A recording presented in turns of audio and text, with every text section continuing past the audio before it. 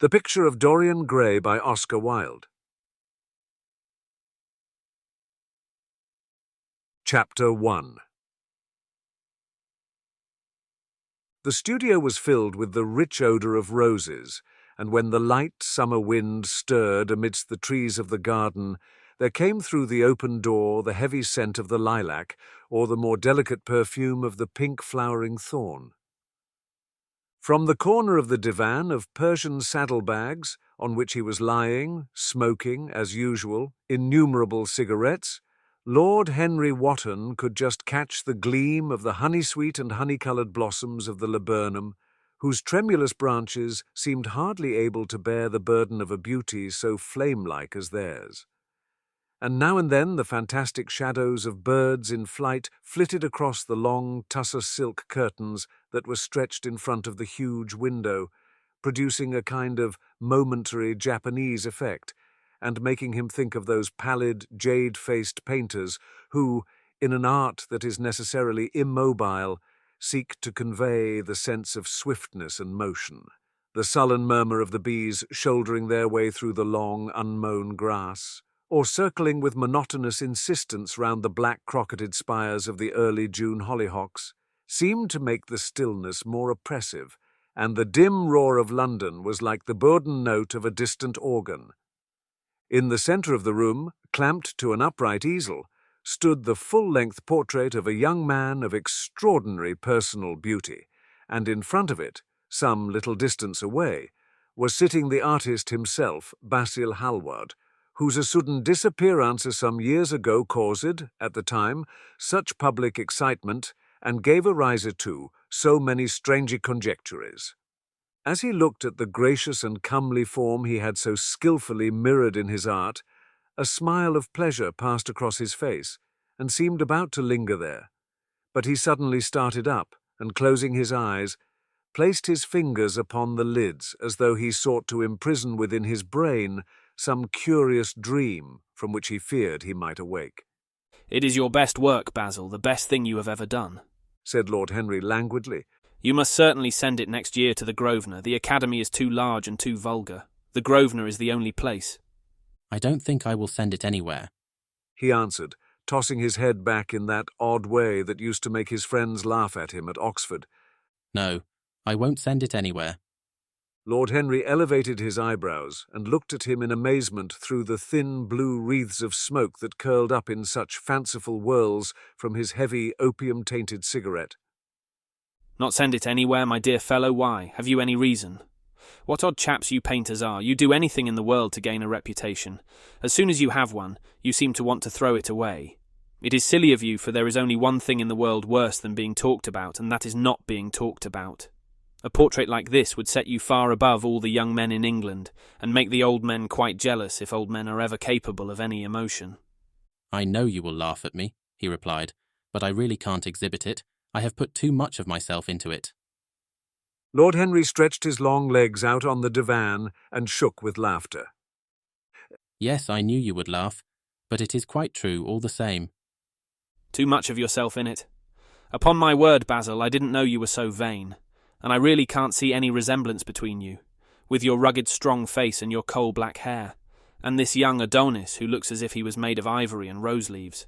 Why, my dear Basil, he is a Narcissus, and you, well, of course you have an intellectual expression and all that. But beauty, real beauty, ends where an intellectual expression begins. Intellect is in itself an exaggeration and destroys the harmony of any face. The moment one sits down to think, one becomes all nose, or all forehead, or something horrid. Look at the successful men in any of the learned professions, how perfectly hideous they are. Except, of course, in the church. But then in the church they don't think. A bishop keeps on saying at the age of 80 what he was told to say when he was a boy of 18, and consequently he always looks absolutely delightful. Your mysterious young friend, whose name you have never told me, but whose picture really fascinates me, never thinks. I feel quite sure of that. He is a brainless, beautiful thing, who should be always here in winter when we have no flowers to look at, and always here in summer when we want something to chill our intelligence. Don't flatter yourself, Basil. You are not in the least like him." "You don't understand me, Harry.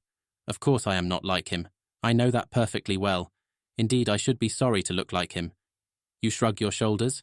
I am telling you the truth. There is a fatality about all physical and intellectual distinction, the sort of fatality that seems to dog through history the faltering steps of kings.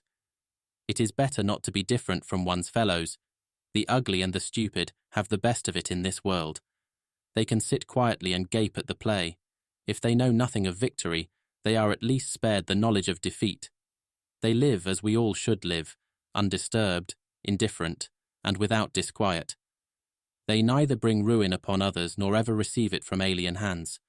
Your rank and wealth, Harry, my brains such as they are, my fame, whatever it may be worth, Dorian Gray's good looks, we will all suffer for what the gods have given us, suffer terribly. Dorian Gray, is that his name? Said Lord Henry, walking across the studio towards Basil Hallward. Yes, that is his name. I didn't intend to tell it to you. But why not? Oh, I can't explain.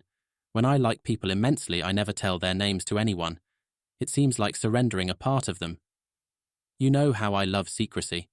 It is the only thing that can make modern life wonderful or mysterious to us. The commonest thing is delightful, if one only hides it. When I leave town, I never tell my people where I am going. If I did, I would lose all my pleasure.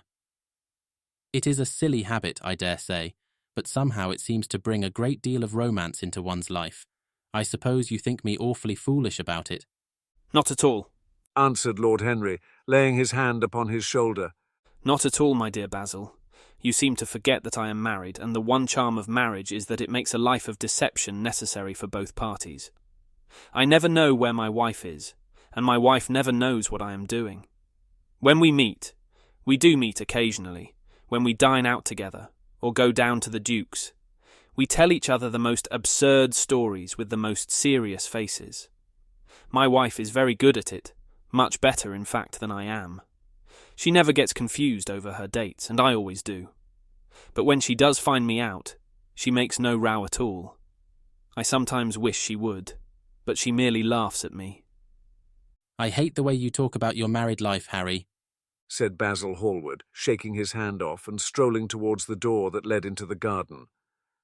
I believe that you are really a very good husband, but that you are thoroughly ashamed of your own virtues.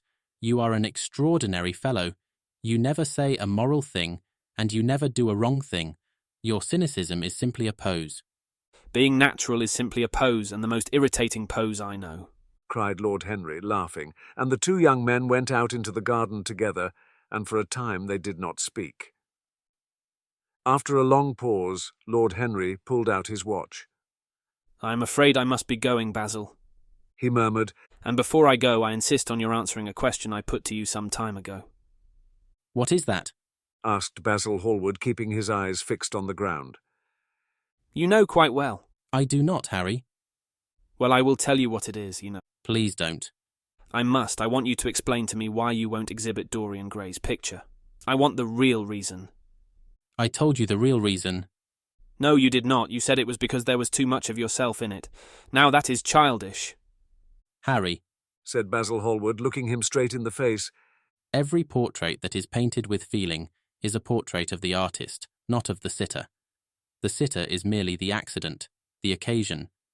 It is not he who is revealed by the painter. It is rather the painter who, on the coloured canvas, reveals himself. The reason I will not exhibit this picture is that I am afraid that I have shown with it the secret of my own soul.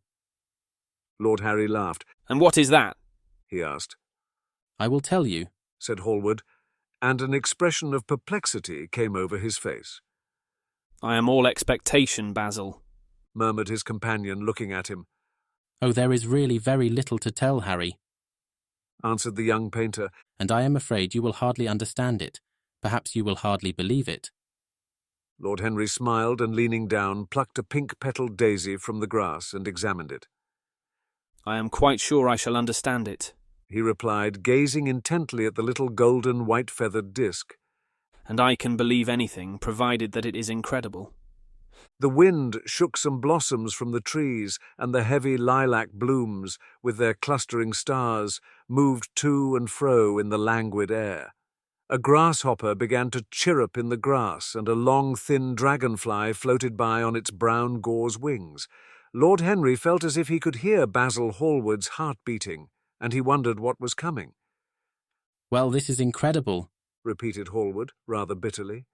Incredible to me at times. I don't know what it means. The story is simply this. 2 months ago, I went to a crush at Lady Brandon's. You know we poor painters have to show ourselves in society from time to time, just to remind the public that we are not savages. With an evening coat and a white tie, as you told me once, anybody, even a stockbroker, can gain a reputation for being civilized. Well, after I had been in the room about 10 minutes, talking to huge overdressed dowagers and tedious academicians, I suddenly became conscious that someone was looking at me. I turned halfway round and saw Dorian Gray for the first time. When our eyes met, I felt that I was growing pale. A curious instinct of terror came over me. I knew that I had come face to face with someone whose mere personality was so fascinating that, if I allowed it to do so, it would absorb my whole nature, my whole soul, my very art itself. I did not want any external influence in my life. You know yourself, Harry, how independent I am by nature. My father destined me for the army. I insisted on going to Oxford. Then he made me enter my name at the Middle Temple. Before I had eaten 6 dinners, I gave up the bar and announced my intention of becoming a painter. I have always been my own master. Had at least always been so till I met Dorian Gray. Then, but I don't know how to explain it to you, something seemed to tell me that I was on the verge of a terrible crisis in my life. I had a strange feeling that fate had in store for me exquisite joys and exquisite sorrows. I knew that if I spoke to Dorian, I would become absolutely devoted to him, and that I ought not to speak to him. I grew afraid and turned to quit the room. It was not conscience that made me do so, it was cowardice. I take no credit to myself for trying to escape. Conscience and cowardice are really the same things, Basil. Conscience is the trade name of the firm, that is all. I don't believe that, Harry. However, whatever was my motive, and it may have been pride, for I used to be very proud, I certainly struggled to the door. There, of course, I stumbled against Lady Brandon. "You're not going to run away so soon, Mr. Hallward?" She screamed out. You know her shrill, horrid voice? Yes, she is a peacock in everything but beauty, said Lord Henry, pulling the daisy to bits with his long, nervous fingers. I could not get rid of her. She brought me up to royalties, and people with stars and garters, and elderly ladies with gigantic tiaras and hooked noses. She spoke of me as her dearest friend. I had only met her once before, but she took it into her head to lionize me. I believe some picture of mine had made a great success at the time, at least had been chattered about in the penny newspapers, which is the 19th century standard of immortality. Suddenly, I found myself face to face with the young man whose personality had so strangely stirred me. We were quite close, almost touching. Our eyes met again. It was mad of me, but I asked Lady Brandon to introduce me to him. Perhaps it was not so mad after all. It was simply inevitable. We would have spoken to each other without any introduction. I am sure of that. Dorian told me so afterwards. He too felt that we were destined to know each other. And how did Lady Brandon describe this wonderful young man? I know she goes in for giving a rapid précis of all her guests. I remember her bringing me up to a most truculent and red-faced old gentleman covered all over with orders and ribbons and hissing into my ear, in a tragic whisper which must have been perfectly audible to everybody in the room, something like, "Sir Humpty Dumpty, you know, Afghan frontier, Russian intrigues, very successful man, wife killed by an elephant, quite inconsolable, wants to marry a beautiful American widow. Everybody does nowadays. Hates Mr. Gladstone, but very much interested in beetles. Ask him what he thinks of Skuvalov." I simply fled. I like to find out people for myself. But poor Lady Brandon treats her guests exactly as an auctioneer treats his goods. She either explains them entirely away, or tells one everything about them except what one wants to know.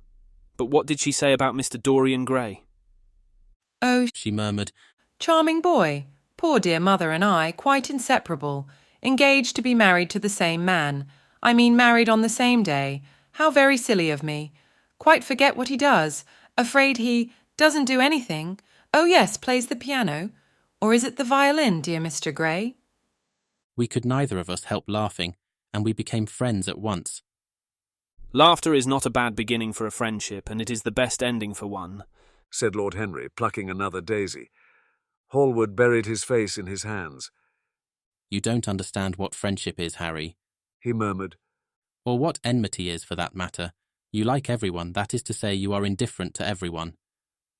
How horribly unjust of you, cried Lord Henry, tilting his hat back and looking up at the little clouds that were drifting across the hollowed turquoise of the summer sky, like ravelled skeins of glossy white silk. Yes, horribly unjust of you. I make a great difference between people. I choose my friends for their good looks, my acquaintances for their characters, and my enemies for their brains. A man can't be too careful in the choice of his enemies. I have not got one who is a fool. They are all men of some intellectual power, and consequently they all appreciate me. Is that very vain of me? I think it is rather vain. I should think it was, Harry, but according to your category, I must be merely an acquaintance. My dear old Basil, you are much more than an acquaintance. And much less than a friend. A sort of brother, I suppose. Oh, brothers, I don't care for brothers. My elder brother won't die, and my younger brothers seem never to do anything else. Harry! My dear fellow, I am not quite serious, but I can't help detesting my relations. I suppose it comes from the fact that we can't stand other people having the same faults as ourselves. I quite sympathise with the rage of the English democracy against what they call the vices of the upper classes. They feel that drunkenness, stupidity, and immorality should be their own special property, and that if any one of us makes an ass of himself, he is poaching on their preserves. When poor Southwark got into the divorce court, their indignation was quite magnificent. And yet I don't suppose that 10% of the lower orders live correctly. I don't agree with a single word that you have said, and what is more, Harry, I don't believe you do either. Lord Henry stroked his pointed brown beard and tapped the toe of his patent leather boot with a tasselled Malacca cane. How English you are, Basil. If one puts forward an idea to a real Englishman, always a rash thing to do, he never dreams of considering whether the idea is right or wrong. The only thing he considers of any importance is whether one believes it oneself. Now, the value of an idea has nothing whatsoever to do with the sincerity of the man who expresses it. Indeed, the probabilities are that the more insincere the man is, the more purely intellectual will the idea be. As in that case, it will not be coloured by either his wants, his desires, or his prejudices. However, I don't propose to discuss politics, sociology, or metaphysics with you. I like persons better than principles. Tell me more about Dorian Gray. How often do you see him? Every day. I couldn't be happy if I didn't see him every day. Of course, sometimes it is only for a few minutes. But a few minutes with somebody one worships mean a great deal. But you don't really worship him. I do. How extraordinary. I thought you would never care for anything but your painting. Your art, I should say. Art sounds better, doesn't it? He is all my art to me now. I sometimes think, Harry, that there are only two eras of any importance in the history of the world. The first is the appearance of a new medium for art, and the second is the appearance of a new personality for art also. What the invention of oil painting was to the Venetians, the face of Antinos was to late Greek sculpture, and the face of Dorian Gray will some day be to me. It is not merely that I paint from him, draw from him, model from him. Of course I have done all that. He has stood as Paris in dainty armour, and as Adonis with huntsman's cloak and polished boar spear. Crowned with heavy lotus blossoms, he has sat on the prow of Adrian's barge, looking into the green, turbid Nile. He has leaned over the still pool of some Greek woodland, and seen in the water's silent silver the wonder of his own beauty. But he is much more to me than that. I won't tell you that I am dissatisfied with what I have done of him, or that his beauty is such that art cannot express it. There is nothing that art cannot express, and I know that the work I have done since I met Dorian Gray is good work, is the best work of my life. But in some curious way, I wonder will you understand me, his personality has suggested to me an entirely new manner in art, an entirely new mode of style. I see things differently, I think of them differently. I can now recreate life in a way that was hidden from me before. A dream of form in days of thought. Who is it who says that? I forget. But it is what Dorian Gray has been to me. The merely visible presence of this lad, for he seems to me little more than a lad, though he is really over 20. His merely visible presence. Ah, I wonder, can you realize all that that means? Unconsciously he defines for me the lines of a fresh school, a school that is to have in itself all the passion of the romantic spirit, all the perfection of the spirit that is Greek. The harmony of soul and body, how much that is. We in our madness have separated the two, and have invented a realism that is bestial, an ideality that is void. Harry, if you only knew what Dorian Gray is to me. You remember that landscape of mine, for which Agnew offered me such a huge price, but which I would not part with. It is one of the best things I have ever done. And why is it so? Because, while I was painting it, Dorian Gray sat beside me. Basil, this is quite wonderful. I must see Dorian Gray. Hallward got up from the seat and walked up and down the garden. After some time he came back. You don't understand, Harry, he said. Dorian Gray is merely to me a motive in art. He is never more present in my work than when no image of him is there. He is simply a suggestion, as I have said, of a new manner. I see him in the curves of certain lines, in the loveliness and the subtleties of certain colours. That is all. Then why won't you exhibit his portrait? Because I have put into it all the extraordinary romance of which, of course, I have never dared to speak to him. He knows nothing about it. He will never know anything about it, but the world might guess it, and I will not bare my soul to their shallow prying eyes. My heart shall never be put under their microscope. There is too much of myself in the thing, Harry, too much of myself. Poets are not so scrupulous as you are. They know how useful passion is for publication. Nowadays a broken heart will run to many editions. I hate them for it. An artist should create beautiful things, but should put nothing of his own life into them. We live in an age when men treat art as if it were meant to be a form of autobiography. We have lost the abstract sense of beauty. If I live, I will show the world what it is, and for that reason, the world shall never see my portrait of Dorian Gray. I think you are wrong, Basil, but I won't argue with you. It is only the intellectually lost who ever argue. Tell me, is Dorian Gray very fond of you? Hallward considered for a few moments. He likes me, he answered after a pause. I know he likes me. Of course I flatter him dreadfully. I find a strange pleasure in saying things to him that I know I shall be sorry for having said. I give myself away. As a rule, he is charming to me, and we walk home together from the club arm in arm, or sit in the studio and talk of 1,000 things. Now and then, however, he is horribly thoughtless, and seems to take a real delight in giving me pain. Then I feel, Harry, that I have given away my whole soul to someone who treats it as if it were a flower to put in his coat, a bit of decoration to charm his vanity, an ornament for a summer's day. Days in summer, Basil, are apt to linger. Perhaps you will tire sooner than he will. It is a sad thing to think of, but there is no doubt that genius lasts longer than beauty. That accounts for the fact that we all take such pains to overeducate ourselves. In the wild struggle for existence, we want to have something that endures, and so we fill our minds with rubbish and facts, in the silly hope of keeping our place. The thoroughly well-informed man, that is the modern ideal.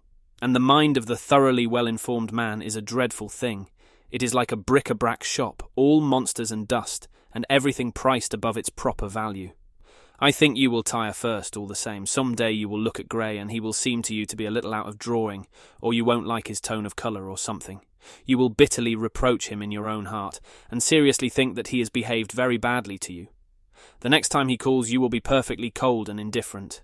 It will be a great pity, for it will alter you. The worst of having a romance is that it leaves one so unromantic. Harry, don't talk like that. As long as I live, the personality of Dorian Gray will dominate me. You can't feel what I feel. You change too often. Ah, my dear Basil, that is exactly why I can feel it. Those who are faithful know only the pleasures of love. It is the faithless who know love's tragedies.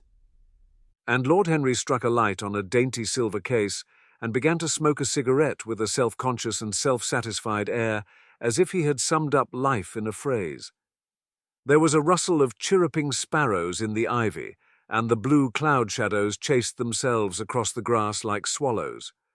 How pleasant it was in the garden, and how delightful other people's emotions were. Much more delightful than their ideas, it seemed to him. One's own soul and the passions of one's friends, those were the fascinating things in life. He thought with pleasure of the tedious luncheon that he had missed by staying so long with Basil Hallward. Had he gone to his aunt's, he would have been sure to meet Lord Goodbody there, and the whole conversation would have been about the housing of the poor and the necessity for model lodging-houses. It was charming to have escaped all that. As he thought of his aunt, an idea seemed to strike him. He turned to Hallward and said, "My dear fellow, I have just remembered." Remembered what, Harry? "Where I heard the name of Dorian Gray." Where was it? asked Hallward with a slight frown. "Don't look so angry, Basil. It was at my aunt's, Lady Agatha's. She told me she had discovered a wonderful young man who was going to help her in the East End, and that his name was Dorian Gray. I am bound to state that she never told me he was good-looking. Women have no appreciation of good looks. At least good women have not. She said that he was very earnest and had a beautiful nature. I at once pictured to myself a creature with spectacles and lank hair, horridly freckled and tramping about on huge feet. I wish I had known it was your friend." I am very glad you didn't, Harry. "Why?" I don't want you to meet him. Mr. Dorian Gray is in the studio, sir," said the butler, coming into the garden. "You must introduce me now," cried Lord Henry, laughing. Basil Hallward turned to the servant, who stood blinking in the sunlight. Ask Mr. Gray to wait, Parker. I will be in a few moments. The man bowed and went up the walk. Then he looked at Lord Henry. Dorian Gray is my dearest friend, he said. He has a simple and a beautiful nature. Your aunt was quite right in what she said of him. Don't spoil him for me. Don't try to influence him. Your influence would be bad. The world is wide and has many marvellous people in it. Don't take away from me the one person that makes life absolutely lovely to me and that gives to my art whatever wonder or charm it possesses. Mind, Harry. I trust you. He spoke very slowly, and the words seemed wrung out of him almost against his will. "What nonsense you talk," said Lord Henry, smiling, and taking Hallward by the arm, he almost led him into the house. Chapter 2. As they entered, they saw Dorian Gray. He was seated at the piano with his back to them, turning over the pages of a volume of Schumann's Forest Scenes. "You must lend me these, Basil," he cried. "I want to learn them. They are perfectly charming." That entirely depends on how you sit today, Dorian. "Oh, I am tired of sitting, and I don't want a life-size portrait of myself," answered the lad, swinging round on the music stool in a wilful, petulant manner. When he caught sight of Lord Henry, a faint blush coloured his cheeks for a moment, and he started up. "I beg your pardon, Basil, but I didn't know you had anyone with you." This is Lord Henry Wotton, Dorian, an old Oxford friend of mine. I have just been telling him what a capital sitter you were, and now you have spoiled everything. "You have not spoiled my pleasure in meeting you, Mr. Gray," said Lord Henry, stepping forward and shaking him by the hand. "My aunt has often spoken to me about you. You are one of her favourites, and I am afraid one of her victims also." "I am in Lady Agatha's black books at present," answered Dorian with a funny look of penitence. "I promised to go to her club in Whitechapel with her last Tuesday, and I really forgot all about it. We were to have played a duet together. 3 duets, I believe. I don't know what she will say to me. I am far too frightened to call." "Oh, I will make your peace with my aunt. She is quite devoted to you. And I don't think it really matters about your not being there. The audience probably thought it was a duet. When Aunt Agatha sits down to the piano, she makes quite enough noise for 2 people. "That is very horrid to her, and not very nice to me," answered Dorian, laughing. Lord Henry looked at him. Yes, he was certainly wonderfully handsome, with his finely curved scarlet lips, his frank blue eyes, his crisp gold hair. There was something in his face that made one trust him at once. All the candour of youth was there, as well as all youth's passionate purity. One felt that he had kept himself unspotted from the world. No wonder Basil Hallward worshipped him. He was made to be worshipped. "You are too charming to go in for philanthropy, Mr. Gray, far too charming." And Lord Henry flung himself down on the divan and opened his cigarette case. Hallward had been busy mixing his colours and getting his brushes ready. He was looking worried, and when he heard Lord Henry's last remark, he glanced at him, hesitated for a moment, and then said, Harry, I want to finish this picture today. Would you think it awfully rude of me if I asked you to go away? Lord Henry smiled and looked at Dorian Gray. Am I to go, Mr. Gray? He asked. Oh, please don't, Lord Henry. I see that Basil is in one of his sulky moods, and I can't bear him when he sulks. Besides, I want you to tell me why I should not go in for philanthropy. I don't know that I shall tell you that, Mr. Gray, but I certainly will not run away, now that you have asked me to stop. You don't really mind, Basil, do you? You have often told me that you liked your sitters to have someone to chat to. Hallward bit his lip. If Dorian wishes it, of course you must stay. Dorian's whims are laws to everybody except himself. Lord Henry took up his hat and gloves. You are very pressing, Basil, but I am afraid I must go. I have promised to meet a man at the Orleans. Goodbye, Mr. Gray. Come and see me some afternoon in Curzon Street. I am nearly always at home at 5 o'clock. Write to me when you are coming. I should be sorry to miss you. Basil, cried Dorian Gray. if Lord Henry goes, I shall go too. You never open your lips while you are painting, and it is horribly dull standing on a platform and trying to look pleasant. Ask him to stay. I insist upon it. Stay, Harry, to oblige Dorian and to oblige me, said Hallward, gazing intently at his picture. It is quite true. I never talk when I am working and never listen either, and it must be dreadfully tedious for my unfortunate sitters. I beg you to stay. But what about my man at the Orleans? Hallward laughed. I don't think there will be any difficulty about that. Sit down again, Harry. And now, Dorian, get up on the platform and don't move about too much or pay any attention to what Lord Henry says. He has a very bad influence over all his friends, with the exception of myself. Dorian stepped up on the dais with the air of a young Greek martyr and made a little moo of discontent to Lord Henry, to whom he had rather taken a fancy. He was so unlike Hallward. They made a delightful contrast, and he had such a beautiful voice. After a few moments he said to him, Have you really a very bad influence, Lord Henry? As bad as Basil says? There is no such thing as a good influence, Mr. Gray. All influence is immoral. Immoral from the scientific point of view. Why? Because to influence a person is to give him one's own soul. He does not think his natural thoughts or burn with his natural passions. His virtues are not real to him. His sins, if there are such things as sins, are borrowed. He becomes an echo of someone else's music, an actor of a part that has not been written for him. The aim of life is self-development. To realize one's nature perfectly. That is what each of us is here for. People are afraid of themselves nowadays. They have forgotten the highest of all duties, the duty that one owes to oneself. Of course they are charitable. They feed the hungry and clothe the beggar.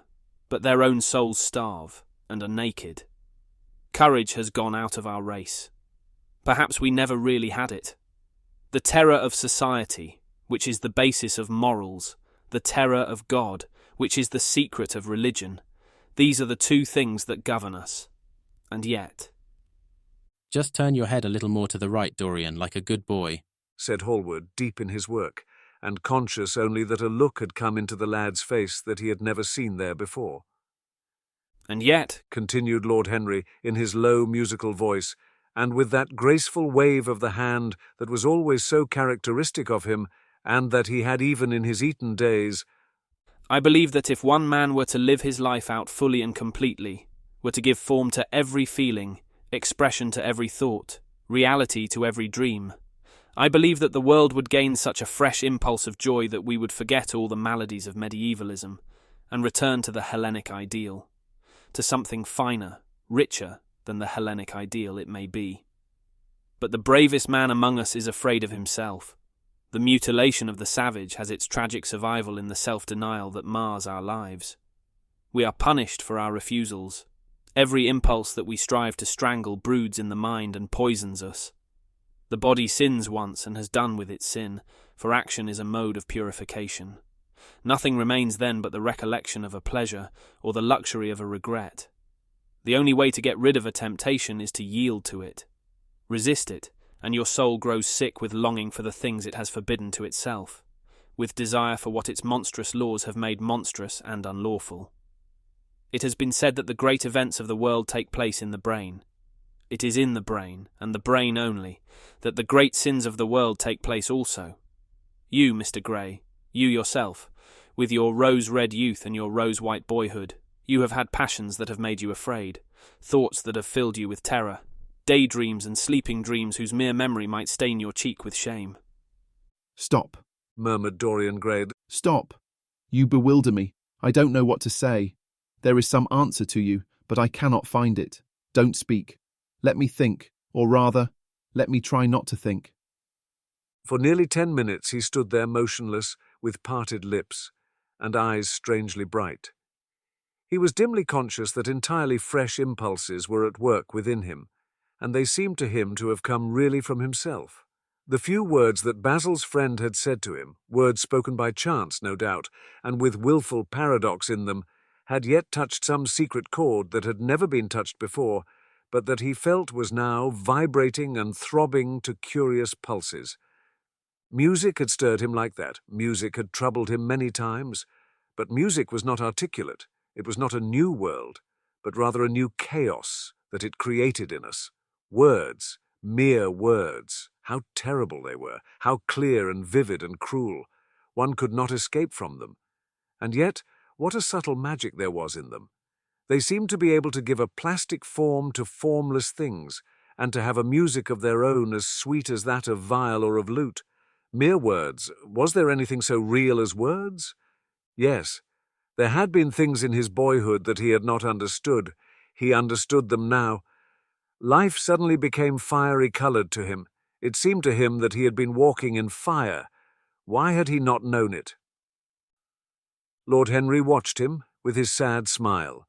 He knew the precise psychological moment when to say nothing. He felt intensely interested. He was amazed at the sudden impression that his words had produced, and remembering a book that he had read when he was 16, which had revealed to him much that he had not known before, he wondered whether Dorian Gray was passing through the same experience. He had merely shot an arrow into the air. Had it hit the mark? How fascinating the lad was! Hallward painted away with that marvellous bold touch of his that had the true refinement and perfect delicacy that come only from strength. He was unconscious of the silence. Basil, I am tired of standing, cried Dorian Gray suddenly. I must go out and sit in the garden. The air is stifling here. My dear fellow, I'm so sorry. When I am painting, I can't think of anything else. But you never sat better. You were perfectly still. And I have caught the effect I wanted. The half-parted lips and the bright look in the eyes. I don't know what Harry has been saying to you, but he has certainly made you have the most wonderful expression. I suppose he has been paying you compliments. You mustn't believe a word that he says. He has certainly not been paying me compliments. Perhaps that is the reason I don't think I believe anything he has told me. You know you believe it all, said Lord Henry, looking at him with his dreamy, heavy-lidded eyes. I will go out to the garden with you. It is horridly hot in the studio. Basil, let us have something iced to drink, something with strawberries in it. Certainly, Harry. Just touch the bell, and when Parker comes, I will tell him what you want. I have got to work up this background, so I will join you later on. Don't keep Dorian too long. I have never been in better form for painting than I am today. This is going to be my masterpiece. It is my masterpiece as it stands. Lord Henry went out to the garden and found Dorian Gray burying his face in the great cool lilac blossoms, feverishly drinking in their perfume as if it had been wine. He came close to him and put his hand upon his shoulder. You are quite right to do that, he murmured. Nothing can cure the soul but the senses, just as nothing can cure the senses but the soul. The lad started and drew back. He was bareheaded, and the leaves had tossed his rebellious curls and tangled all their gilded threads. There was a look of fear in his eyes, such as people have when they are suddenly awakened. His finely chiselled nostrils quivered, and some hidden nerve shook the scarlet of his lips and left them trembling. Yes, continued Lord Henry, that is one of the great secrets of life, to cure the soul by means of the senses, and the senses by means of the soul. You are a wonderful creature. You know more than you think you know, just as you know less than you want to know. Dorian Gray frowned and turned his head away. He could not help liking the tall, graceful young man who was standing by him. His romantic olive-coloured face and worn expression interested him. There was something in his low, languid voice that was absolutely fascinating. His cool, white, flower-like hands even had a curious charm. They moved, as he spoke, like music, and seemed to have a language of their own. But he felt afraid of him, and ashamed of being afraid. Why had it been left for a stranger to reveal him to himself? He had known Basil Hallward for months, but the friendship between them had never altered him. Suddenly there had come someone across his life who seemed to have disclosed to him life's mystery. And yet what was there to be afraid of? He was not a schoolboy or a girl. It was absurd to be frightened. "Let us go and sit in the shade," said Lord Henry. "Parker has brought out the drinks, and if you stay any longer in this glare you will be quite spoiled, and Basil will never paint you again. You really must not let yourself become sunburnt. It would be very unbecoming to you." What does it matter? Cried Dorian, laughing as he sat down on the seat at the end of the garden. "It should matter everything to you, Mr. Gray. Why? Because you have now the most marvellous youth, and youth is the one thing worth having." I don't feel that, Lord Henry. No, you don't feel it now. Some day when you are old and wrinkled and ugly, when thought has seared your forehead with its lines, and passion branded your lips with its hideous fires, you will feel it terribly. Now, wherever you go, you charm the world. Will it always be so? You have a wonderfully beautiful face, Mr. Gray. Don't frown. You have. And beauty is a form of genius, is higher indeed than genius, as it needs no explanation. It is one of the great facts of the world, like sunlight or springtime or the reflection in dark waters of that silver shell we call the moon. It cannot be questioned. It has its divine right of sovereignty. It makes princes of those who have it. You smile? Ah, when you have lost it, you won't smile. People say sometimes that beauty is only superficial. That may be so, but at least it is not so superficial as thought. To me, beauty is the wonder of wonders. It is only shallow people who do not judge by appearances. The true mystery of the world is the visible, not the invisible. Yes, Mr. Gray, the gods have been good to you, but what the gods give they quickly take away. You have only a few years in which really to live. When your youth goes, your beauty will go with it, and then you will suddenly discover that there are no triumphs left for you, or have to content yourself with those mean triumphs that the memory of your past will make more bitter than defeats. Every month as it wanes brings you nearer to something dreadful. Time is jealous of you and wars against your lilies and your roses. You will become sallow and hollow-cheeked and dull-eyed. You will suffer horribly. Realize your youth while you have it. Don't squander the gold of your days, listening to the tedious, trying to improve the hopeless failure, or giving away your life to the ignorant, the common and the vulgar, which are the aims, the false ideals of our age. Live. Live the wonderful life that is in you. Let nothing be lost upon you. Be always searching for new sensations. Be afraid of nothing. A new hedonism, that is what our century wants. You might be its visible symbol. With your personality there is nothing you could not do. The world belongs to you for a season. The moment I met you, I saw that you were quite unconscious of what you really are, what you really might be. There was so much about you that charmed me that I felt I must tell you something about yourself. I thought how tragic it would be if you were wasted, for there is such a little time that your youth will last. Such a little time. The common hill flowers wither, but they blossom again. The laburnum will be as golden next June as it is now. In a month there will be purple stars on the clematis, and year after year the green night of its leaves will have its purple stars. But we never get back our youth. The pulse of joy that beats in us at 20 becomes sluggish. Our limbs fail, our senses rot. We degenerate into hideous puppets, haunted by the memory of the passions of which we were too much afraid, and the exquisite temptations that we did not dare to yield to. Youth! Youth! There is absolutely nothing in the world but youth. Dorian Gray listened, open-eyed and wondering. The spray of lilac fell from his hand upon the gravel. A furry bee came and buzzed round it for a moment. Then it began to scramble all over the fretted purple of the tiny blossoms. He watched it with that strange interest in trivial things that we try to develop when things of high import make us afraid, or when we are stirred by some new emotion, for which we cannot find expression, or when some thought that terrifies us lays sudden siege to the brain and calls on us to yield. After a time, it flew away. He saw it creeping into the stained trumpet of a Tyrian convolvulus. The flower seemed to quiver and then swayed gently to and fro. Suddenly Hallward appeared at the door of the studio and made frantic signs for them to come in. They turned to each other and smiled. I am waiting, cried Hallward. Do come in. The light is quite perfect, and you can bring your drinks. They rose up and sauntered down the walk together.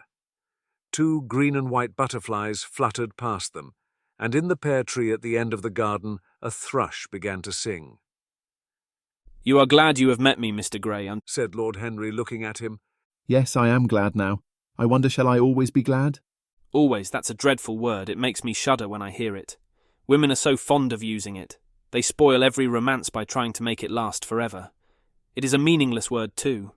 The only difference between a caprice and a lifelong passion is that the caprice lasts a little longer. As they entered the studio, Dorian Gray put his hand upon Lord Henry's arm. In that case, let our friendship be a caprice, he murmured, flushing at his own boldness, then stepped upon the platform and resumed his pose. Lord Henry flung himself into a large wicker armchair and watched him. The sweep and dash of the brush on the canvas made the only sound that broke the stillness, except when Hallward stepped back now and then to look at his work from a distance. In the slanting beams that streamed through the open doorway, the dust danced and was golden. The heavy scent of the roses seemed to brood over everything. After about a quarter of an hour, Hallward stopped painting, looked for a long time at Dorian Gray, and then for a long time at the picture, biting the end of one of his huge brushes and smiling. It is quite finished, he cried at last, and stooping down he wrote his name in thin vermilion letters on the left-hand corner of the canvas. Lord Henry came over and examined the picture. It was certainly a wonderful work of art, and a wonderful likeness as well. My dear fellow, I congratulate you most warmly, he said. Mr. Gray, come and look at yourself. The lad started as if awakened from some dream. Is it really finished? He murmured, stepping down from the platform. Quite finished, said Hallward. And you have sat splendidly today. I am awfully obliged to you. That is entirely due to me, broke in Lord Henry. Isn't it, Mr. Gray? Dorian made no answer, but passed listlessly in front of his picture and turned towards it. When he saw it, he drew back, and his cheeks flushed for a moment with pleasure. A look of joy came into his eyes, as if he had recognized himself for the first time. He stood there motionless and in wonder, dimly conscious that Hallward was speaking to him, but not catching the meaning of his words. The sense of his own beauty came on him like a revelation. He had never felt it before. Basil Hallward's compliments had seemed to him to be merely the charming exaggerations of friendship. He had listened to them, laughed at them, forgotten them. They had not influenced his nature. Then had come Lord Henry, with his strange panegyric on youth, his terrible warning of its brevity. That had stirred him at the time, and now, as he stood gazing at the shadow of his own loveliness, the full reality of the description flashed across him. Yes, there would be a day when his face would be wrinkled and wizen, his eyes dim and colourless, the grace of his figure broken and deformed. The scarlet would pass away from his lips and the gold steal from his hair. The life that was to make his soul would mar his body. He would become ignoble, hideous, and uncouth. As he thought of it, a sharp pang of pain struck like a knife across him and made each delicate fibre of his nature quiver. His eyes deepened into amethyst, and a mist of tears came across them. He felt as if a hand of ice had been laid upon his heart. Don't you like it? Cried Hallward at last, stung a little by the lad's silence, and not understanding what it meant. Of course he likes it, said Lord Henry. Who wouldn't like it? It is one of the greatest things in modern art. I will give you anything you like to ask for it. I must have it. It is not my property, Harry. Whose property is it? Dorian's, of course. He is a very lucky fellow. How sad it is, murmured Dorian Gray, with his eyes still fixed upon his own portrait. How sad it is. I shall grow old and horrid and dreadful, but this picture will remain always young. It will never be older than this particular day of June. If it was only the other way. If it was I who were to be always young, and the picture that were to grow old. For this, I would give everything. Yes, there is nothing in the whole world I would not give. You would hardly care for that arrangement, Basil, cried Lord Henry, laughing. It would be rather hard lines on you. I should object very strongly, Harry. Dorian Gray turned and looked at him. I believe you would, Basil. You like your art better than your friends. I am no more to you than a green bronze figure. Hardly as much, I dare say. Hallward stared in amazement. It was so unlike Dorian to speak like that. What had happened? He seemed almost angry. His face was flushed and his cheeks burning. Yes, he continued, I am less to you than your ivory Hermes or your silver fawn. You will like them always. How long will you like me? Till I have my first wrinkle, I suppose. I know now that when one loses one's good looks, whatever they may be, one loses everything. Your picture has taught me that. Lord Henry is perfectly right. Youth is the only thing worth having. When I find that I am growing old, I will kill myself. Hallward turned pale and caught his hand. Dorian, He cried. Don't talk like that. I have never had such a friend as you, and I shall never have such another. You are not jealous of material things, are you? I am jealous of everything whose beauty does not die. I am jealous of the portrait you have painted of me. Why should it keep what I must lose? Every moment that passes takes something from me and gives something to it. Oh, if it was only the other way. If the picture could change, and I could be always what I am now. Why did you paint it? It will mock me some day. Mock me horribly. The hot tears welled into his eyes. He tore his hand away, and flinging himself on the divan, he buried his face in the cushions as if he was praying. This is your doing, Harry, said Hallward bitterly. My doing? Yes, yours, and you know it. Lord Henry shrugged his shoulders. It is the real Dorian Gray, that is all, he answered. It is not. If it is not, what have I to do with it? You should have gone away when I asked you. I stayed when you asked me. Harry, I can't quarrel with my two best friends at once, but between you both you have made me hate the finest piece of work I have ever done, and I will destroy it. What is it but canvas and colour? I will not let it come across our three lives and mar them. Dorian Gray lifted his golden head from the pillow and looked at him with pallid face and tear-stained eyes as he walked over to the deal painting table that was set beneath the large curtained window. What was he doing there? His fingers were straying about among the litter of tin tubes and dry brushes, seeking for something. Yes, it was the long palette knife, with its thin blade of lithe steel. He had found it at last. He was going to rip up the canvas. With a stifled sob, he leaped from the couch and, rushing over to Hallward, tore the knife out of his hand and flung it to the end of the studio. Don't, Basil, don't, he cried. It would be murder. I am glad you appreciate my work at last, Dorian, said Hallward coldly when he had recovered from his surprise. I never thought you would. Appreciate it? I am in love with it, Basil. It is part of myself, I feel that.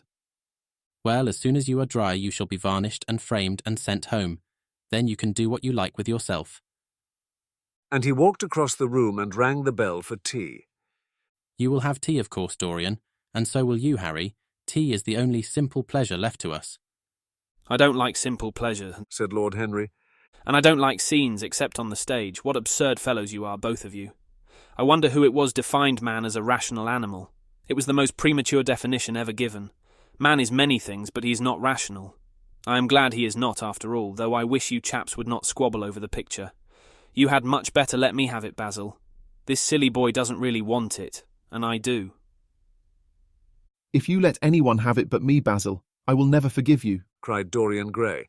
And I don't allow people to call me a silly boy. You know the picture is yours, Dorian. I gave it to you before it existed. And you know you have been a little silly, Mr. Gray, and that you don't really mind being called a boy. I should have minded very much this morning, Lord Henry. Ah, this morning. You have lived since then. There came a knock to the door, and the butler entered with the tea tray and set it down upon a small Japanese table. There was a rattle of cups and saucers, and the hissing of a fluted Georgian urn. 2 globe-shaped china dishes were brought in by a page. Dorian Gray went over and poured the tea out. The 2 men sauntered languidly to the table and examined what was under the covers. Let us go to the theatre tonight, said Lord Henry. There is sure to be something on somewhere. I have promised to dine at White's, but it is only with an old friend, so I can send him a wire and say that I am ill, or that I am prevented from coming in consequence of a subsequent engagement. I think that would be a rather nice excuse. It would have the surprise of candour. It is such a bore putting on one's dress clothes, muttered Hallward. and when one has them on they are so horrid. Yes, answered Lord Henry dreamily. the costume of our day is detestable. It is so sombre, so depressing. Sin is the only colour element left in modern life. You really must not say things like that before Dorian, Harry. Before which Dorian? The one who is pouring out tea for us, or the one in the picture? Before either. I should like to come to the theatre with you, Lord Henry, said the lad. Then you shall come, and you will come too, Basil, won't you? I can't really. I would sooner not. I have a lot of work to do. Well then, you and I will go alone, Mr. Gray. I should like that awfully. Basil Hallward bit his lip and walked over, cup in hand, to the picture. I will stay with the real Dorian. He said sadly. Is it the real Dorian? Cried the original of the portrait, running across to him. Am I really like that? Yes, you are just like that. How wonderful, Basil. At least you are like it in appearance, but it will never alter, said Hallward. That is something. What a fuss people make about fidelity, murmured Lord Henry. And after all, it is purely a question for physiology. It has nothing to do with our own will. It is either an unfortunate accident or an unpleasant result of temperament. Young men want to be faithful, and are not. Old men want to be faithless, and cannot. That is all one can say. Don't go to the theatre tonight, Dorian, said Hallward. Stop and dine with me. I can't, really. Why? Because I have promised Lord Henry to go with him. He won't like you better for keeping your promises. He always breaks his own. I beg you not to go. Dorian Gray laughed and shook his head. Ha ha ha, I entreat you. The lad hesitated and looked over at Lord Henry, who was watching them from the tea-table with an amused smile. I must go, Basil, he answered. Very well, said Hallward, and he walked over and laid his cup down on the tray.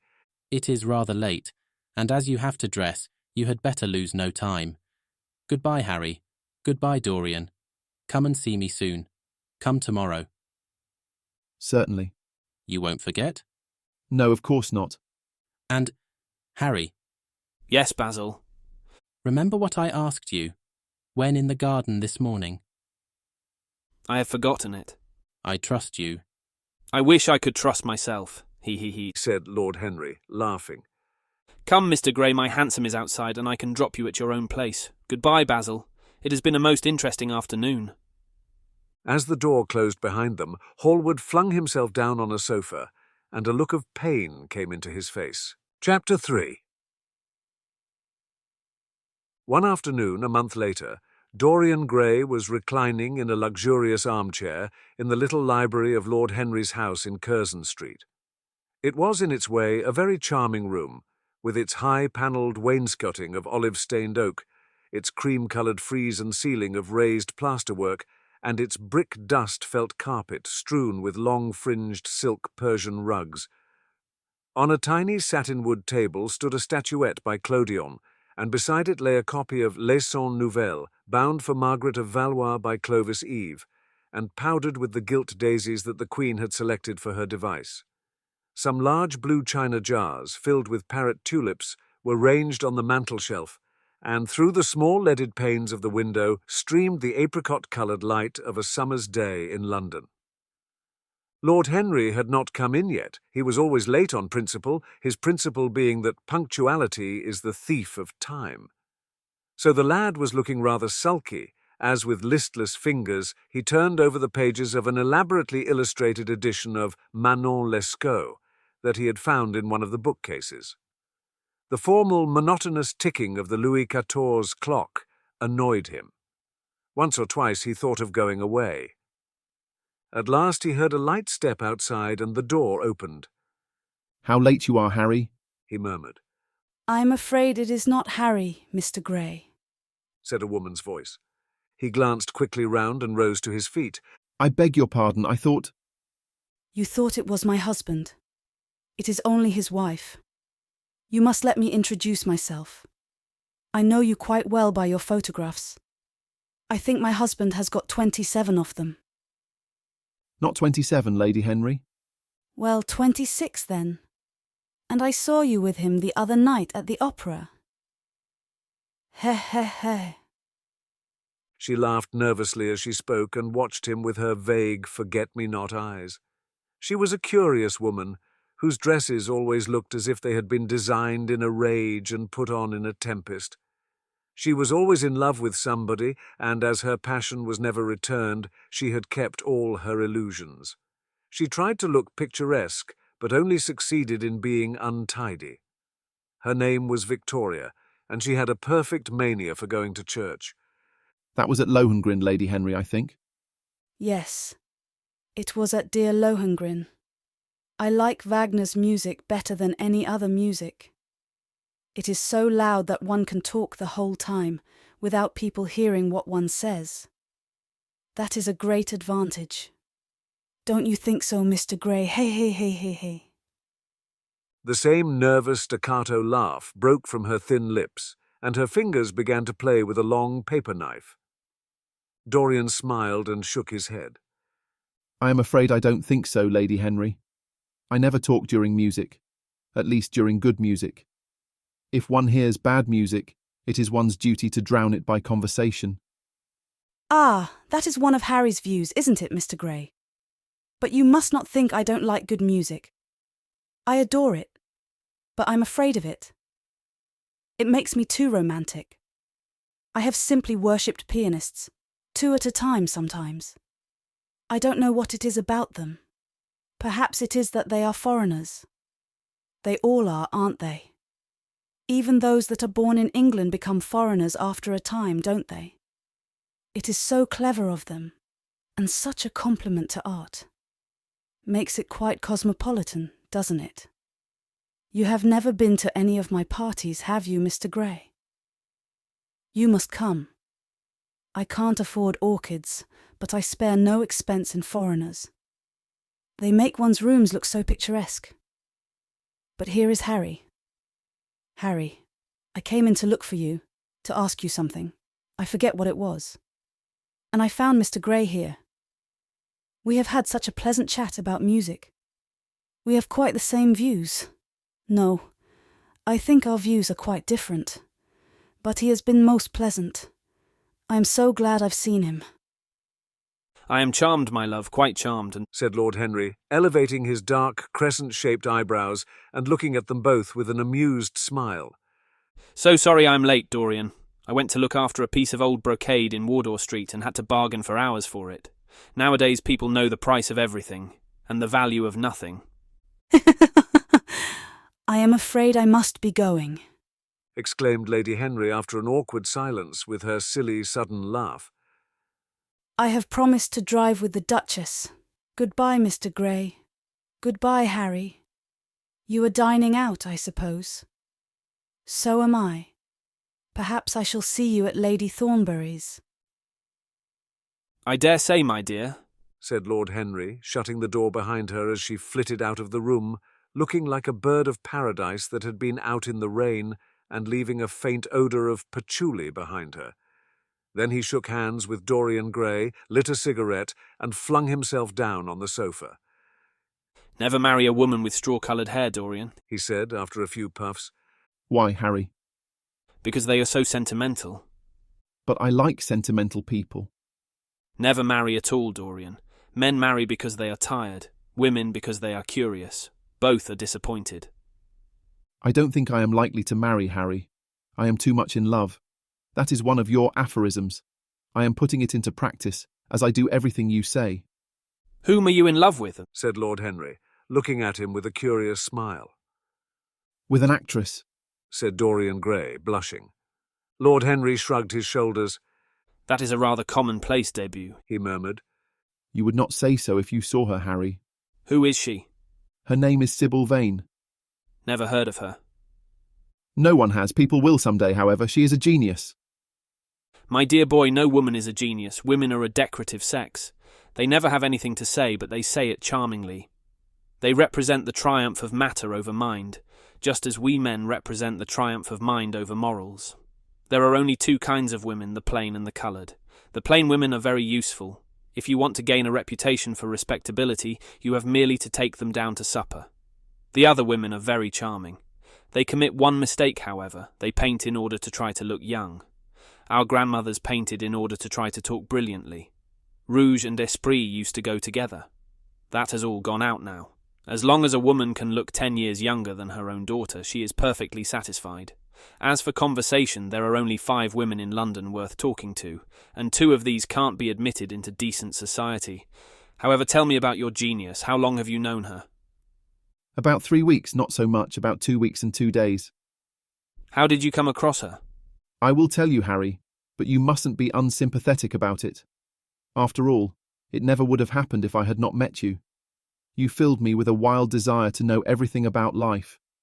For days after I met you, something seemed to throb in my veins. As I lounged in the park or strolled down Piccadilly, I used to look at everyone who passed me and wonder with a mad curiosity what sort of lives they led. Some of them fascinated me. Others filled me with terror. There was an exquisite poison in the air. I had a passion for sensations. One evening about 7 o'clock I determined to go out in search of some adventure. I felt that this grey, monstrous London of ours, with its myriads of people, its splendid sinners, and its sordid sins, as you once said, must have something in store for me. I fancied 1,000 things. The mere danger gave me a sense of delight. I remembered what you had said to me on that wonderful night when we first dined together, about the search for beauty being the poisonous secret of life. I don't know what I expected, but I went out and wandered eastward, soon losing my way in a labyrinth of grimy streets and black, grassless squares. About 8:30 I passed by a little third-rate theatre, with great flaring gas jets and gaudy playbills. A hideous Jew, in the most amazing waistcoat I ever beheld in my life, was standing at the entrance, smoking a vile cigar. He had greasy ringlets, and an enormous diamond blazed in the centre of a soiled shirt. "Have a box, my lord," he said, when he saw me, and he took off his hat with an act of gorgeous servility. There was something about him, Harry, that amused me. He was such a monster. You will laugh at me, I know, but I really went in and paid a whole guinea for the stage box. To the present day, I can't make out why I did so. And yet if I hadn't, my dear Harry, if I hadn't, I would have missed the greatest romance of my life. I see you are laughing. It is horrid of you. I'm not laughing, Dorian. At least I'm not laughing at you. But you should not say the greatest romance of your life. You should say the first romance of your life. You will always be loved, and you will always be in love with love. There are exquisite things in store for you. This is merely the beginning. Do you think my nature so shallow? Cried Dorian Gray angrily. No, I think your nature so deep. How do you mean? My dear boy, people who only love once in their lives are really shallow people. What they call their loyalty and their fidelity, I call either the lethargy of custom or the lack of imagination. Faithlessness is to the emotional life what consistency is to the intellectual life, simply a confession of failure. But I don't want to interrupt you. Go on with your story. Well, I found myself seated in a horrid little private box, with a vulgar drop scene staring me in the face. I looked out behind the curtain and surveyed the house. It was a tawdry affair, all cupids and cornucopias, like a third-rate wedding cake. The gallery and pit were fairly full, but the 2 rows of dingy stalls were quite empty, and there was hardly a person in what I suppose they called the dress circle. Women went about with oranges and ginger beer, and there was a terrible consumption of nuts going on. It must have been just like the palmy days of the British drama. Just like I should fancy, and very horrid. I began to wonder what on earth I should do when I caught sight of the playbill. What do you think the play was, Harry? I should think The Idiot Boy or Dumb but Innocent. Our fathers used to like that sort of piece, I believe.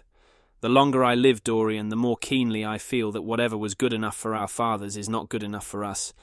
In art as in politics, les grands-pères ont toujours tort. This play was good enough for us, Harry. It was Romeo and Juliet. I must admit I was rather annoyed at the idea of seeing Shakespeare done in such a wretched hole of a place. Still, I felt interested, in a sort of way. At any rate, I determined to wait for the first act. There was a dreadful orchestra, presided over by a young Jew who sat at a cracked piano that nearly drove me away.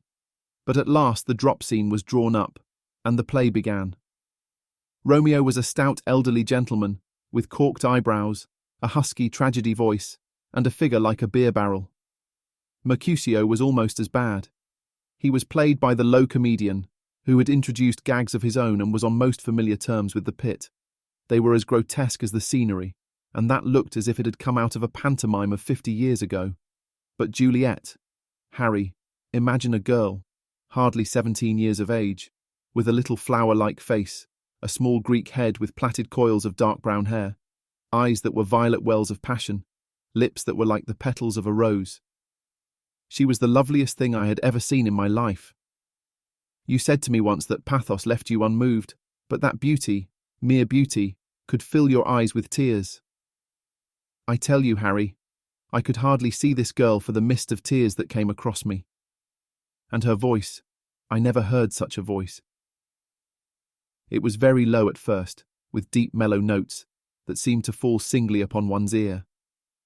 Then it became a little louder, and sounded like a flute or a distant hautbois. In the garden scene, it had all the tremulous ecstasy that one hears just before dawn when nightingales are singing. There were moments later on when it had the wild passion of violins. You know how a voice can stir one. Your voice and the voice of Sybil Vane are two things that I shall never forget. When I close my eyes, I hear them, and each of them says something different. I don't know which to follow. Why should I not love her? Harry, I do love her. She is everything to me in life.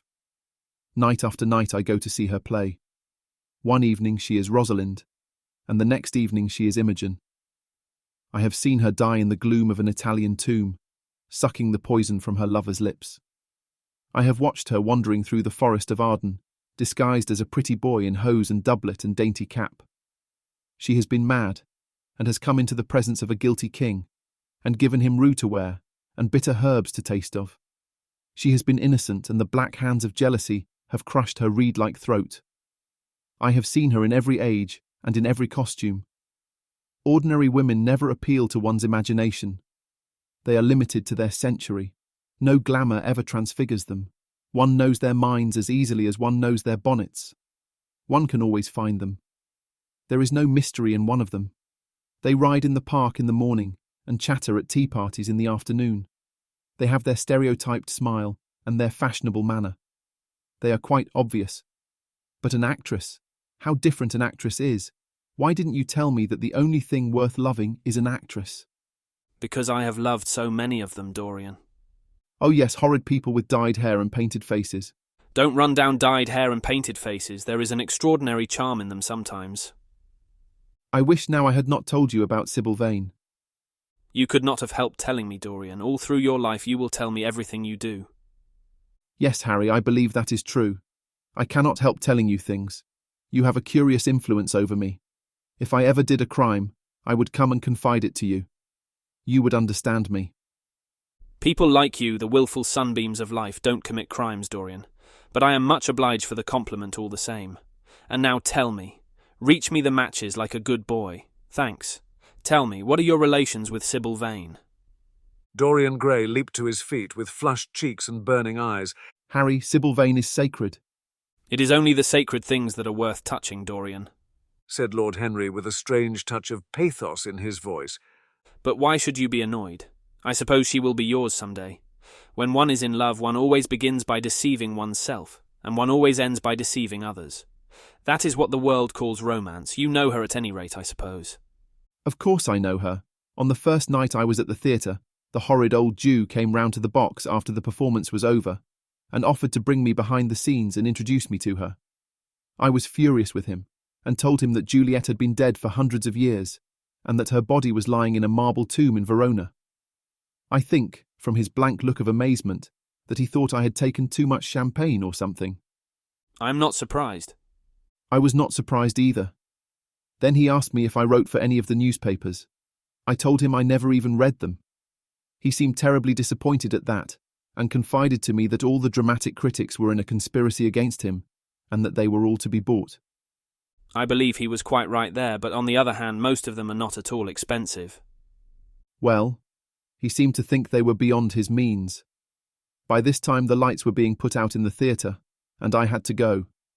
He wanted me to try some cigars which he strongly recommended. I declined. The next night, of course, I arrived at the theatre again. When he saw me, he made me a low bow and assured me that I was a patron of art. He was a most offensive brute, though he had an extraordinary passion for Shakespeare. He told me once, with an air of pride, that his 3 bankruptcies were entirely due to the poet, whom he insisted on calling the bard. He seemed to think it a distinction. It was a distinction, my dear Dorian, a great distinction. But when did you first speak to Miss Sybil Vane? The 3rd night. She had been playing Rosalind. I could not help going round. I had thrown her some flowers, and she had looked at me.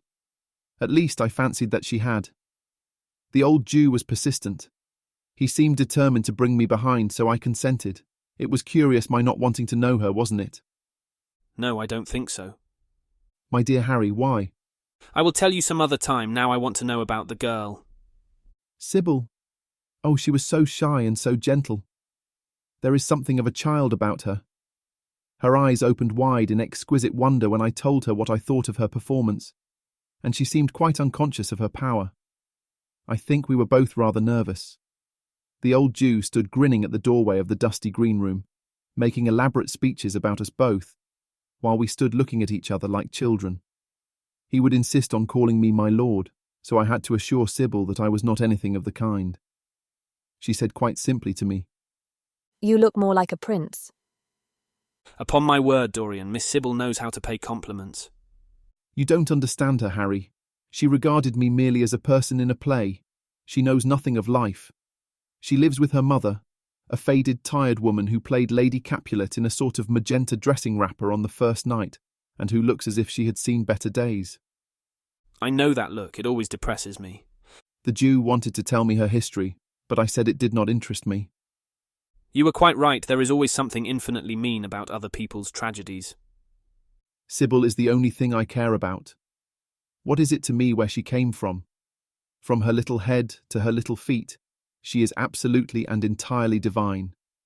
I go to see her act every night of my life, and every night she is more marvellous.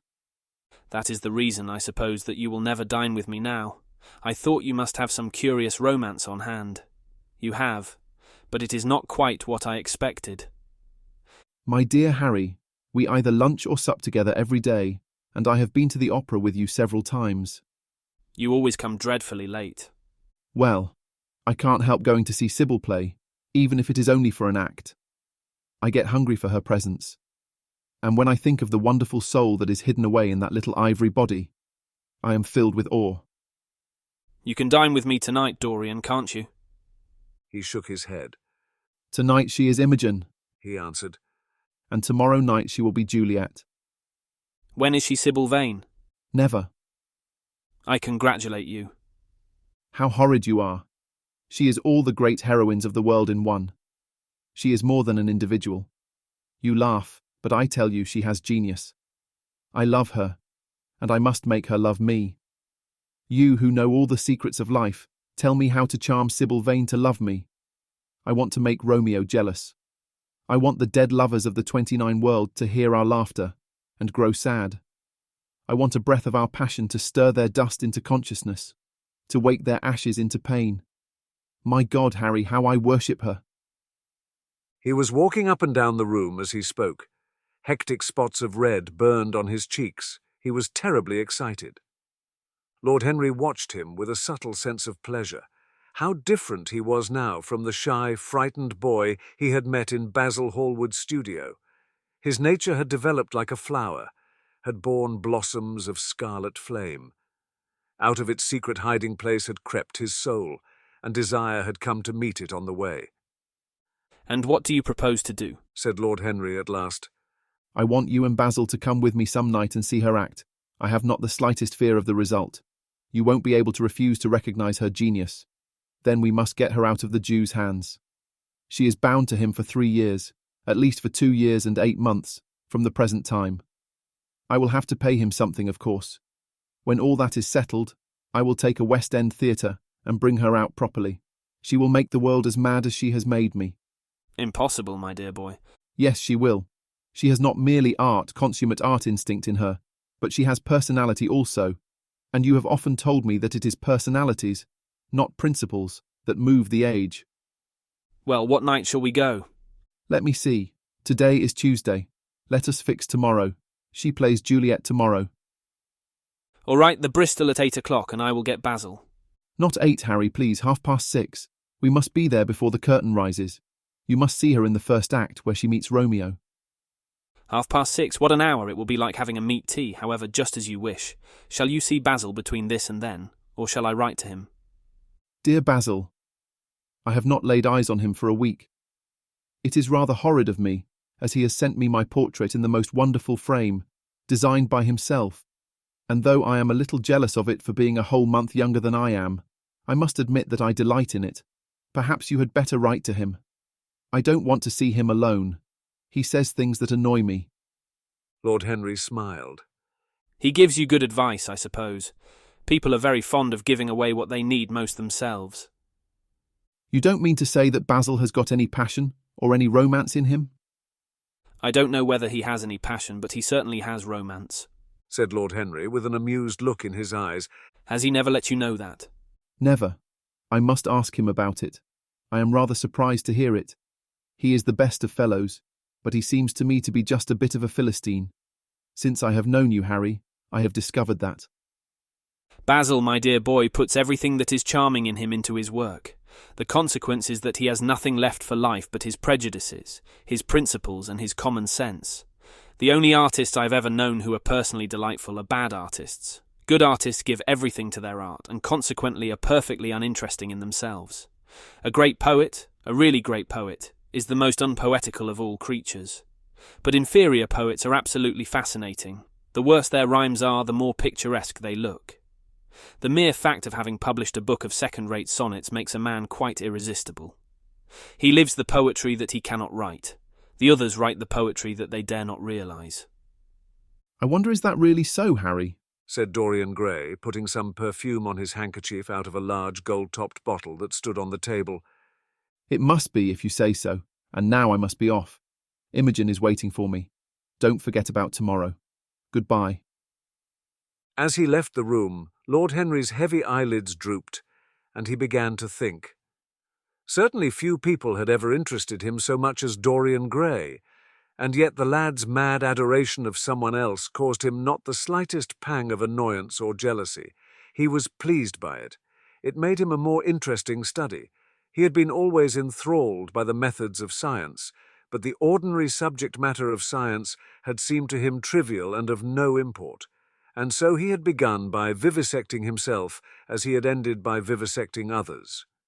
Human life, that appeared to him the one thing worth investigating. There was nothing else of any value compared to it. It was true that as one watched life in its curious crucible of pain and pleasure, one could not wear over one's face a mask of glass, or keep the sulphurous fumes from troubling the brain and making the imagination turbid with monstrous fancies and misshapen dreams. There were poisons so subtle that to know their properties, one had to sicken of them. There were maladies so strange that one had to pass through them if one sought to understand their nature. And yet, what a great reward one received! How wonderful the whole world became to one! To note the curious hard logic of passion and the emotional coloured life of the intellect, to observe where they met and where they separated, at what point they became one and at what point they were at discord, there was a delight in that. What matter what the cost was? One could never pay too high a price for any sensation. He was conscious, and the thought brought a gleam of pleasure into his brown agate eyes, that it was through certain words of his, musical words said with musical utterance, that Dorian Gray's soul had turned to this white girl and bowed in worship before her. To a large extent, the lad was his own creation. He had made him premature. That was something. Ordinary people waited till life disclosed to them its secrets, but to the few, to the elect, the mysteries of life were revealed before the veil was drawn away. Sometimes this was the effect of art, and chiefly of the art of literature, which dealt immediately with the passions and the intellect. But now and then a complex personality took the place and assumed the office of art, was indeed, in its way, a real work of art, life having its elaborate masterpieces, just as poetry has, or sculpture, or painting. Yes, the lad was premature, he was gathering his harvest while it was yet spring. The pulse and passion of youth were in him, but he was becoming self-conscious. It was delightful to watch him. With his beautiful face and his beautiful soul, he was a thing to wonder at. It was no matter how it all ended or was destined to end. He was like one of those gracious figures in a pageant or a play, whose joys seem to be remote from one, but whose sorrows stir one's sense of beauty and whose wounds are like red roses. Soul and body, body and soul, how mysterious they were. There was animalism in the soul, and the body had its moments of spirituality. The senses could refine, and the intellect could degrade. Who could say where the fleshly impulse ceased or the psychical impulse began? How shallow were the arbitrary definitions of ordinary psychologists? And yet how difficult to decide between the claims of the various schools. Was the soul a shadow seated in the house of sin? Or was the body really in the soul, as Giordano Bruno thought? The separation of spirit from matter was a mystery, and the union of spirit with matter was a mystery also. He began to wonder whether we should ever make psychology so absolute a science that each little spring of life would be revealed to us. As it was, we always misunderstood ourselves, and rarely understood others. Experience was of no ethical value. It was merely the name we gave to our mistakes. Men had, as a rule, regarded it as a mode of warning, had claimed for it a certain moral efficacy in the formation of character, had praised it as something that taught us what to follow and showed us what to avoid. But there was no motive power in experience. It was as little of an active cause as conscience itself. All that it really demonstrated was that our future would be the same as our past, and that the sin we had done once, and with loathing, we would do many times, and with joy. It was clear to him that the experimental method was the only method by which one could arrive at any scientific analysis of the passions, and certainly Dorian Gray was a subject made to his hand, and seemed to promise rich and fruitful results. His sudden mad love for Sybil Vane was a psychological phenomenon of no small interest. There was no doubt that curiosity had much to do with it, curiosity and the desire for new experiences, yet it was not a simple but rather a very complex passion. What there was in it of the purely sensuous instinct of boyhood had been transformed by the workings of the imagination, changed into something that seemed to the boy himself to be remote from sense, and was for that very reason all the more dangerous. It was the passions about whose origin we deceived ourselves that tyrannized most strongly over us. Our weakest motives were those of whose nature we were conscious. It often happened that when we thought we were experimenting on others, we were really experimenting on ourselves. While Lord Henry sat dreaming on these things, a knock came to the door, and his valet entered, and reminded him it was time to dress for dinner. He got up and looked out into the street. The sunset had smitten into scarlet gold the upper windows of the houses opposite. The panes glowed like plates of heated metal. The sky above was like a faded rose. He thought of Dorian Gray's young, fiery-coloured life, and wondered how it was all going to end. When he arrived home about 12:30, he saw a telegram lying on the hall table. He opened it and found it was from Dorian. It was to tell him that he was engaged to be married to Sybil Vane. Chapter 4. I suppose you have heard the news, Basil, said Lord Henry on the following evening, as Hallward was shown into a little private room at the Bristol where dinner had been laid for 3. No, Harry, answered Hallward, giving his hat and coat to the bowing waiter. What is it? Nothing about politics, I hope. They don't interest me. There is hardly a single person in the House of Commons worth painting, though many of them would be the better for a little whitewashing. Dorian Gray is engaged to be married, said Lord Henry, watching him as he spoke. Hallward turned perfectly pale, and a curious look flashed for a moment into his eyes, and then passed away, leaving them dull. Dorian engaged to be married, He cried, impossible. It is perfectly true.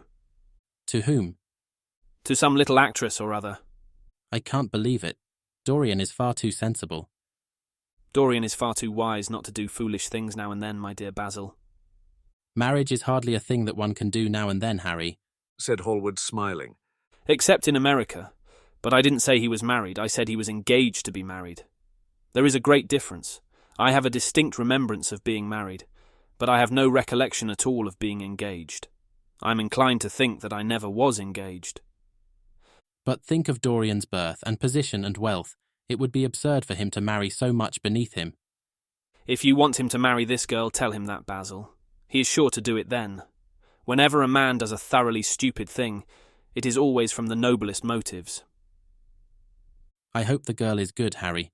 I don't want to see Dorian tied to some vile creature who might degrade his nature and ruin his intellect.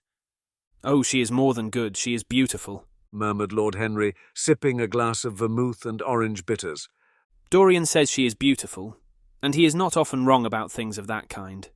Your portrait of him has quickened his appreciation of the personal appearance of other people. It has had that excellent effect among others. We are to see her tonight if that boy doesn't forget his appointment. But do you approve of it, Harry? Asked Hallward, walking up and down the room and biting his lip. You can't approve of it, really. It is some silly infatuation. I never approve or disapprove of anything now. It is an absurd attitude to take towards life. We are not sent into the world to air our moral prejudices. I never take any notice of what common people say, and I never interfere with what charming people do. If a personality fascinates me, whatever the personality chooses to do is absolutely delightful to me. Dorian Gray falls in love with a beautiful girl who acts Shakespeare and proposes to marry her. Why not? If he wedded Messalina, he would be none the less interesting. You know I am not a champion of marriage. The real drawback to marriage is that it makes one unselfish. And unselfish people are colourless, they lack individuality. Still, there are certain temperaments that marriage makes more complex. They retain their egotism and add to it many other egos. They are forced to have more than one life. They become more highly organised. Besides, every experience is of value, and whatever one may say against marriage, it is certainly an experience. I hope that Dorian Gray will make this girl his wife, passionately adore her for 6 months, and then suddenly become fascinated by someone else. He would be a wonderful study. You don't mean all that, Harry. You know you don't. If Dorian Gray's life were spoiled, no one would be sorrier than yourself. You are much better than you pretend to be.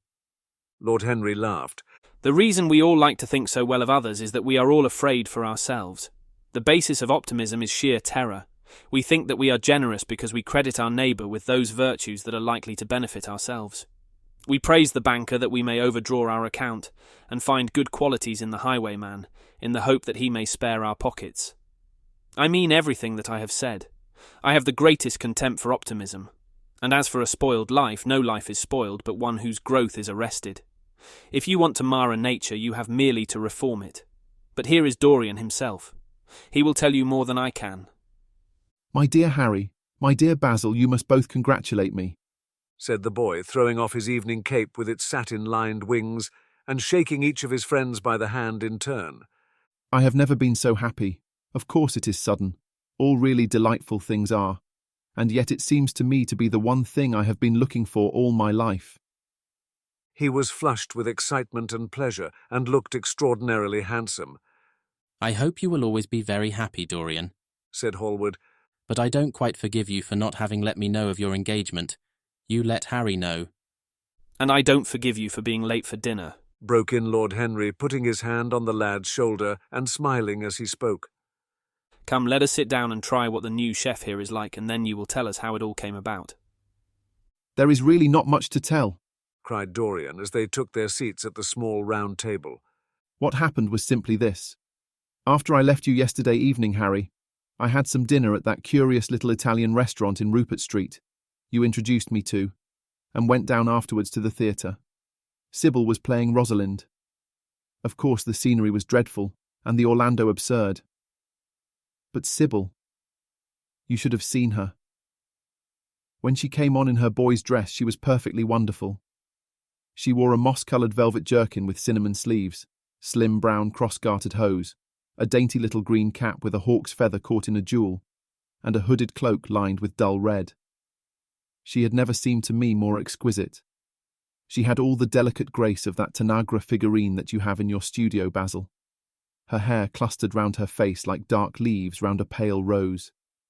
As for her acting, well, you will see her tonight. She is simply a born artist. I sat in the dingy box absolutely enthralled. I forgot that I was in London and in the 19th century. I was away with my love in a forest that no man had ever seen. After the performance was over, I went behind and spoke to her. As we were sitting together, suddenly there came a look into her eyes that I had never seen there before. My lips moved towards hers. We kissed each other. I can't describe to you what I felt at that moment. It seemed to me that all my life had been narrowed to one perfect point of rose-coloured joy. She trembled all over and shook like a white narcissus. Then she flung herself on her knees and kissed my hands. I feel that I should not tell you all this, but I can't help it. Of course, our engagement is a dead secret. She has not even told her own mother. I don't know what my guardians will say. Lord Radley is sure to be furious. I don't care. I shall be of age in less than a year, and then I can do what I like.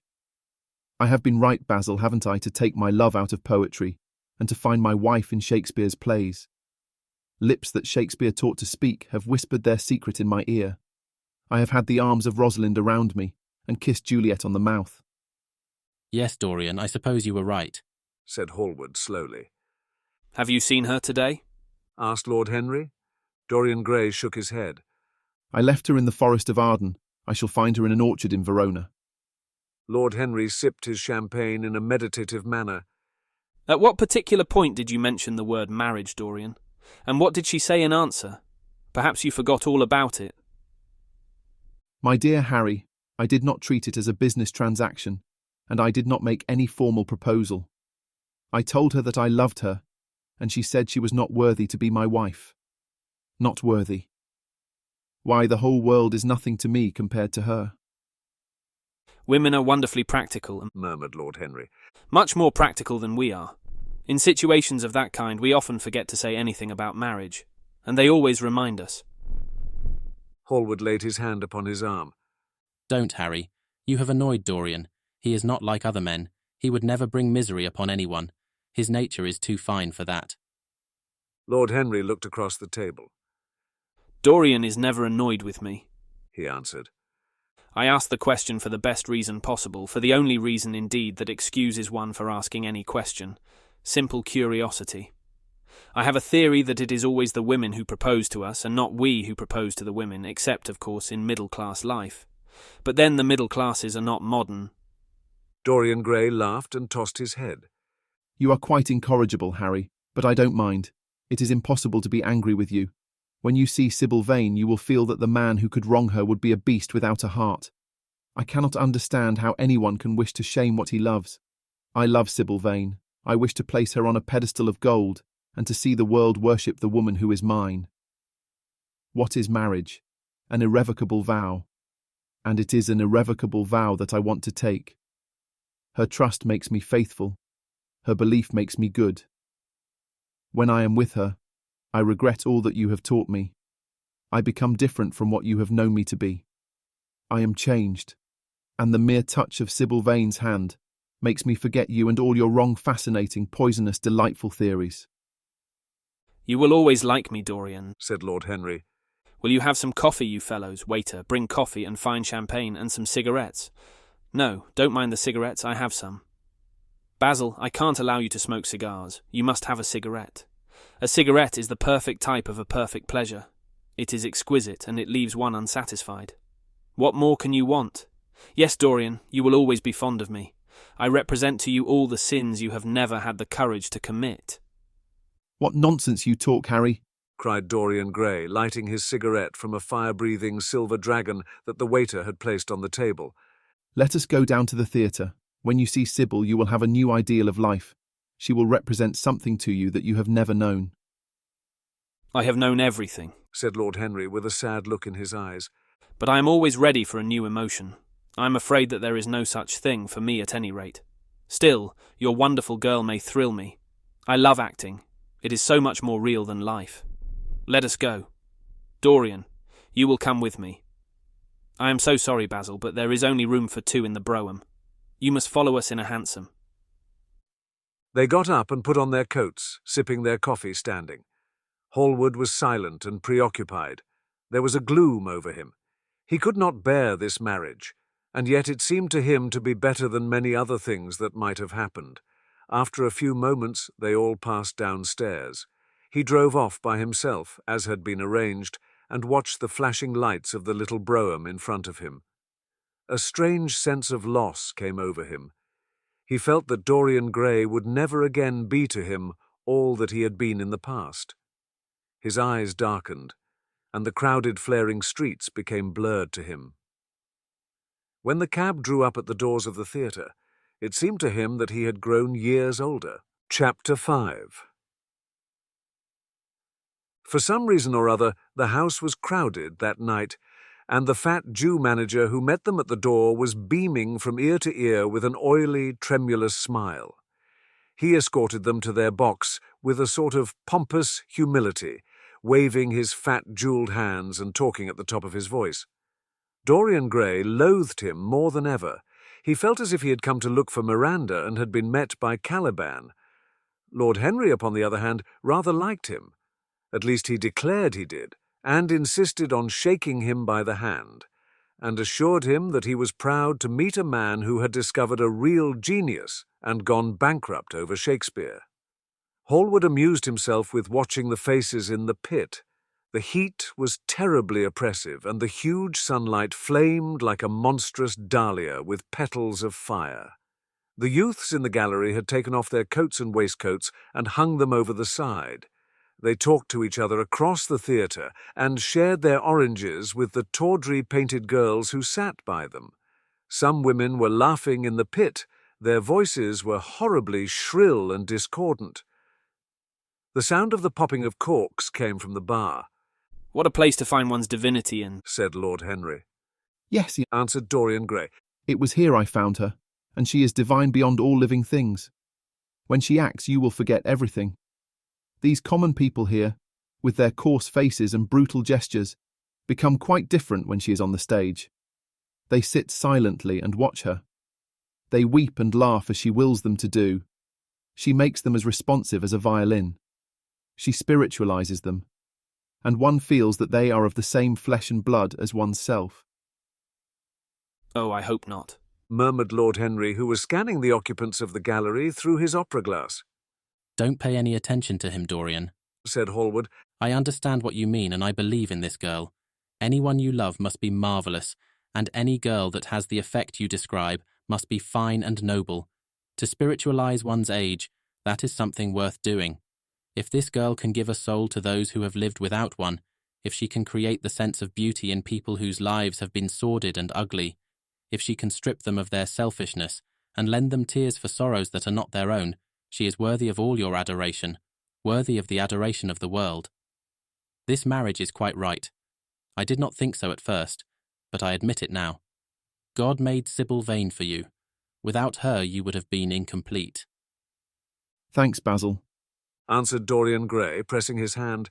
I knew that you would understand me. Harry is so cynical, he terrifies me. But here is the orchestra. It is quite dreadful, but it only lasts for about 5 minutes. Then the curtain rises, and you will see the girl to whom I'm going to give all my life, to whom I have given everything that is good in me. A quarter of an hour afterwards, amidst an extraordinary turmoil of applause, Sybil Vane stepped onto the stage.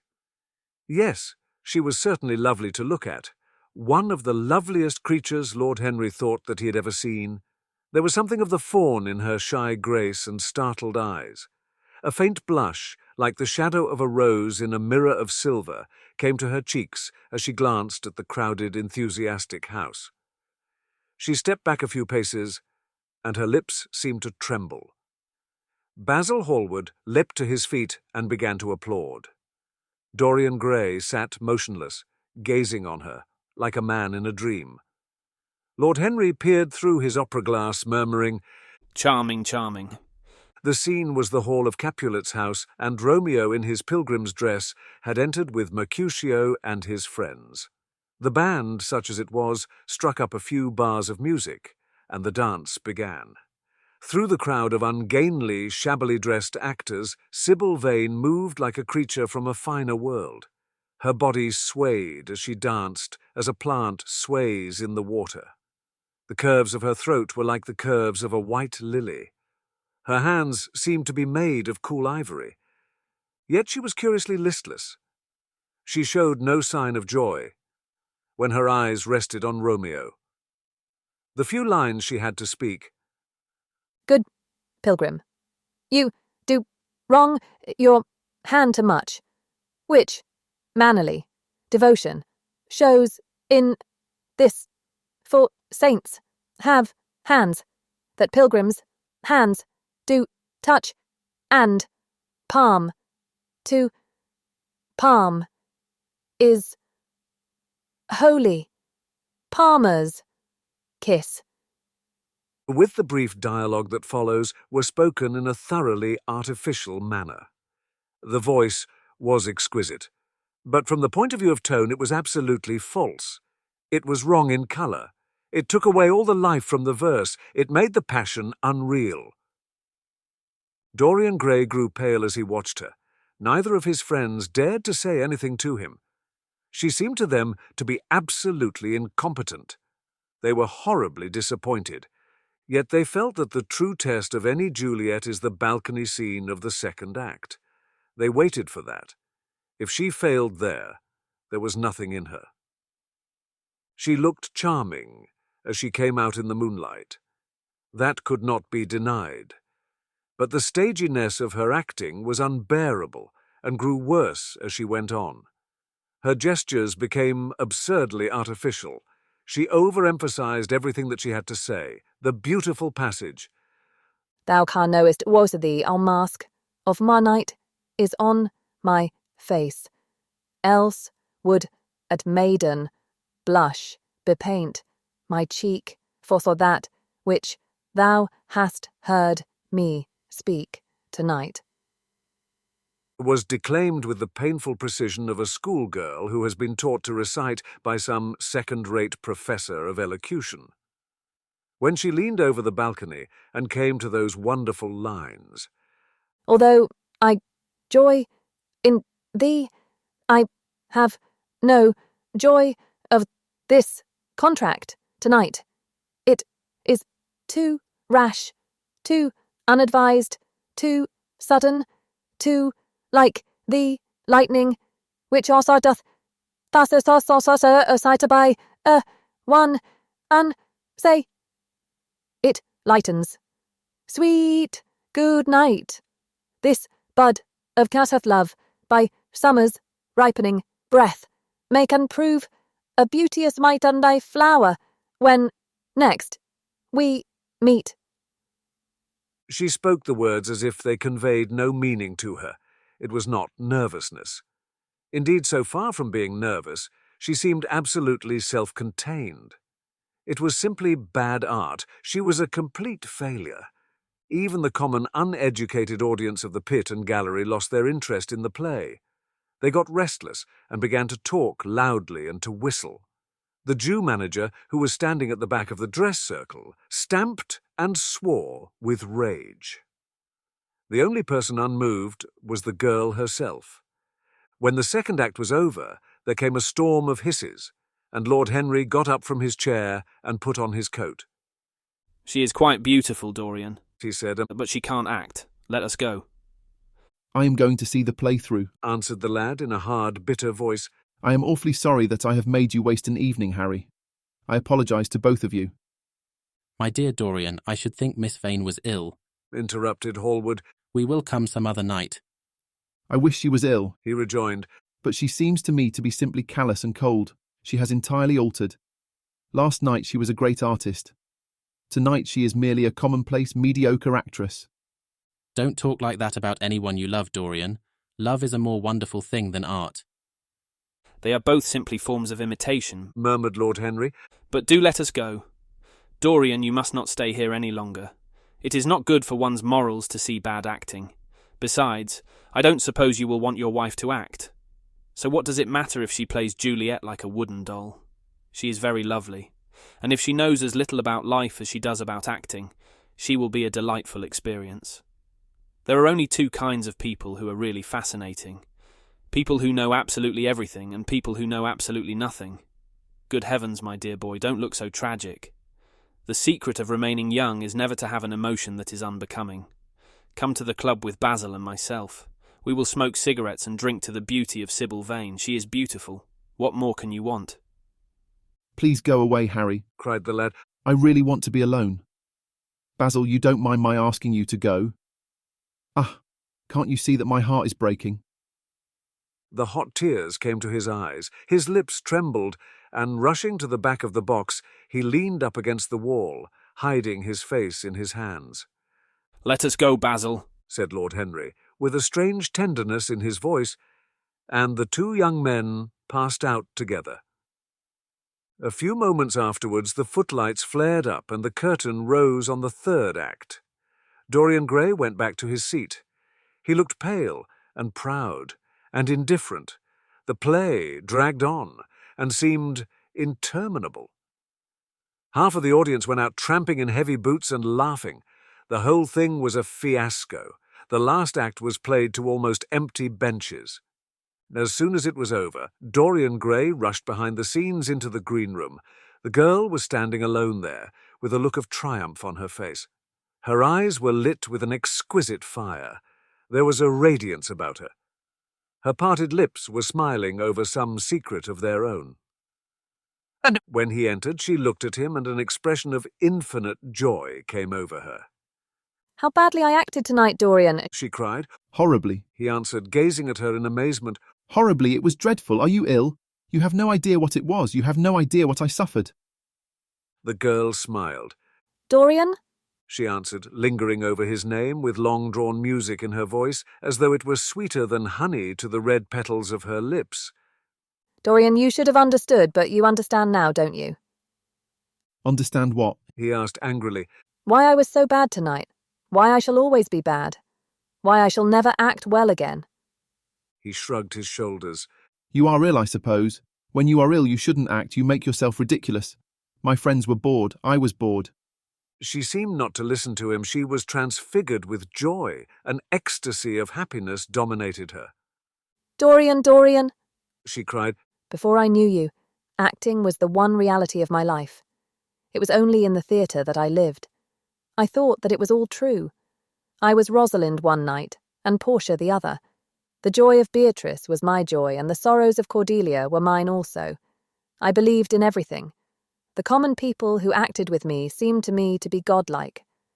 The painted scenes were my world.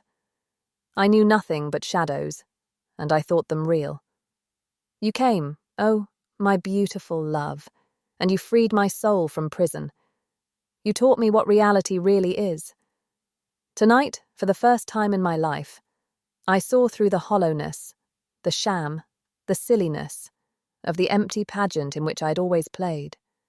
Tonight, for the first time, I became conscious that the Romeo was hideous and old and painted, that the moonlight in the orchard was false, that the scenery was vulgar, and that the words I had to speak were unreal, were not my words, not what I wanted to say. You had brought me something higher, something of which all art is but a reflection. You have made me understand what love really is. My love, my love. I am sick of shadows. You are more to me than all art can ever be. What have I to do with the puppets of a play? When I came on tonight, I could not understand how it was that everything had gone from me. Suddenly it dawned on my soul what it all meant. The knowledge was exquisite to me. I heard them hissing, and I smiled. What should they know of love? Take me away, Dorian, take me away with you, where we can be quite alone. I hate the stage. I might mimic a passion that I do not feel, but I cannot mimic one that burns me like fire. Oh, Dorian, Dorian, you understand now what it all means? Even if I could do it, it would be profanation for me to play at being in love. You have made me see that. He flung himself down on the sofa and turned away his face. You have killed my love, He muttered. She looked at him in wonder and laughed. He made no answer. She came across to him and stroked his hair with her little fingers. She knelt down and pressed his hands to her lips. He drew them away, and a shudder ran through him. Then he leaped up and went to the door. Yes, He cried. you have killed my love. You used to stir my imagination. Now you don't even stir my curiosity. You simply produce no effect. I loved you because you were wonderful, because you had genius and intellect, because you realized the dreams of great poets and gave shape and substance to the shadows of art. You have thrown it all away. You are shallow and stupid. My God, how mad I was to love you. What a fool I have been. You are nothing to me now. I will never see you again. I will never think of you. I will never mention your name. You don't know what you were to me once. Why once? Oh, I can't bear to think of it. I wish I had never laid eyes upon you. You have spoiled the romance of my life. How little you can know of love if you say it mars your art. What are you without your art? Nothing. I would have made you famous, splendid, magnificent. The world would have worshipped you and you would have belonged to me. What are you now, a third-rate actress with a pretty face? The girl grew white and trembled. She clinched her hands together and her voice seemed to catch in her throat. You are not serious, Dorian. She murmured. You are acting. Acting. I leave that to you. You do it so well. He answered bitterly. She rose from her knees and with a piteous expression of pain in her face came across the room to him. She put her hand upon his arm and looked into his eyes. He thrust her back. Don't touch me, he cried. A low moan broke from her and she flung herself at his feet and lay there like a trampled flower. Dorian, don't leave me, she whispered. I am so sorry I didn't act well. I was thinking of you all the time. But I will try. Indeed, I will try. It came so suddenly across me, my love for you. I think I should never have known it if you had not kissed me. If we had not kissed each other. Kiss me again, my love. Don't go away from me. I couldn't bear it. Can't you forgive me for tonight? I will work so hard and try to improve. Don't be cruel to me because I love you better than anything in the world. After all, it is only once that I have not pleased you, but you are quite right, Dorian. I should have shown myself more of an artist. It was foolish of me, and yet I couldn't help it. Oh, don't leave me, don't leave me. A fit of passionate sobbing choked her. She crouched on the floor like a wounded thing, and Dorian Gray, with his beautiful eyes, looked down at her, and his chiselled lips curled in exquisite disdain. There is always something ridiculous about the passions of people whom one has ceased to love. Sybil Vane seemed to him to be absurdly melodramatic. Her tears and sobs annoyed him. I'm going, he said at last in his calm, clear voice. I don't wish to be unkind, but I can't see you again. You have disappointed me. She wept silently and made no answer, but crept nearer to him. Her little hands stretched blindly out and appeared to be seeking for him. He turned on his heel and left the room. In a few moments he was out of the theatre. Where he went to, he hardly knew. He remembered wandering through dimly lit streets with gaunt black-shadowed archways and evil-looking houses. Women with hoarse voices and harsh laughter had called after him. Drunkards had reeled by cursing and chattering to themselves like monstrous apes. He had seen grotesque children huddled upon doorsteps and had heard shrieks and oaths from gloomy courts. When the dawn was just breaking, he found himself at Covent Garden. Huge carts filled with nodding lilies rumbled slowly down the polished empty street. The air was heavy with the perfume of the flowers, and their beauty seemed to bring him an anodyne for his pain. He followed into the market and watched the men unloading their wagons. A white-smocked carter offered him some cherries. He thanked him, wondered why he refused to accept any money for them, and began to eat them listlessly. They had been plucked at midnight, and the coldness of the moon had entered into them. A long line of boys carrying crates of striped tulips and of yellow and red roses defiled in front of him, threading their way through the huge jade-green piles of vegetables. Under the portico, with its grey sun-bleached pillars, loitered a troop of draggled bare-headed girls waiting for the auction to be over.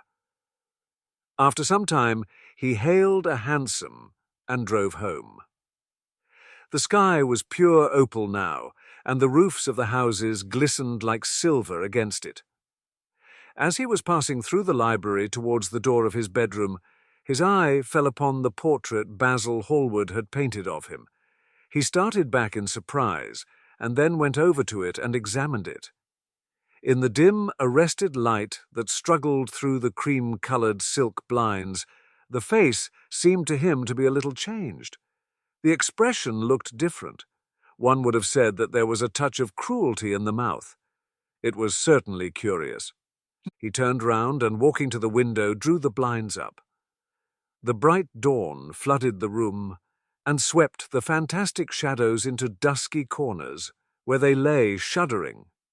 But the strange expression that he had noticed in the face of the portrait seemed to linger there, to be more intensified even. The quivering, ardent sunlight showed him the lines of cruelty round the mouth as clearly as if he had been looking into a mirror after he had done some dreadful thing. He winced and, taking up from the table an oval glass framed in ivory cupids that Lord Henry had given him, he glanced hurriedly into it. No line like that warped his red lips. What did it mean? He rubbed his eyes and came close to the picture and examined it again. There were no signs of any change when he looked into the actual painting, and yet there was no doubt that the whole expression had altered. It was not a mere fancy of his own. The thing was horribly apparent. He threw himself into a chair and began to think. Suddenly there flashed across his mind what he had said in Basil Hallward's studio the day the picture had been finished. Yes, he remembered it perfectly. He had uttered a mad wish that he himself might remain young and the portrait grow old, that his own beauty might be untarnished and the face on the canvas bear the burden of his passions and his sins, that the painted image might be seared with the lines of suffering and thought, and that he might keep all the delicate bloom and loveliness of his then just conscious boyhood. Surely his prayer had not been answered. Such things were impossible. It seemed monstrous even to think of them. And yet there was the picture before him, with the touch of cruelty in the mouth. Cruelty. Had he been cruel? It was the girl's fault, not his. He had dreamed of her as a great artist, had given his love to her because he had thought her great. Then she had disappointed him. She had been shallow and unworthy. And yet a feeling of infinite regret came over him as he thought of her lying at his feet, sobbing like a little child. He remembered with what callousness he had watched her. Why had he been made like that? Why had such a soul been given to him? But he had suffered also. During the 3 terrible hours that the play had lasted, he had lived centuries of pain, aeon upon aeon of torture. His life was well worth hers. She had marred him for a moment, if he had wounded her for an age. Besides, women were better suited to bear sorrow than men. They lived on their emotions. They only thought of their emotions. When they took lovers, it was merely to have someone with whom they could have scenes. Lord Henry had told him that, and Lord Henry knew what women were. Why should he trouble about Sybil Vane? She was nothing to him now. But the picture, what was he to say of that? It held the secret of his life, and told his story.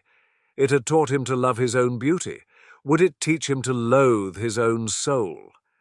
Would he ever look at it again? No. It was merely an illusion wrought on the troubled senses. The horrible night that he had passed had left phantoms behind it. Suddenly there had fallen upon his brain that tiny scarlet speck that makes men mad. The picture had not changed. It was folly to think so.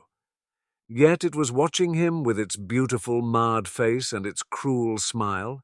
Its bright hair gleamed in the early sunlight. Its blue eyes met his own.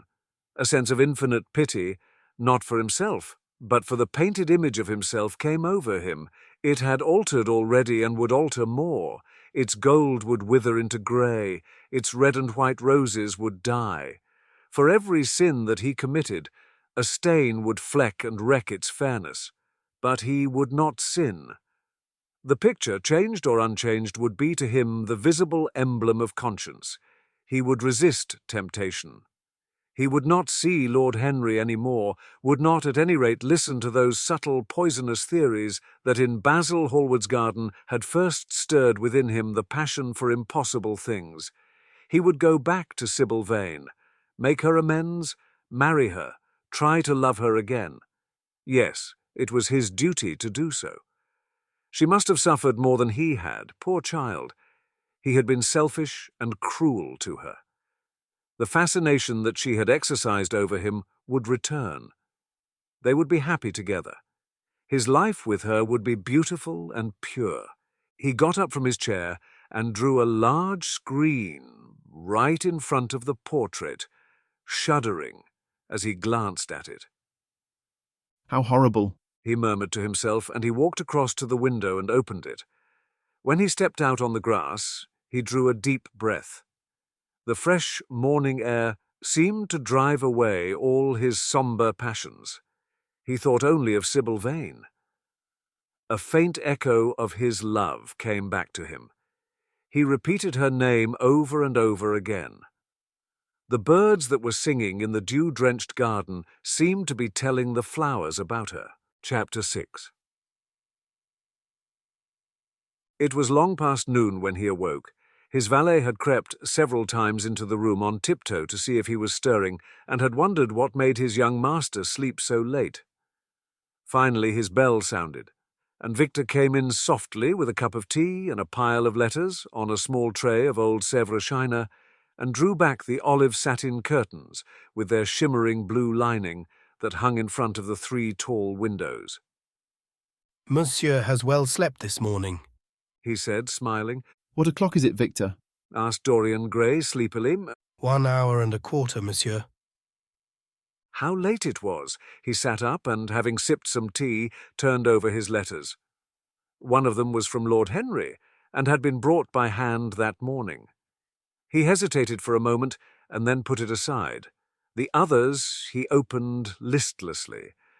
They contained the usual collection of cards, invitations to dinner, tickets for private views, programs of charity concerts and the like that are showered on fashionable young men every morning during the season. There was a rather heavy bill for a chaste silver Louis XV toilet set that he had not yet had the courage to send on to his guardians, who were extremely old-fashioned people, and did not realize that we live in an age when only unnecessary things are absolutely necessary to us. And there were several very courteously worded communications from Jermyn Street moneylenders, offering to advance any sum of money at a moment's notice and at the most reasonable rates of interest. After about 10 minutes he got up and, throwing on an elaborate dressing gown, passed into the onyx-paved bathroom. The cool water refreshed him after his long sleep. He seemed to have forgotten all that he had gone through. A dim sense of having taken part in some strange tragedy came to him once or twice, but there was the unreality of a dream about it. As soon as he was dressed, he went into the library and sat down to a light French breakfast that had been laid out for him on a small round table close to an open window. It was an exquisite day. The warm air seemed laden with spices. A bee flew in and buzzed round the blue dragon bowl filled with sulphur-yellow roses that stood in front of him. He felt perfectly happy. Suddenly his eye fell on the screen that he had placed in front of the portrait, and he started. "Too cold for monsieur?" asked his valet, putting an omelette on the table. "I shut the window." Dorian shook his head. I am not cold, he murmured.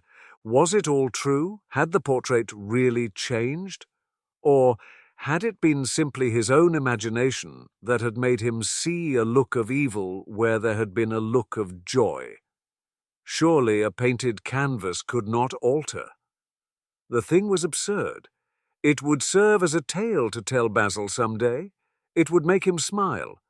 And yet how vivid was his recollection of the whole thing. First in the dim twilight, and then in the bright dawn, he had seen the touch of cruelty in the warped lips.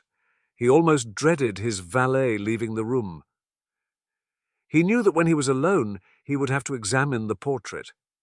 He was afraid of certainty. When the coffee and cigarettes had been brought and the man turned to go, he felt a mad desire to tell him to remain. As the door closed behind him, he called him back. The man stood waiting for his orders. Dorian looked at him for a moment. I am not at home to anyone, Victor, he said with a sigh. The man bowed and retired. He rose from the table, lit a cigarette, and flung himself down on a luxuriously cushioned couch that stood facing the screen. The screen was an old one of gilt Spanish leather, stamped and wrought with a rather florid Louis XIV's pattern. He scanned it curiously, wondering if it had ever before concealed the secret of a man's life. Should he move it aside after all? Why not let it stay there? What was the use of knowing? If the thing was true, it was terrible. If it was not true, why trouble about it? But what if, by some fate or deadlier chance, other eyes than his spied behind and saw the horrible change? What should he do if Basil Hallward came and asked to look at his own picture? He would be sure to do that. No, the thing had to be examined, and at once. Anything would be better than this dreadful state of doubt. He got up and locked both doors. At least he would be alone when he looked upon the mask of his shame. Then he drew the screen aside and saw himself face to face. It was perfectly true. The portrait had altered. As he often remembered afterwards, and always with no small wonder, he found himself at first gazing at the portrait with a feeling of almost scientific interest. That such a change should have taken place was incredible to him, and yet it was a fact. Was there some subtle affinity between the chemical atoms that shaped themselves into form and colour on the canvas and the soul that was within him? Could it be that what that soul thought they realized? That what it dreamed they made true? Or was there some other, more terrible reason? He shuddered and felt afraid, and going back to the couch, lay there, gazing at the picture in sickened horror. One thing, however, he felt that it had done for him. It had made him conscious how unjust, how cruel he had been to Sybil Vane. It was not too late to make reparation for that. She could still be his wife. His unreal and selfish love would yield to some higher influence, would be transformed into some nobler passion, and the portrait that Basil Hallward had painted of him would be a guide to him through life, would be to him what holiness was to some, and conscience to others, and the fear of God to us all. There were opiates for remorse, drugs that could lull the moral sense to sleep. But here was a visible symbol of the degradation of sin. Here was an ever-present sign of the ruin men brought upon their souls. 3 o'clock struck, and 4 and 4:30, but he did not stir. He was trying to gather up the scarlet threads of life and to weave them into a pattern, to find his way through the sanguine labyrinth of passion through which he was wandering. He did not know what to do or what to think. Finally, he went over to the table and wrote a passionate letter to the girl he had loved, imploring her forgiveness and accusing himself of madness. He covered page after page with wild words of sorrow and wilder words of pain. There is a luxury in self-reproach. When we blame ourselves, we feel that no one else has a right to blame us. It is the confession, not the priest, that gives us absolution. When Dorian Gray had finished the letter, he felt that he had been forgiven. Suddenly there came a knock to the door, and he heard Lord Henry's voice outside. "My dear Dorian, I must see you. Let me in at once. I can't bear your shutting yourself up like this." He made no answer at first, but remained quite still. The knocking still continued, and grew louder. Yes, it was better to let Lord Henry in, and to explain to him the new life he was going to lead, to quarrel with him if it became necessary to quarrel, to part if parting was inevitable. He jumped up, drew the screen hastily across the picture and unlocked the door. "I am so sorry for it all, my dear boy," said Lord Henry, coming in, "but you must not think about it too much." Do you mean about Sybil Vane, sir? Asked Dorian. "Yes, of course," answered Lord Henry, sinking into a chair and slowly pulling his gloves off. "It is dreadful from one point of view, but it was not your fault.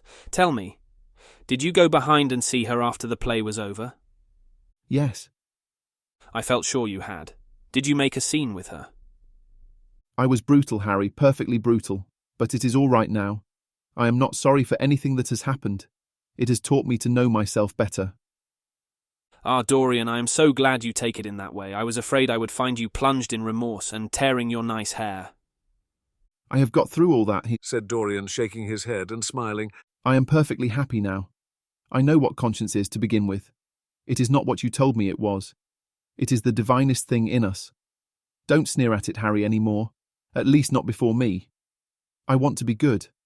I can't bear the idea of my soul being hideous. "A very charming artistic basis for ethics, Dorian. I congratulate you on it. But how are you going to begin?" By marrying Sybil Vane. "Marrying Sybil Vane?" cried Lord Henry, standing up and looking at him in perplexed amazement. "But my dear Dorian—" Yes, Harry, I know what you are going to say. Something dreadful about marriage. Don't say it. Don't ever say things of that kind to me again. 2 days ago I asked Sybil to marry me. I am not going to break my word to her. She is to be my wife." "Your wife, Dorian, didn't you get my letter I wrote to you this morning and sent the note down by my own man?" Your letter? Oh yes, I remember. I have not read it yet, Harry. I was afraid there might be something in it that I wouldn't like. Lord Henry walked across the room and, sitting down by Dorian Gray, took both his hands in his and held them tightly. "Dorian," he said, "my letter, don't be frightened, was to tell you that Sybil Vane is dead." A cry of pain rose from the lad's lips, and he leapt to his feet, tearing his hands away from Lord Henry's grasp. Dead, Sybil dead. It is not true. It is a horrible lie. "It is quite true, Dorian," said Lord Henry gravely. "It is in all the morning papers. I wrote down to you to ask you not to see anyone till I came. There will have to be an inquest, of course, and you must not be mixed up in it. Things like that make a man fashionable in Paris, but in London people are so prejudiced. Here one should never make one's debut with a scandal. One should reserve that to give an interest to one's old age. I don't suppose they know your name at the theatre. If they don't, it is all right. Did anyone see you going round to her room? That is an important point." Dorian did not answer for a few moments. He was dazed with horror. Finally he murmured in a stifled voice, "Harry, did you say an inquest? What did you mean by that? Did Sybil— Oh, Harry, I can't bear it. But be quick. Tell me everything at once." "I have no doubt it was not an accident, Dorian, though it must be put in that way to the public. As she was leaving the theatre with her mother, about 12:30 or so, she said she had forgotten something upstairs. They waited some time for her, but she did not come down again. They ultimately found her lying dead on the floor of her dressing room. She had swallowed something by mistake, some dreadful thing they use at theatres. I don't know what it was, but it had either prussic acid or white lead in it. I should fancy it was prussic acid, as she seems to have died instantaneously. It is very tragic, of course, but you must not get yourself mixed up in it. I see by the standard that she was 17. I should have thought she was almost younger than that. She looked such a child, and seemed to know so little about acting. Dorian, you mustn't let this thing get on your nerves. You must come and dine with me, and afterwards we will look in at the opera. It is a patty night, and everybody will be there. You can come to my sister's box. She has got some smart women with her." "So I have murdered Sybil Vane," said Dorian Gray half to himself. "Murdered her as certainly as if I had cut her little throat with a knife. And the roses are not less lovely for all that. The birds sing just as happily in my garden. And tonight I am to dine with you, and then go on to the opera. And sup. Somewhere, I suppose, afterwards. How extraordinarily dramatic life is. If I had read all this in a book, Harry, I think I would have wept over it. Somehow, now that it has happened actually, and to me it seems far too wonderful for tears. Here is the first passionate love letter I have ever written in my life. Strange that my first passionate love letter should have been addressed to a dead girl. Can they feel I wonder. Those white silent people we call the dead. Sybil. Can she feel, or know, or listen?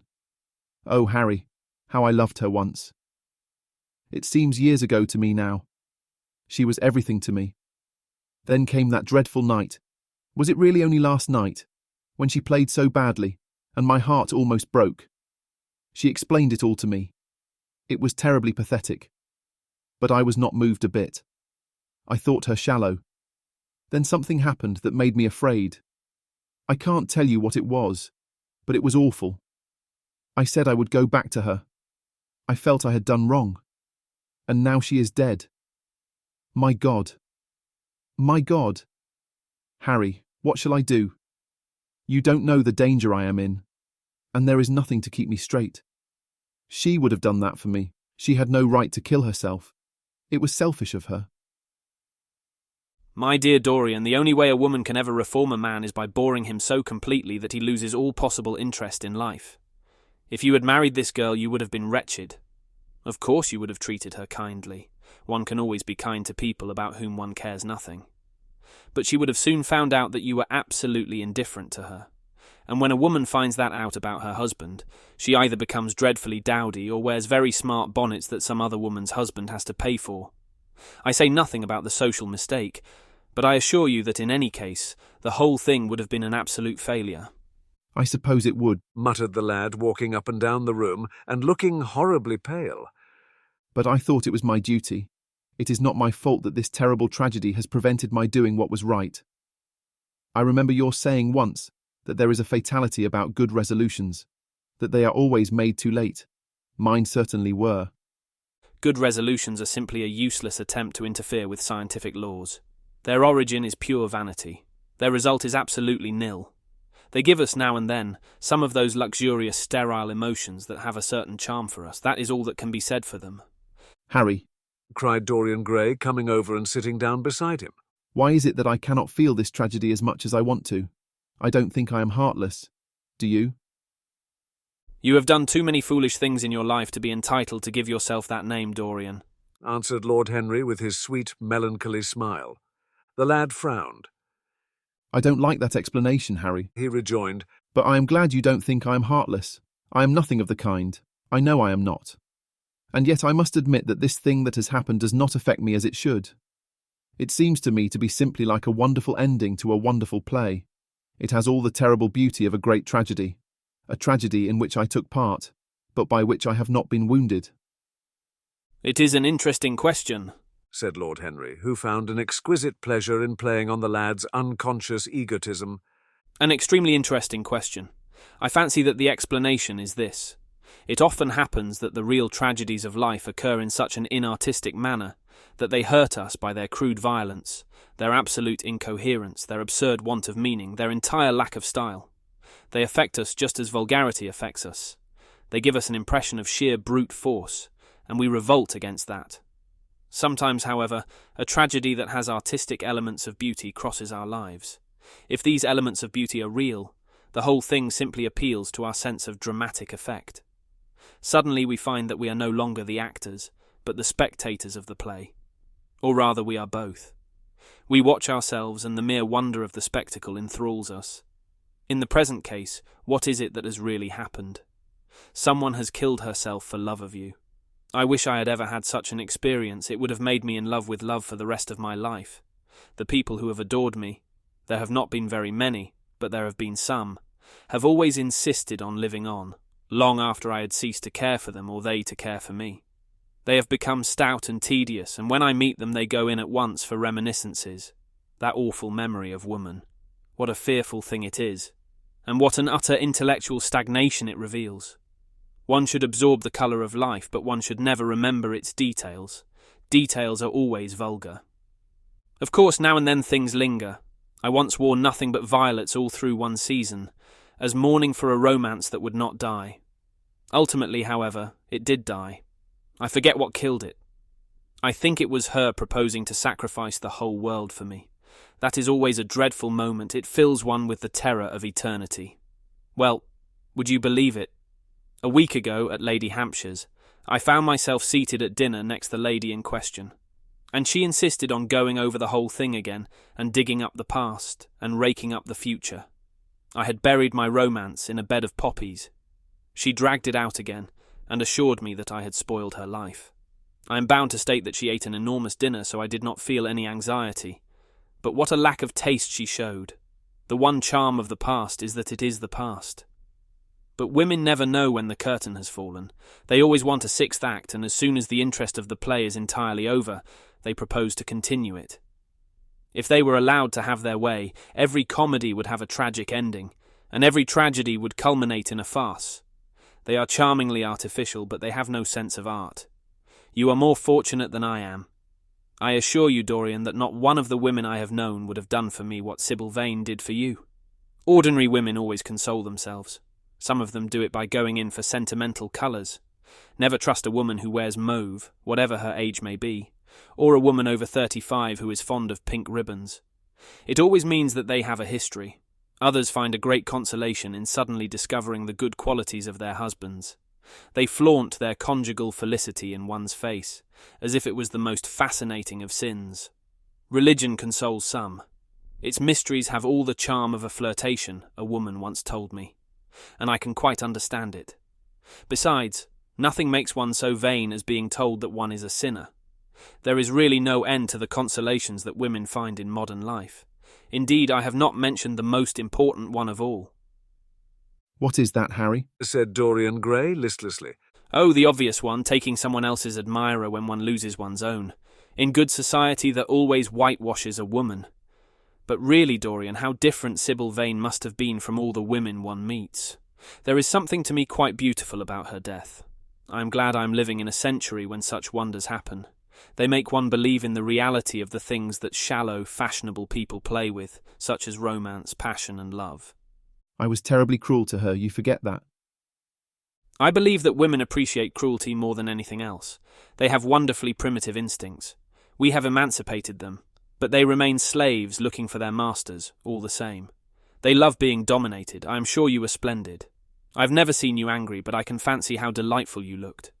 And after all, you said something to me the day before yesterday that seemed to me at the time to be merely fanciful, but that I see now was absolutely true, and it explains everything. What was that, Harry? You said to me that Sybil Vane represented to you all the heroines of romance, that she was Desdemona one night, and Ophelia the other, that if she died as Juliet, she came to life as Imogen. She will never come to life again now, murmured the lad, burying his face in his hands. No, she will never come to life. She has played her last part.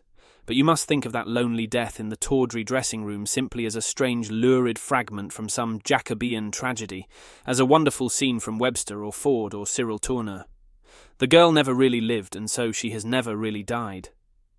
To you, at least, she was always a dream, a phantom that flitted through Shakespeare's plays and left them lovelier for its presence, a reed through which Shakespeare's music sounded richer and more full of joy. The moment she touched actual life, she marred it, and it marred her, and so she passed away. Mourn for Ophelia, if you like. Put ashes on your head because Cordelia was strangled. Cry out against heaven because the daughter of Brabantio died. But don't waste your tears over Sybil Vane. She was less real than they are. There was a silence. The evening darkened in the room. Noiselessly, and with silver feet, the shadows crept in from the garden. The colours faded wearily out of things. After some time, Dorian Gray looked up. You have explained me to myself, Harry, he murmured with something of a sigh of relief. I felt all that you have said, but somehow I was afraid of it, and I could not express it to myself. How well you know me. But we will not talk again of what has happened. It has been a marvellous experience. That is all. I wonder if life has still in store for me anything as marvellous. Life has everything in store for you, Dorian. There is nothing that you, with your extraordinary good looks, will not be able to do. But suppose, Harry, I became haggard and grey and wrinkled. What then? Ah, then, said Lord Henry, rising to go. Then, my dear Dorian, you would have to fight for your victories. As it is, they are brought to you. No, you must keep your good looks. We live in an age that reads too much to be wise, and that thinks too much to be beautiful. We cannot spare you, and now you had better dress and drive down to the club. We are rather late as it is. I think I shall join you at the opera, Harry. I feel too tired to eat anything. What is the number of your sister's box? 27, I believe. It is on the grand tier. You will see her name on the door, but I am sorry you won't come and dine. I don't feel up to it, said Dorian wearily. but I am awfully obliged to you for all that you have said to me. You are certainly my best friend. No one has ever understood me as you have. We are only at the beginning of our friendship, Dorian, answered Lord Henry, shaking him by the hand. Goodbye, I shall see you before 9:30, I hope. Remember, Patty is singing. As he closed the door behind him, Dorian Gray touched the bell, and in a few minutes Victor appeared with the lamps and drew the blinds down. He waited impatiently for him to go. The man seemed to take an interminable time about everything. As soon as he had left, he rushed to the screen and drew it back. No, there was no further change in the picture. It had received the news of Sybil Vane's death before he had known of it himself. It was conscious of the events of life as they occurred. The vicious cruelty that marred the fine lines of the mouth had no doubt appeared at the very moment that the girl had drunk the poison, whatever it was. Or was it indifferent to results? Did it merely take cognizance of what passed within the soul, he wondered, and hoped that some day he would see the change taking place before his very eyes, shuddering as he hoped it. Poor Sybil, what a romance it had all been! She had often mimicked death on the stage, and at last death himself had touched her, and brought her with him. How had she played that dreadful scene? Had she cursed him as she died? No, she had died for love of him, and love would always be a sacrament to him now. She had atoned for everything by the sacrifice she had made of her life. He would not think any more of what she had made him go through, that horrible night at the theatre. When he thought of her, it would be as a wonderful tragic figure to show love had been a great reality. A wonderful tragic figure. Tears came to his eyes as he remembered her childlike look and winsome, fanciful ways and shy, tremulous grace. He wiped them away hastily and looked again at the picture. He felt that the time had really come for making his choice. Or had his choice already been made? Yes, life had decided that for him. Life, and his own infinite curiosity about life. Eternal youth, infinite passion, pleasures subtle and secret, wild joys and wilder sins. He was to have all these things. The portrait was to bear the burden of his shame. That was all. A feeling of pain came over him as he thought of the desecration that was in store for the fair face on the canvas. Once, in boyish mockery of Narcissus, he had kissed, or feigned to kiss, those painted lips that now smiled so cruelly at him. Morning after morning he had sat before the portrait wondering at its beauty, almost enamoured of it, as it seemed to him at times. Was it to alter now with every mood to which he yielded? Was it to become a hideous and loathsome thing, to be hidden away in a locked room, to be shut out from the sunlight that had so often touched to brighter gold the waving wonder of the hair? The pity of it! The pity of it! For a moment he thought of praying that the horrible sympathy that existed between him and the picture might cease. It had changed in answer to a prayer. Perhaps in answer to a prayer it might remain unchanged. And yet, who that knew anything about life would surrender the chance of remaining always young, however fantastic that chance might be, or with what fateful consequences it might be fraught? Besides, was it really under his control? Had it indeed been prayer that had produced the substitution? Might there not be some curious scientific reason for it all? If thought could exercise its influence upon a living organism, might not thought exercise an influence upon dead and inorganic things? Nay, without thought or conscious desire, might not things external to ourselves vibrate in unison with our moods and passions, atom calling to atom in secret love or strange affinity?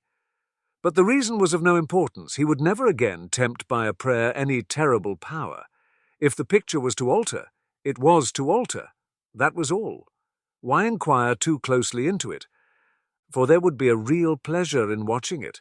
He would be able to follow his mind into its secret places. This portrait would be to him the most magical of mirrors. As it had revealed to him his own body, so it would reveal to him his own soul. And when winter came upon it, he would still be standing where spring trembles on the verge of summer.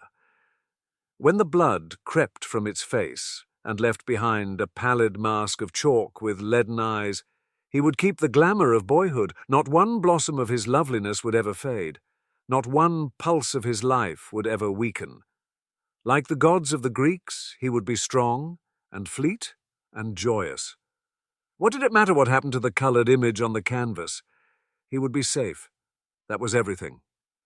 He drew the screen back into its former place in front of the picture, smiling as he did so, and passed into his bedroom, where his valet was already waiting for him. An hour later he was at the opera, and Lord Henry was leaning over his chair. Chapter 7. As he was sitting at breakfast next morning, Basil Hallward was shown into the room. I am so glad I have found you, Dorian, he said gravely. I called last night and they told me you were at the opera.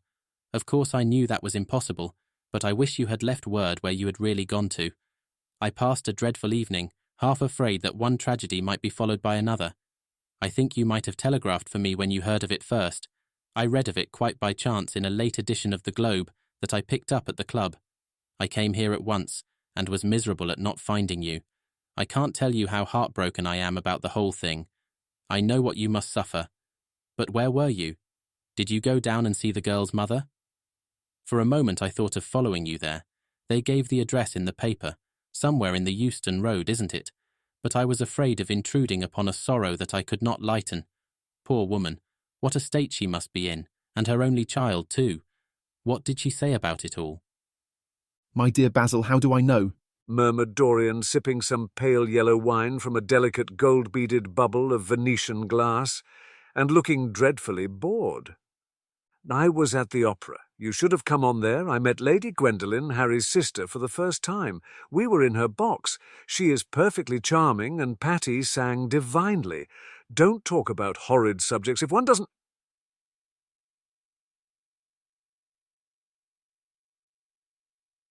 So to seen, Ashura or Simias, doubt about a thing, it has never happened.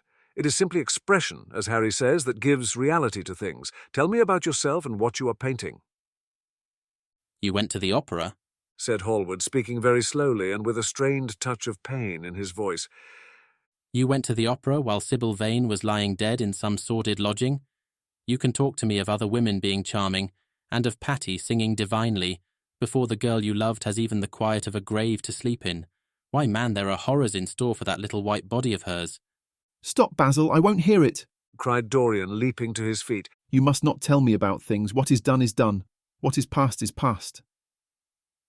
You call yesterday the past? What has the actual lapse of time got to do with it? It is only shallow people who require years to get rid of an emotion. A man who is master of himself can end a sorrow as easily as he can invent a pleasure. I don't want to be at the mercy of my emotions. I want to use them, to enjoy them, and to dominate them. Dorian, this is horrible. Something has changed you completely. You look exactly the same wonderful boy who used to come down to my studio day after day to sit for his picture. But you were simple, natural, and affectionate then. You were the most unspoiled creature in the whole world. Now, I don't know what has come over you. You talk as if you had no heart, no pity in you. It is all Harry's influence. I see that. The lad flushed up and, going to the window, looked out on the green, flickering garden for a few moments. I owe a great deal to Harry, Basil, he said at last. More than I owe to you. You only taught me to be vain. Well, I am punished for that, Dorian, or shall be some day. I don't know what you mean, Basil, he exclaimed, turning round. I don't know what you want. What do you want? I want the Dorian Gray I used to know.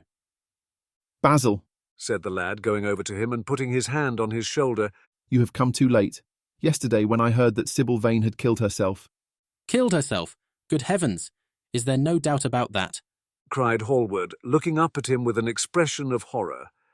My dear Basil, surely you don't think it was a vulgar accident.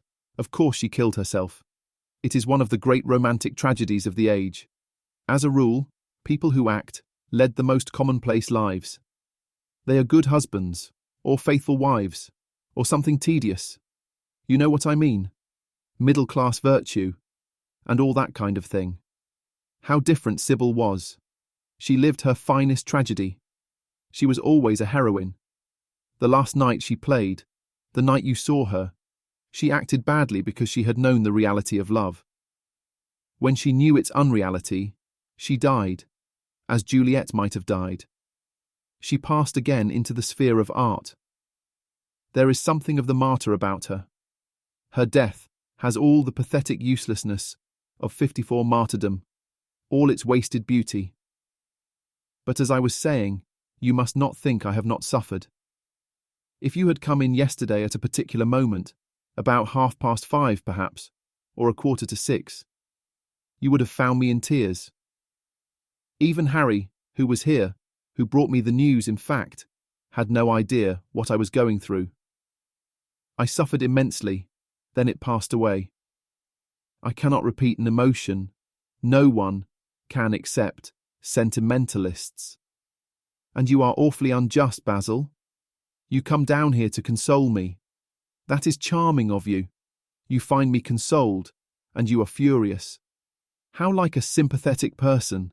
You remind me of a story Harry told me about a certain philanthropist who spent 20 years of his life in trying to get some grievance redressed, or some unjust law altered. I forget exactly what it was. Finally he succeeded, and nothing could exceed his disappointment.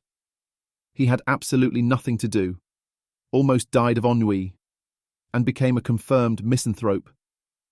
And besides, my dear old Basil, if you really want to console me, teach me rather to forget what has happened, or to see it from a proper artistic point of view. Was it not Gautier who used to write about La Consolation des Arts?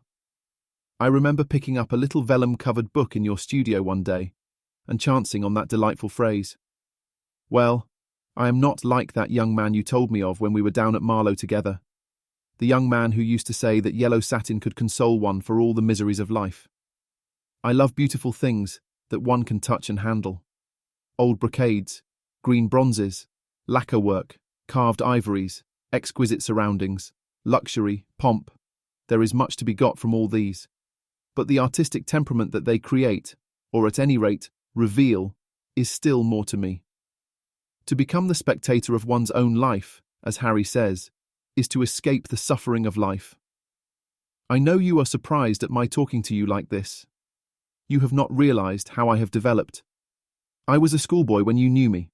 I am a man now. I have new passions, new thoughts, new ideas. I am different.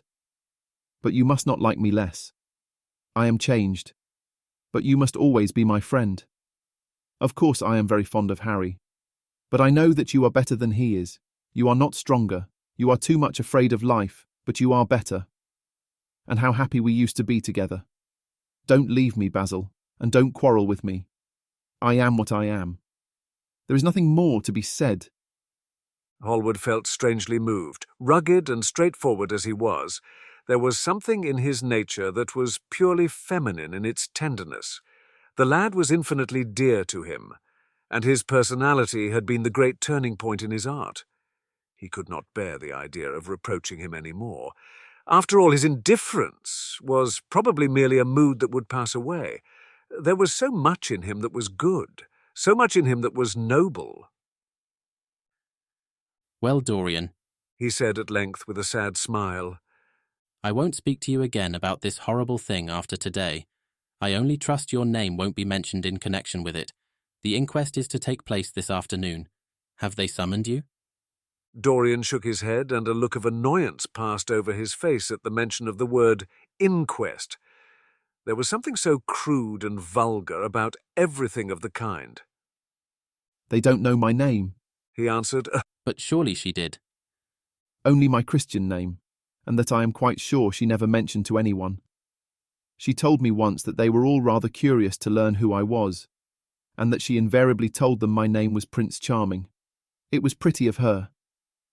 You must do me a drawing of her, Basil. I should like to have something more of her than the memory of a few kisses and some broken pathetic words. I will try and do something, Dorian, if it would please you, but you must come and sit to me yourself again. I can't get on without you.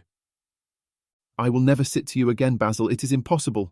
He exclaimed, starting back. Hallward stared at him. My dear boy, what nonsense. He cried. Do you mean to say you don't like what I did of you? Where is it? Why have you pulled the screen in front of it? Let me look at it. It is the best thing I have ever painted. Do take that screen away, Dorian. It is simply horrid of your servant hiding my work like that. I felt the room looked different as I came in. My servant has nothing to do with it, Basil. You don't imagine I let him arrange my room for me. He settles my flowers for me sometimes. That is all. No. I did it myself.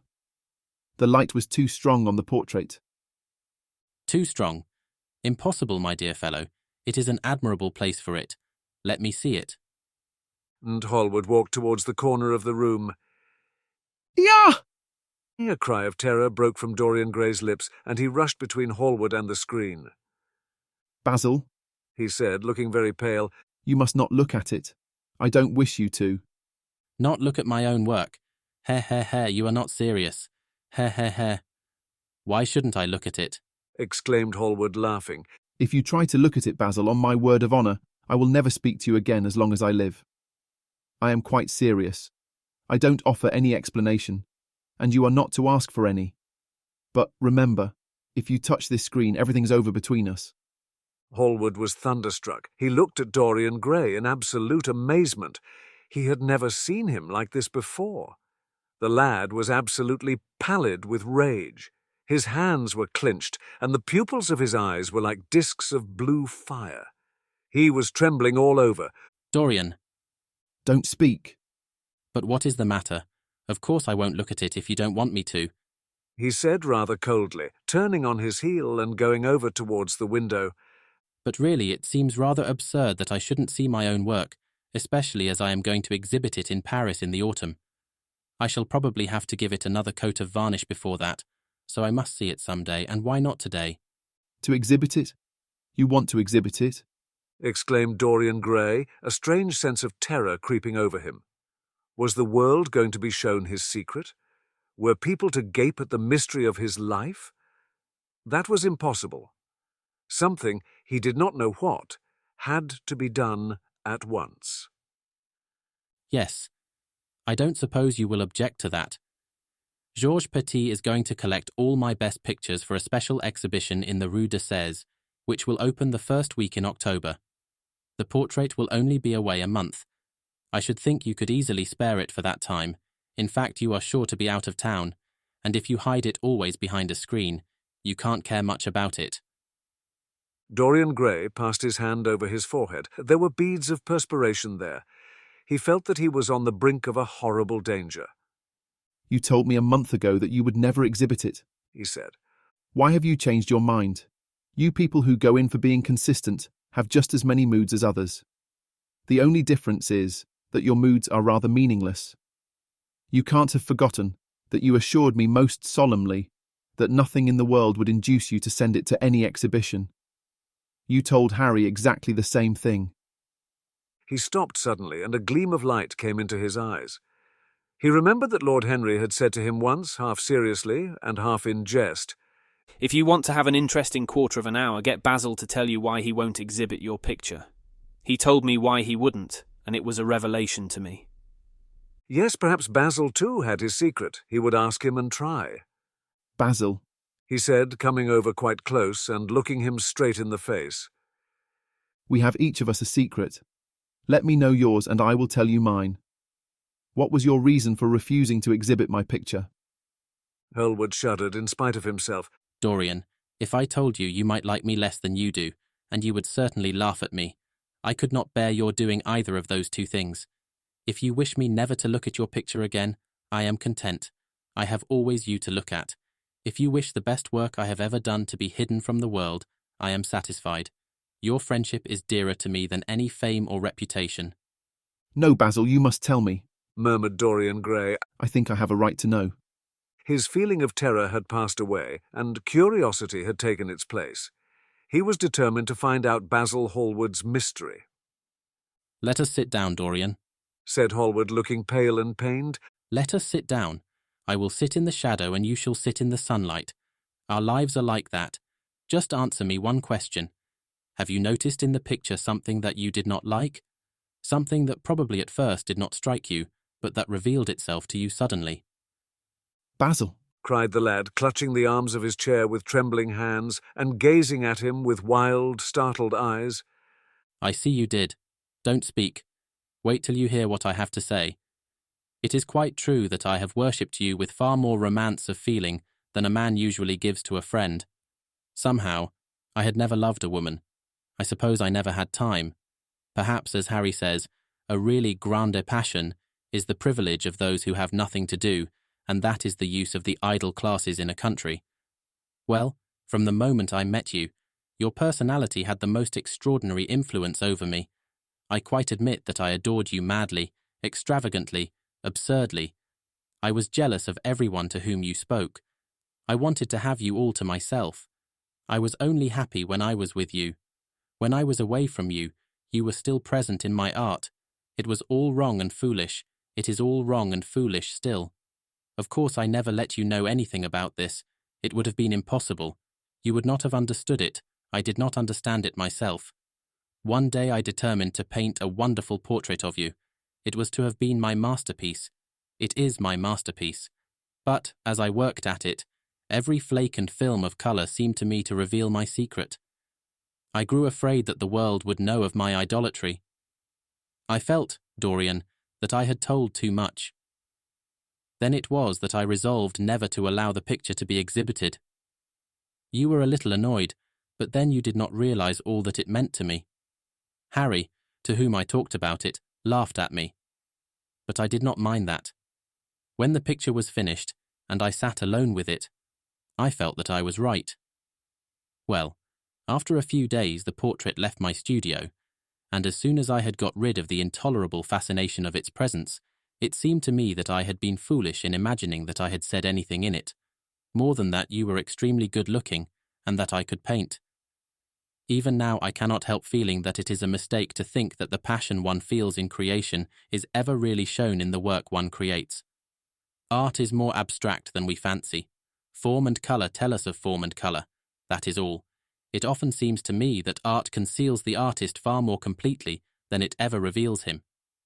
And so when I got this offer from Paris, I determined to make your portrait the principal thing in my exhibition. It never occurred to me that you would refuse. I see now that you were right. The picture must not be shown. You must not be angry with me, Dorian, for what I have told you. As I said to Harry, once, you are made to be worshipped. Dorian Gray drew a long breath. The colour came back to his cheeks, and a smile played about his lips. The peril was over. He was safe for the time.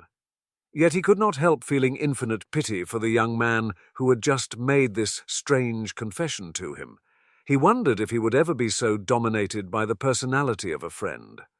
Lord Harry had the charm of being very dangerous, but that was all.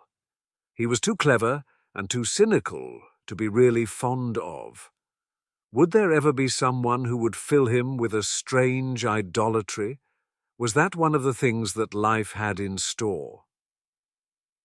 It is extraordinary to me, Dorian, said Hallward, that you should have seen this in the picture.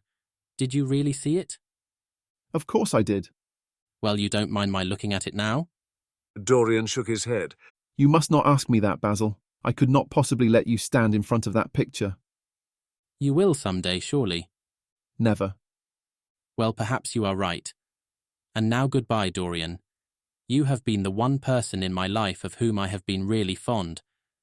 I don't suppose I shall often see you again. You don't know what it cost me to tell you all that I have told you. My dear Basil, cried Dorian. What have you told me? Simply that you felt that you liked me too much. That is not even a compliment. It was not intended as a compliment, it was a confession. A very disappointing one. Why, what did you expect, Dorian? You didn't see anything else in the picture, did you? There was nothing else to see. No, there was nothing else to see. Why do you ask? But you mustn't talk about not meeting me again, or anything of that kind. You and I are friends, Basil, and we must always remain so. You have got Harry, said Hallward sadly. Oh, Harry, cried the lad with a ripple of laughter. Harry spends his days in saying what is incredible, and his evenings in doing what is improbable.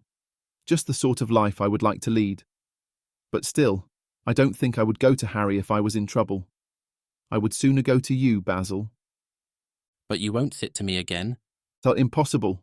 You spoil my life as an artist by refusing, Dorian.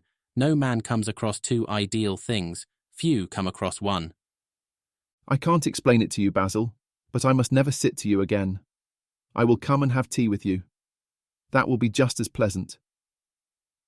Pleasanter for you, I am afraid. Murmured Hallward regretfully.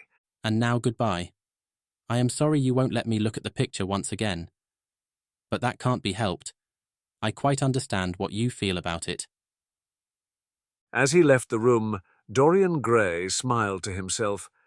Poor Basil, how little he knew of the true reason, and how strange it was that instead of having been forced to reveal his own secret, he had succeeded, almost by chance, in wresting a secret from his friend.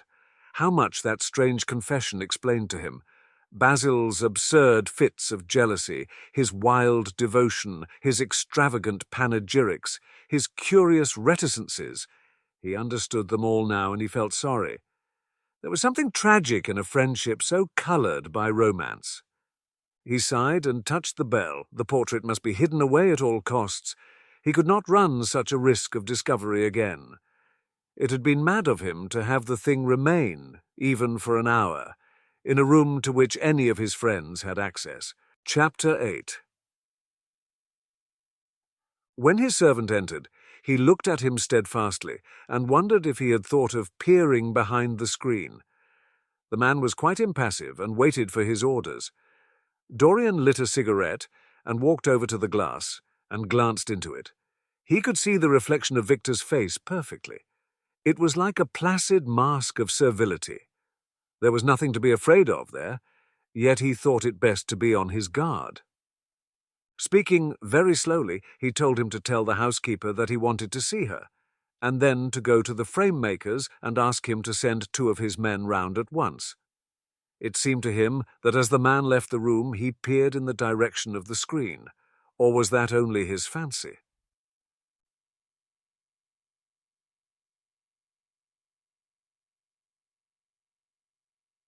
After a few moments, Mrs. Leaf, a dear old lady in a black silk dress, with a photograph of the late Mr. Leaf framed in a large gold brooch at her neck, and old-fashioned thread mittens on her wrinkled hands, bustled into the room. "Well, Master Dorian," she said. "what can I do for you? I beg your pardon, sir. Here came a courtesy. I shouldn't call you Master Dorian any more, but Lord bless you, sir. I have known you since you were a baby, and many's the trick you've played on poor old Leaf. Not that you were not always a good boy, sir, but boys will be boys, Master Dorian, and jam is a temptation to the young, isn't it, sir?"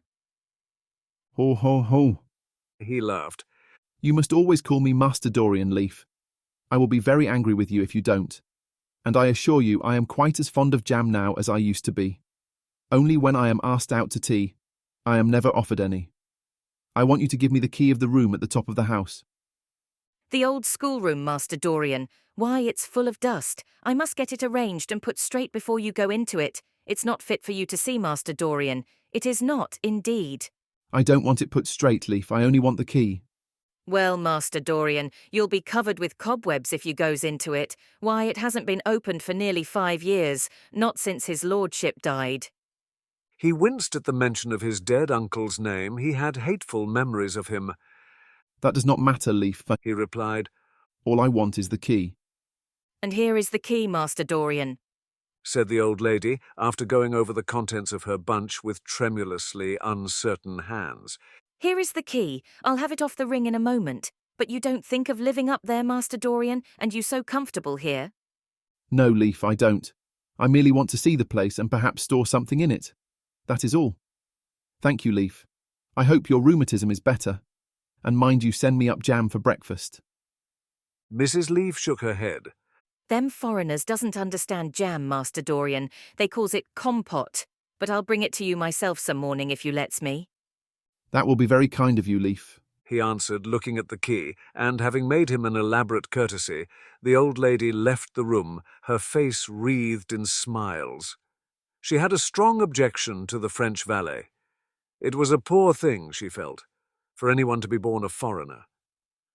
As the door closed, Dorian put the key in his pocket and looked round the room. His eye fell on a large purple satin coverlet heavily embroidered with gold, a splendid piece of late 17th century Venetian work that his uncle had found in a convent near Bologna. Yes, that would serve to wrap the dreadful thing in. It had perhaps served often as a pall for the dead. Now it was to hide something that had a corruption of its own, worse than the corruption of death itself, something that would breed horrors and yet would never die. What the worm was to the corpse, his sins would be to the painted image on the canvas. They would mar its beauty and eat away its grace. They would defile it and make it shameful. And yet the thing would still live on. It would be always alive. He shuddered, and for a moment he regretted that he had not told Basil the true reason why he had wished to hide the picture away. Basil would have helped him to resist Lord Henry's influence, and the still more poisonous influences that came from his own temperament. The love that he bore him, for it was really love, had something noble and intellectual in it. It was not that mere physical admiration of beauty that is born of the senses, and that dies when the senses tire. It was such love as Michelangelo had known, and Montaigne, and Winckelmann, and Shakespeare himself. Yes, Basil could have saved him. But it was too late now. The past could always be annihilated. Regret, denial, or forgetfulness could do that. But the future was inevitable. There were passions in him that would find their terrible outlet, dreams that would make the shadow of their evil real. He took up from the couch the great purple and gold texture that covered it, and, holding it in his hands, passed behind the screen. Was the face on the canvas viler than before? It seemed to him that it was unchanged, and yet his loathing of it was intensified. Gold hair, blue eyes, and rose-red lips, they all were there. It was simply the expression that had altered. That was horrible in its cruelty. Compared to what he saw in it of censure or rebuke, how shallow Basil's reproaches about Sybil Vane had been. How shallow, and of what little account. His own soul was looking out at him from the canvas and calling him to judgment. A look of pain came across him, and he flung the rich pall over the picture. As he did so, a knock came to the door. He passed out as his servant entered. The persons are here, monsieur. He felt that the man must be got rid of at once. He must not be allowed to know where the picture was being taken to. There was something sly about him, and he had thoughtful, treacherous eyes.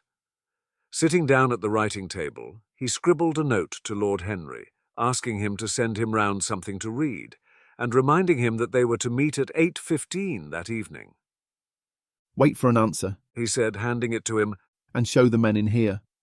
In 2 or 3 minutes there was another knock, and Mr. Ashton himself, the celebrated frame-maker of South Audley Street, came in with a somewhat rough-looking young assistant. Mr. Ashton was a florid, red-whiskered little man, whose admiration for art was considerably 61 tempered by the inveterate impecuniosity of most of the artists who dealt with him. As a rule, he never left his shop. He waited for people to come to him, but he always made an exception in favour of Dorian Gray. There was something about Dorian that charmed everybody. It was a pleasure even to see him. "What can I do for you, Mr. Gray?" he said, rubbing his fat, freckled hands. "I thought I would do myself the honor of coming round in person. I have just got a beauty of a frame, sir. Picked it up at a sale. Old Florentine. Came from Fonthill, I believe. Admirably suited for a religious picture, Mr. Gray." I am so sorry you have given yourself the trouble of coming round, Mr. Ashton. I will certainly drop in and look at the frame, though I don't go in much for religious art. But today, I only want a picture carried to the top of the house for me. It is rather heavy, so I thought I would ask you to lend me a couple of your men. "No trouble at all, Mr. Gray. I am delighted to be of any service to you, which is the work of art, sir." "This," replied Dorian, moving the screen back, Can you move it, covering and all, just as it is? I don't want it to get scratched going upstairs. There will be no difficulty, sir, said the genial frame-maker, beginning with the aid of his assistant to unhook the picture from the long brass chains by which it was suspended. And now, where shall we carry it to, Mr. Gray? I will show you the way, Mr. Ashton, if you will kindly follow me. Or perhaps you had better go in front. I am afraid it is right at the top of the house. We will go up by the front staircase, as it is wider. He held the door open for them, and they passed out into the hall and began the ascent.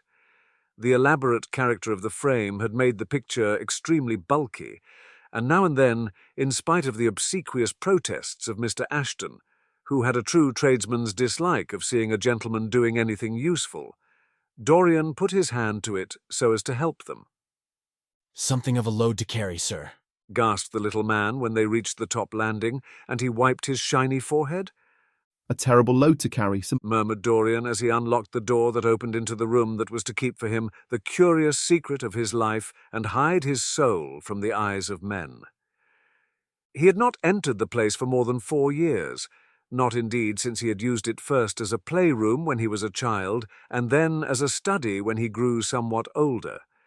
It was a large, well-proportioned room which had been specially built by the last Lord Sherard for the use of the little nephew, whom, being himself childless, and perhaps for other reasons, he had always hated and desired to keep at a distance. It didn't appear to Dorian to have much changed. There was the huge Italian cassone, with its fantastically painted panels and its tarnished gilt mouldings, in which he had so often hidden himself as a boy. There was the satin-wood bookcase, filled with his dog-eared schoolbooks. On the wall behind it was hanging the same ragged Flemish tapestry where a faded king and queen were playing chess in a garden, while a company of hawkers rode by, carrying hooded birds on their gauntleted wrists. How well he recalled it all. Every moment of his lonely childhood came back to him as he looked round. He remembered the stainless purity of his boyish life, and it seemed horrible to him that it was here that the fatal portrait was to be hidden away. How little he had thought in those dead days of all that was in store for him. But there was no other place in the house so secure from prying eyes as this. He had the key, and no one else could enter it. Beneath its purple pall, the face painted on the canvas could grow bestial, sodden, and unclean. What did it matter? No one could see it. He himself would not see it. Why should he watch the hideous corruption of his soul? He kept his youth. That was enough. And besides, might not his nature grow finer after all? There was no reason that the future should be so full of shame. Some love might come across his life and purify him, and shield him from those sins that seemed to be already stirring in spirit and in flesh, those curious unpictured sins whose very mystery lent them their subtlety and their charm. Perhaps someday the cruel look would have passed away from the scarlet sensitive mouth, and he might show to the world Basil Hallward's masterpiece. No, that was impossible. The thing upon the canvas was growing old, hour by hour, and week by week. Even if it escaped the hideousness of sin, the hideousness of age was in store for it. The cheeks would become hollow or flaccid. Yellow crow's feet would creep round the fading eyes and make them horrible. The hair would lose its brightness, the mouth would gape or droop, would be foolish or gross, as the mouths of old men are. There would be the wrinkled throat, the cold blue-veined hands, the twisted body that he remembered in the uncle who had been so stern to him in his boyhood. The picture had to be concealed. There was no help for it.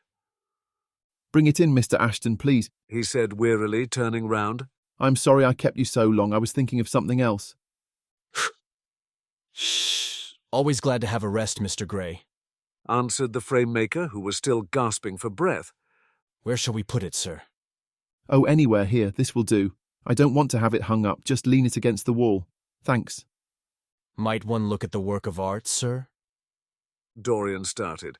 "It would not interest you, Mr. Ashton." he said, keeping his eye on the man. He felt ready to leap upon him and fling him to the ground if he dared to lift the gorgeous hanging that concealed the secret of his life. I won't trouble you any more now. I am much obliged for your kindness in coming round. Not at all, Mr. Gray.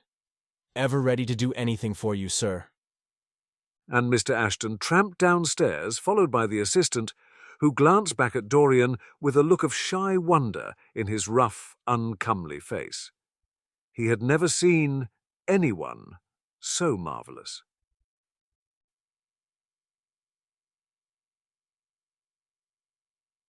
When the sound of their footsteps had died away, Dorian locked the door and put the key in his pocket. He felt safe now. No one would ever look on the horrible thing. No eye but his would ever see his shame. On reaching the library, he found that it was just after 5 o'clock, and that the tea had been already brought up.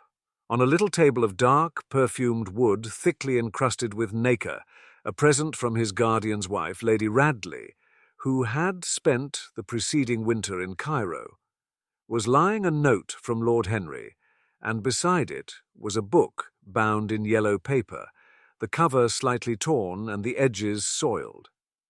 A copy of the third edition of the St. James's Gazette had been placed on the tea-tray. It was evident that Victor had returned. He wondered if he had met the men in the hall as they were leaving the house and had wormed out of them what they had been doing. He would be sure to miss the picture, had no doubt missed it already while he had been laying the tea-things. The screen had not been replaced, and the blank space on the wall was visible. Perhaps some night he might find him creeping upstairs and trying to force the door of the room. It was a horrible thing to have a spy in one's house. He had heard of rich men who had been blackmailed all their lives by some servant who had read a letter, or overheard a conversation, or picked up a card with an address, or found beneath a pillow a withered flower or a bit of crumpled lace. He sighed, and having poured himself out some tea, opened Lord Henry's note. It was simply to say that he sent him round the evening paper and a book that might interest him, and that he would be at the club at 8:15. He opened the St. James's languidly and looked through it. A red pencil mark on the 5th page caught his eye. He read the following paragraph. Inquest on an actress. An inquest was held this morning at the Bell Tavern, Hoxton Road, by Mr. Danby, the district coroner, on the body of Sybil Vane, a young actress recently engaged at the Royal Theatre, Holborn. A verdict of death by misadventure was returned. Considerable sympathy was expressed for the mother of the deceased, who was greatly affected during the giving of her own evidence, and that of Dr. Birrell, who had made the post-mortem examination of the deceased. He frowned slightly, and tearing the paper in two, went across the room and flung the pieces into a gilt basket. How ugly it all was, and how horribly real ugliness made things.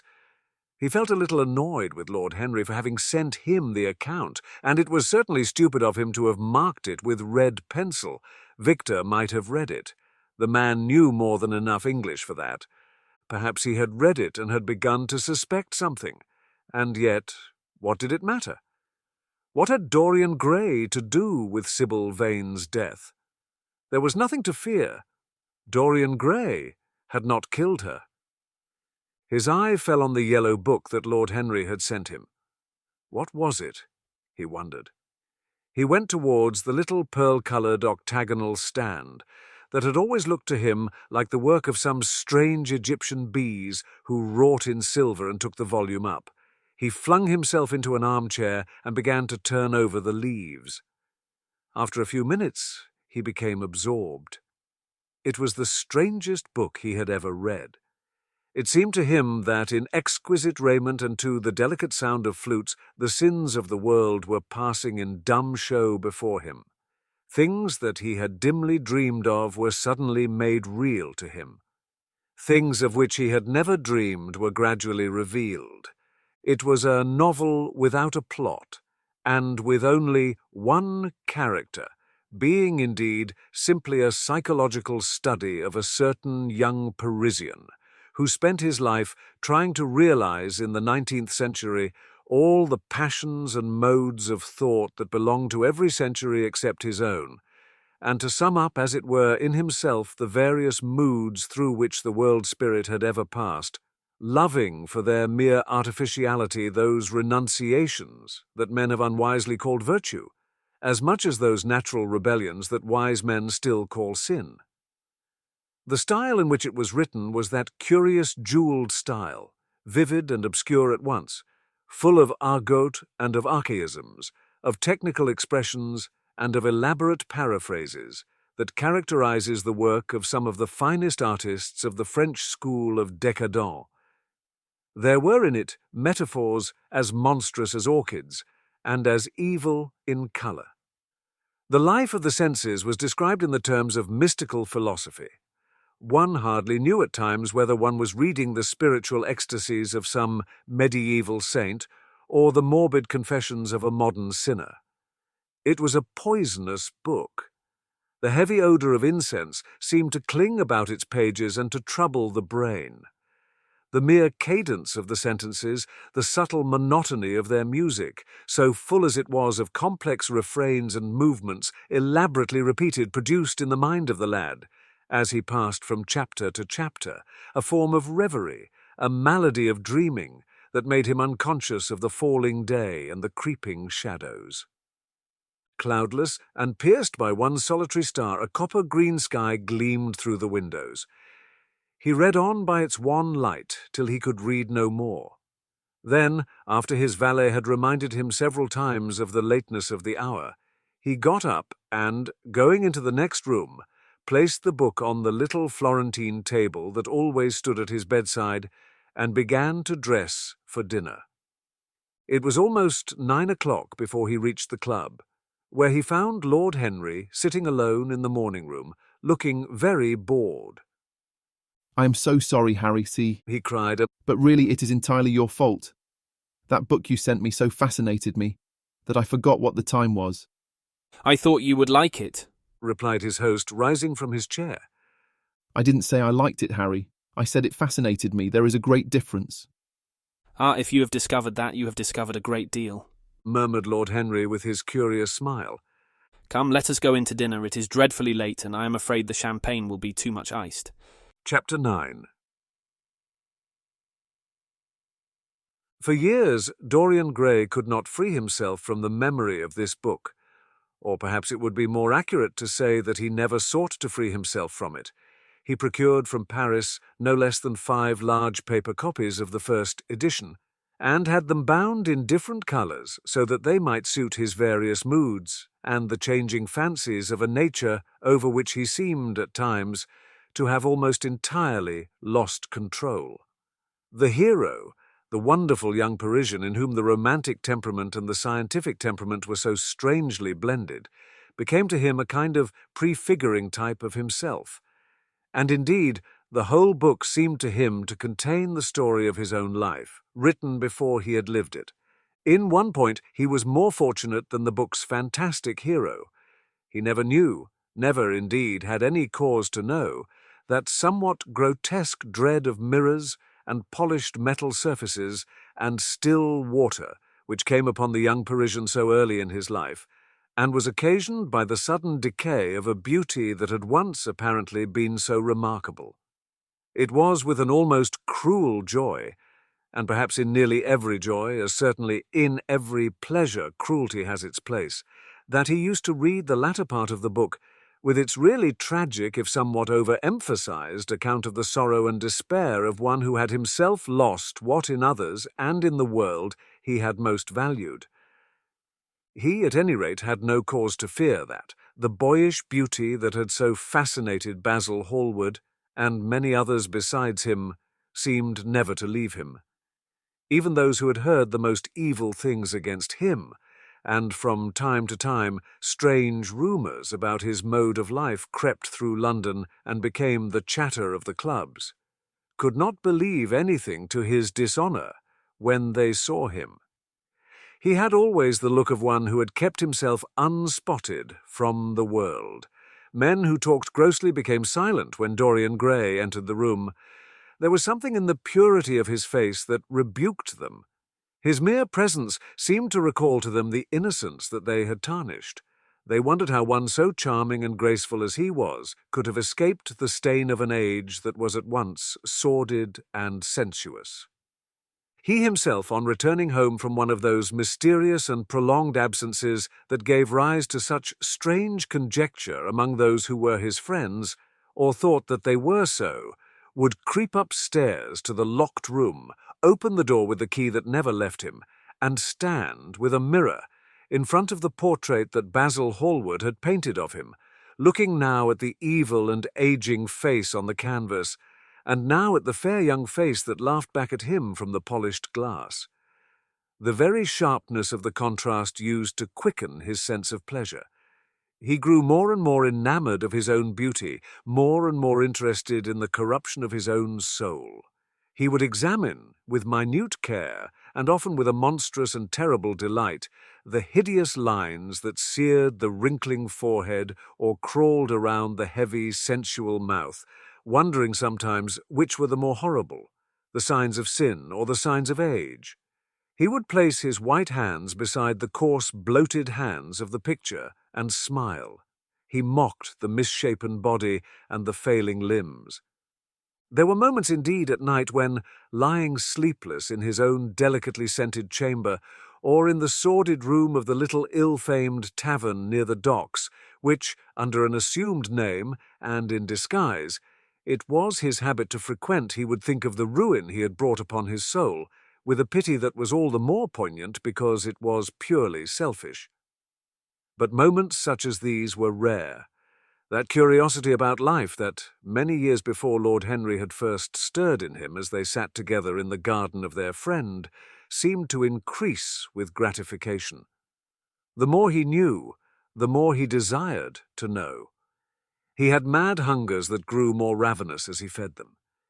Yet he was not really reckless, at any rate in his relations to society.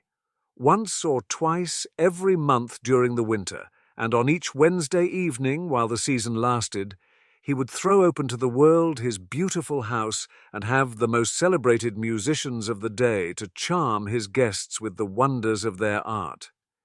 His little dinners, in the settling of which Lord Henry always assisted him, were noted as much for the careful selection and placing of those invited, as for the exquisite taste shown in the decoration of the table, with its subtle symphonic arrangements of exotic flowers and embroidered cloths and antique plate of gold and silver. Indeed, there were many, especially among the very young men, who saw or fancied that they saw, in Dorian Gray, the true realization of a type of which they had often dreamed in Eton or Oxford days, a type that was to combine something of the real culture of the scholar with all the grace and distinction and perfect manner of a citizen of the world. To them, he seemed to belong to those whom Dante describes as having sought to make themselves perfect by the worship of beauty. Like Gautier, he was one for whom the visible world existed, and certainly to him life itself was the first, the greatest of the arts, and for it all the other arts seemed to be but a preparation. Fashion, by which what is really fantastic becomes for a moment universal, and dandyism, which, in its own way, is an attempt to assert the absolute modernity of beauty, had, of course, their fascination for him. His mode of dressing, and the particular styles that he affected from time to time, had their marked influence on the young exquisites of the Mayfair balls and Pall Mall Club windows, who copied him in everything that he did and tried to reproduce the accidental charm of his graceful, though to him only half-serious fopperies. For, while he was but too ready to accept the position that was almost immediately offered to him on his coming of age, and found, indeed, a subtle pleasure in the thought that he might really become to the London of his own day what to imperial Neronian Rome the author of the Satyricon had once been, yet in his inmost heart he desired to be something more than a mere arbiter elegantiarum, to be consulted on the wearing of a jewel or the knotting of a necktie, or the conduct of a cane. He sought to elaborate some new scheme of life that would have its reasoned philosophy and its ordered principles, and find in the spiritualizing of the senses its highest realization. The worship of the senses has often and with much justice been decried, men feeling a natural instinct of terror about passions and sensations that seem stronger than ourselves, and that we are conscious of sharing with the less highly organized forms of existence. But it appeared to Dorian Gray that the true nature of the senses had never been understood, and that they had remained savage and animal merely because the world had sought to starve them into submission, or to kill them by pain, instead of aiming at making them elements of a new spirituality, of which a fine instinct for beauty was to be the dominant characteristic. As he looked back upon man moving through history, he was haunted by a feeling of loss. So much had been surrendered, and to such little purpose. There had been mad, willful rejections, monstrous forms of self-torture and self-denial, whose origin was fear, and whose result was a degradation infinitely more terrible than that fancied degradation from which, in their ignorance, they had sought to escape. Nature, in her wonderful irony, driving the anchorite out to herd with the wild animals of the desert, and giving to the hermit the beasts of the field as his companions. Yes, there was to be, as Lord Henry had prophesied, a new hedonism that was to recreate life, and to save it from that harsh, uncomely Puritanism that is having in our own day its curious revival. It was to have its service of the intellect, certainly, yet it was never to accept any theory or system that would involve the sacrifice of any mode of passionate experience. Its aim, indeed, was to be experience itself, and not the fruits of experience, sweet or bitter as they might be. Of the asceticism that deadens the senses, as of the vulgar profligacy that dulls them, it was to know nothing, but it was to teach man to concentrate himself upon the moments of a life that is itself but a moment. There are few of us who have not sometimes wakened before dawn, either after one of those dreamless nights that make one almost enamored of death, or one of those nights of horror and misshapen joy, when through the chambers of the brain sweep phantoms more terrible than reality itself, and instinct with that vivid life that lurks in all grotesques, and that lends to Gothic art its enduring vitality, this art being, one might fancy, especially the art of those whose minds have been troubled with the malady of reverie. Gradually white fingers creep through the curtains, and they appear to tremble. Black, fantastic shadows crawl into the corners of the room and crouch there. Outside, there is the stirring of birds among the leaves, or the sound of men going forth to their work, or the sigh and sob of the wind coming down from the hills and wandering round the silent house as though it feared to wake the sleepers. Veil after veil of thin, dusky gauze is lifted, and by degrees the forms and colours of things are restored to them, and we watch the dawn remaking the world in its antique pattern. The wan mirrors get back their mimic life, the flameless tapers stand where we have left them, and beside them lies the half-read book that we had been studying, or the wired flower that we had worn at the ball, or the letter that we had been afraid to read, or that we had read too often. Nothing seems to us changed. Out of the unreal shadows of the night comes back the real life that we had known. We have to resume it where we had left off, and there steals over us a terrible sense of the necessity for the continuance of energy in the same wearisome round of stereotyped habits, or a wild longing, it may be, that our eyelids might open some morning upon a world that had been refashioned anew for our pleasure in the darkness, a world in which things would have fresh shapes and colours and be changed or have other secrets, a world in which the past would have little or no place, or survive, at any rate, in no conscious form of obligation or regret, the remembrance even of joy having its bitterness and the memories of pleasure their pain. It was the creation of such worlds as these that seemed to Dorian Gray to be the true object, or among the true objects, of life, and in his search for sensations that would be at once new and delightful, and possess that element of strangeness that is so essential to romance, he would often adopt certain modes of thought that he knew to be really alien to his nature, abandon himself to their subtle influences, and then, having, as it were, caught their colour and satisfied his intellectual curiosity, leave them with that curious indifference that is not incompatible with a real ardour of temperament, and that indeed, according to certain modern psychologists, is often a condition of it. It was rumoured of him once that he was about to join the Roman Catholic Communion, and certainly the Roman ritual had always a great attraction for him. The daily sacrifice, more awful really than all the sacrifices of the antique world, stirred him as much by its superb rejection of the evidence of the senses as by the primitive simplicity of its elements and the eternal pathos of the human tragedy that it sought to symbolize. He loved to kneel down on the cold marble pavement, and with the priest in his stiff-flowered cope, slowly and with white hands moving aside the veil of the tabernacle, and raising aloft the jewelled, lantern-shaped monstrance with that pallid wafer that at times one would fain think is indeed the panis caelestis, the bread of angels, or robed in the garments of the Passion of Christ, breaking the host into the chalice and smiting his breast for his sins.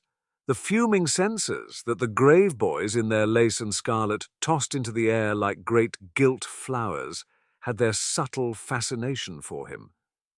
As he passed out, he used to look with wonder at the black confessionals, and long to sit in the dim shadow of one of them and listen to men and women whispering through the tarnished grating the true story of their lives. But he never fell into the error of arresting his intellectual development by any formal acceptance of creed or system, or of mistaking for a house in which to live an inn that is but suitable for the sojourn of a night, or for a few hours of a night in which there are no stars and the moon is in travail. Mysticism, with its marvellous power of making common things strange to us, and the subtle antinomianism that always seems to accompany it, moved him for a season, and for a season he inclined to the materialistic doctrines of the Darwinismus movement in Germany, and found a curious pleasure in tracing the thoughts and passions of men to some pearly cell in the brain, or some white nerve in the body, delighting in the conception of the absolute dependence of the spirit on certain physical conditions, morbid or healthy, normal or diseased. Yet, as has been said of him before, no theory of life seemed to him to be of any importance compared with life itself. He felt keenly conscious of how barren all intellectual speculation is, when separated from action and experiment. He knew that the senses, no less than the soul, have their mysteries to reveal. And so he would now study perfumes and the secrets of their manufacture, distilling heavily scented oils and burning odorous gums from the East. He saw that there was no mood of the mind that had not its counterpart in the sensuous life, and set himself to discover their true relations, wondering what there was in frankincense that made one mystical, and in ambergris that stirred one's passions, and in violets that woke the memory of dead romances, and in musk that troubled the brain, and in champagne that stained the imagination, and seeking often to elaborate a real psychology of perfumes and to estimate the several influences of sweet-smelling roots and scented pollen-laden flowers, of aromatic balms, and of dark and fragrant woods, of spikenard that sickens, of Hovenia that makes men mad, and of aloes that are said to be able to expel melancholy from the soul. At another time, he devoted himself entirely to music, and in a long latticed room with a vermilion and gold ceiling and walls of olive-green lacquer, he used to give curious concerts in which mad gypsies tore wild music from little zithers, or grave yellow-shawled Tunisians plucked at the strained strings of monstrous lutes, while grinning Negroes beat monotonously upon copper drums, or turbaned Indians, crouching upon scarlet mats, blew through long pipes of reed or brass, and charmed or feigned to charm great hooded snakes and horrible horned adders. The harsh intervals and shrill discords of barbaric music stirred him at times when Schubert's Grace and Chopin's Beautiful Sorrows and the mighty harmonies of Beethoven himself fell unheeded on his ear. He collected together from all parts of the world the strangest instruments that could be found, either in the tombs of dead nations or among the few savage tribes that have survived contact with Western civilizations and loved to touch and try them. He had the mysterious Juruparis of the Rio Negro Indians that women are not allowed to look at, and that even youths may not see till they have been subjected to fasting and scourging, and the earthen jars of the Peruvians that have the shrill cries of birds, and flutes of human bones such as Alfonso de Oval heard in Chile, and the sonorous green stones that are found near Cusco and give forth a note of singular sweetness. He had painted gourds filled with pebbles that rattled when they were shaken, the long clarin of the Mexicans, into which the performer does not blow but through which he inhales the air, the harsh ture of the Amazon tribes that is sounded by the sentinels who sit all day long in trees and that can be heard, it is said, at a distance of 3 leagues, the teponaztli that has 2 vibrating tongues of wood and is beaten with sticks that are smeared with an elastic gum obtained from the milky juice of plants, the yotl bells of the Aztecs that are hung in clusters like grapes, and a huge cylindrical drum covered with the skins of great serpents, like the one that Bernal Diaz saw when he went with Cortés into the Mexican temple, and of whose doleful sound he has left us so vivid a description. The fantastic character of these instruments fascinated him, and he felt a curious delight in the thought that art, like nature, has her monsters, things of bestial shape and with hideous voices. Yet after some time he wearied of them and would sit in his box at the opera, either alone or with Lord Henry, listening in rapt pleasure to Tannhäuser and seeing in that great work of art a presentation of the tragedy of his own soul. On another occasion he took up the study of jewels and appeared at a costume ball as Anne de Joyeuse, Admiral of France, in a dress covered with 560 pearls. He would often spend a whole day settling and resettling in their cases the various stones that he had collected, such as the olive-green chrysoberyl that turns red by lamplight, the cymophane with its wire-like line of silver, the pistachio-coloured peridot, rose-pink and wine-yellow topazes, carbuncles of fiery scarlet with tremulous 4-rayed stars, flame-red cinnamon stones, orange and violet spinels, and amethysts with their alternate layers of ruby and sapphire. He loved the red gold of the sunstone and the moonstone's pearly whiteness and the broken rainbow of the milky opal. He procured from Amsterdam 3 emeralds of extraordinary size and richness of colour, and had a turquoise de la Vieille Roche that was the envy of all the connoisseurs. He discovered wonderful stories also about jewels. In Alfonso's Clericalis Disciplina, a serpent was mentioned with eyes of real jacinth, and in the romantic history of Alexander he was said to have found snakes in the Vale of Jordan, with collars of real emeralds growing on their backs. There was a gem in the brain of the dragon, Philostratus told us, and by the exhibition of golden letters and a scarlet robe, the monster could be thrown into a magical sleep and slain. According to the great alchemist Pierre de Boniface, the diamond rendered a man invisible, and the agate of India made him eloquent. The cornelian appeased anger, and the hyacinth provoked sleep, and the amethyst drove away the fumes of wine. The garnet cast out demons, and the hydropicus deprived the moon of her colour. The selenite waxed and waned with the moon, and the malicious, that discovers thieves, could be affected only by the blood of kids. Leonardus Camillus had seen a white stone taken from the brain of a newly killed toad. That was a certain antidote against poison. The bezoar, that was found in the heart of the Arabian deer, was a charm that could cure the plague. In the nests of Arabian birds was the aspilates, that, according to Democritus, kept the wearer from any danger by fire. The king of Keelan rode through his city with a large ruby in his hand as the ceremony of his coronation. The gates of the palace of John the priest were made of sardius, with the horn of the horned snake inwrought, so that no man might bring poison within. Over the gable were 2 golden apples, in which were 2 carbuncles, so that the gold might shine by day, and the carbuncles by night. In Lodge's strange romance, A Marguerite of America, it was stated that in the chamber of Marguerite were seen all the chaste ladies of the world, enchased out of silver, looking through fair mirrors of chrysolites, carbuncles, sapphires, and green emeralds. Marco Polo had watched the inhabitants of Zipangu place a rose-coloured pearl in the mouth of the dead.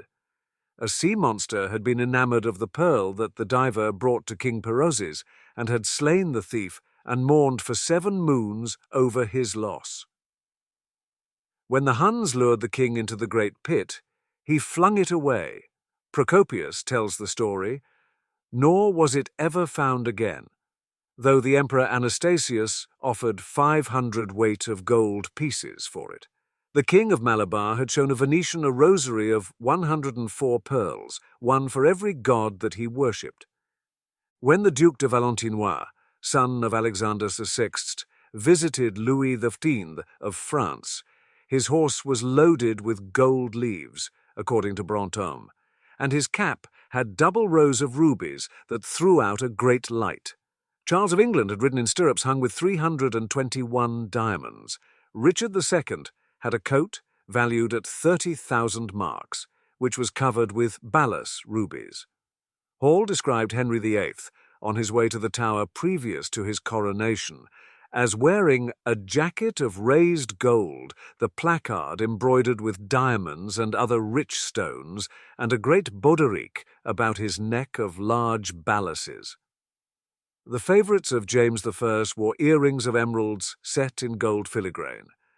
Edward II gave to Piers Gaveston a suit of red gold armour studded with jacinths, and a collar of gold roses set with turquoise stones, and a skull-cap parsemé with pearls. Henry II wore jewelled gloves reaching to the elbow, and had a hawk glove set with 12 rubies and 52 great pearls. The ducal hat of Charles the Rash, the last Duke of Burgundy of his race, was studded with sapphires and hung with pear-shaped pearls. How exquisite life had once been, how gorgeous in its pomp and decoration! Even to read of the luxury of the dead was wonderful. Then he turned his attention to embroideries and to the tapestries that performed the office of frescoes in the chill rooms of the northern nations of Europe. As he investigated the subject, and he always had an extraordinary faculty of becoming absolutely absorbed for the moment in whatever he took up, he was almost saddened by the reflection of the ruin that time brought on beautiful and wonderful things. He, at any rate, had escaped that. Summer followed summer, and the yellow jonquils bloomed and died many times, and nights of horror repeated the story of their shame, but he was unchanged. No winter marred his face or stained his flower-like bloom.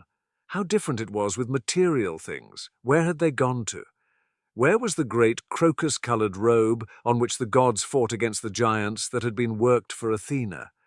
Where the huge velarium that Nero had stretched across the Colosseum at Rome, on which were represented the starry sky and Apollo driving a chariot drawn by white gilt-reined steeds?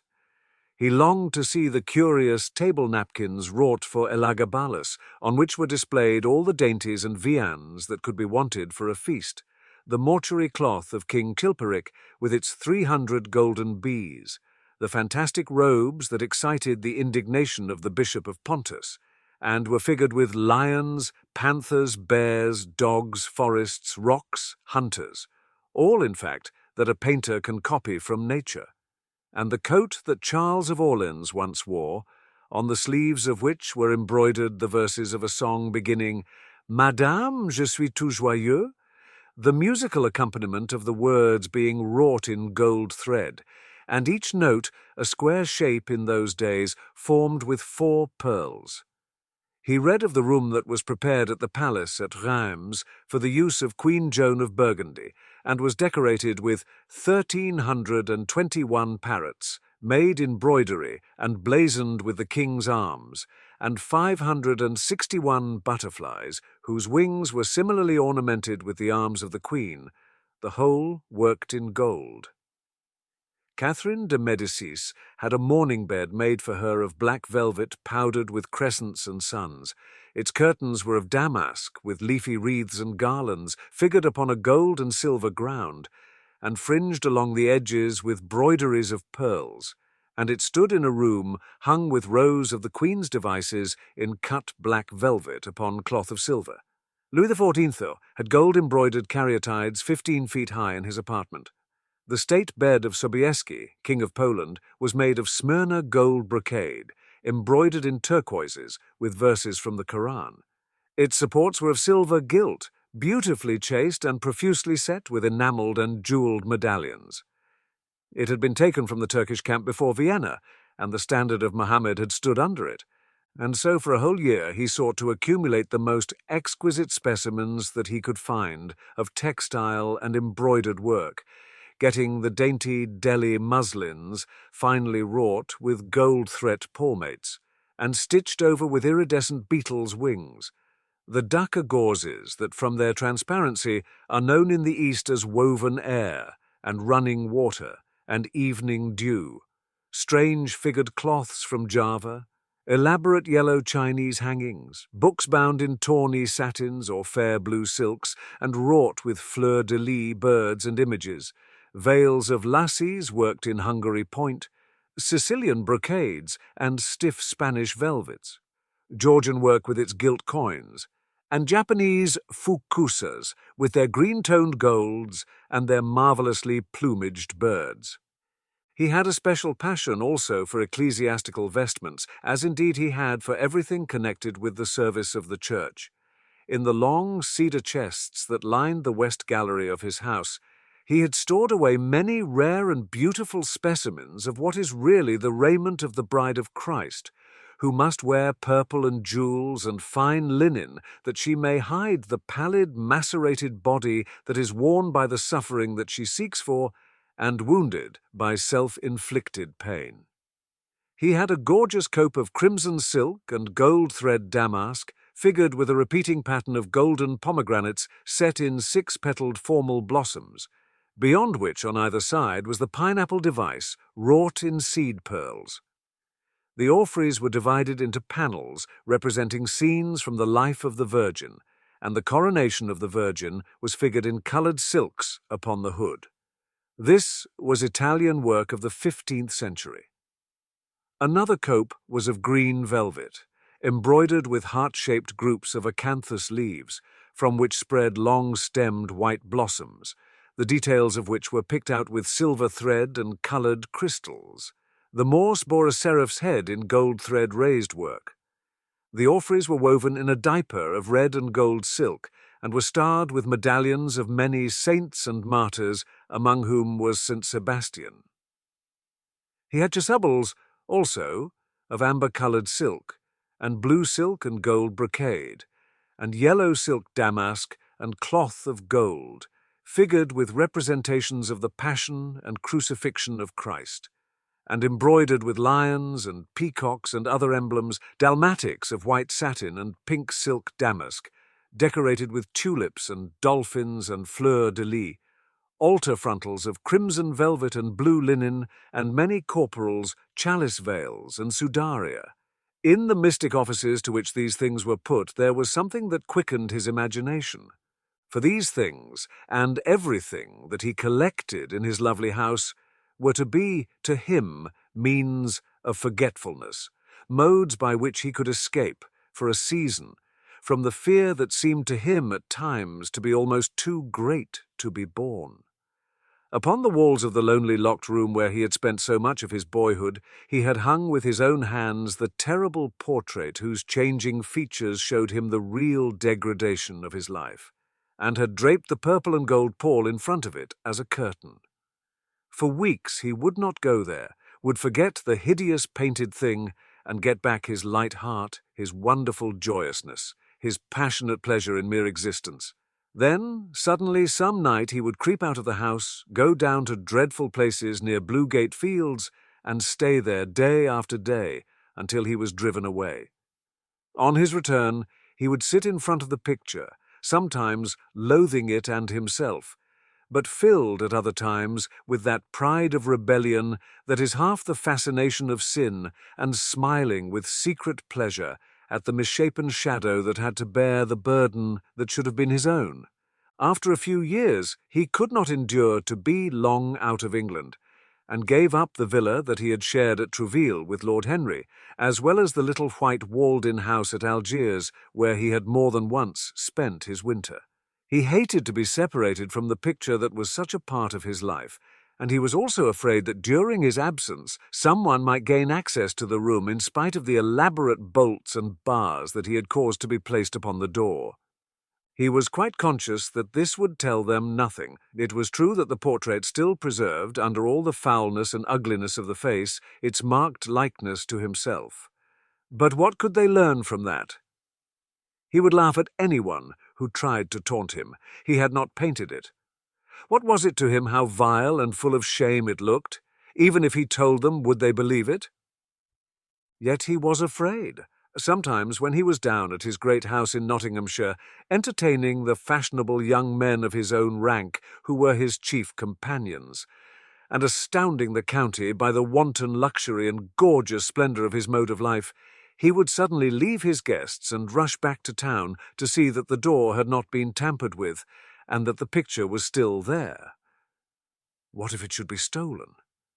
The mere thought made him cold with horror. Surely the world would know his secret then.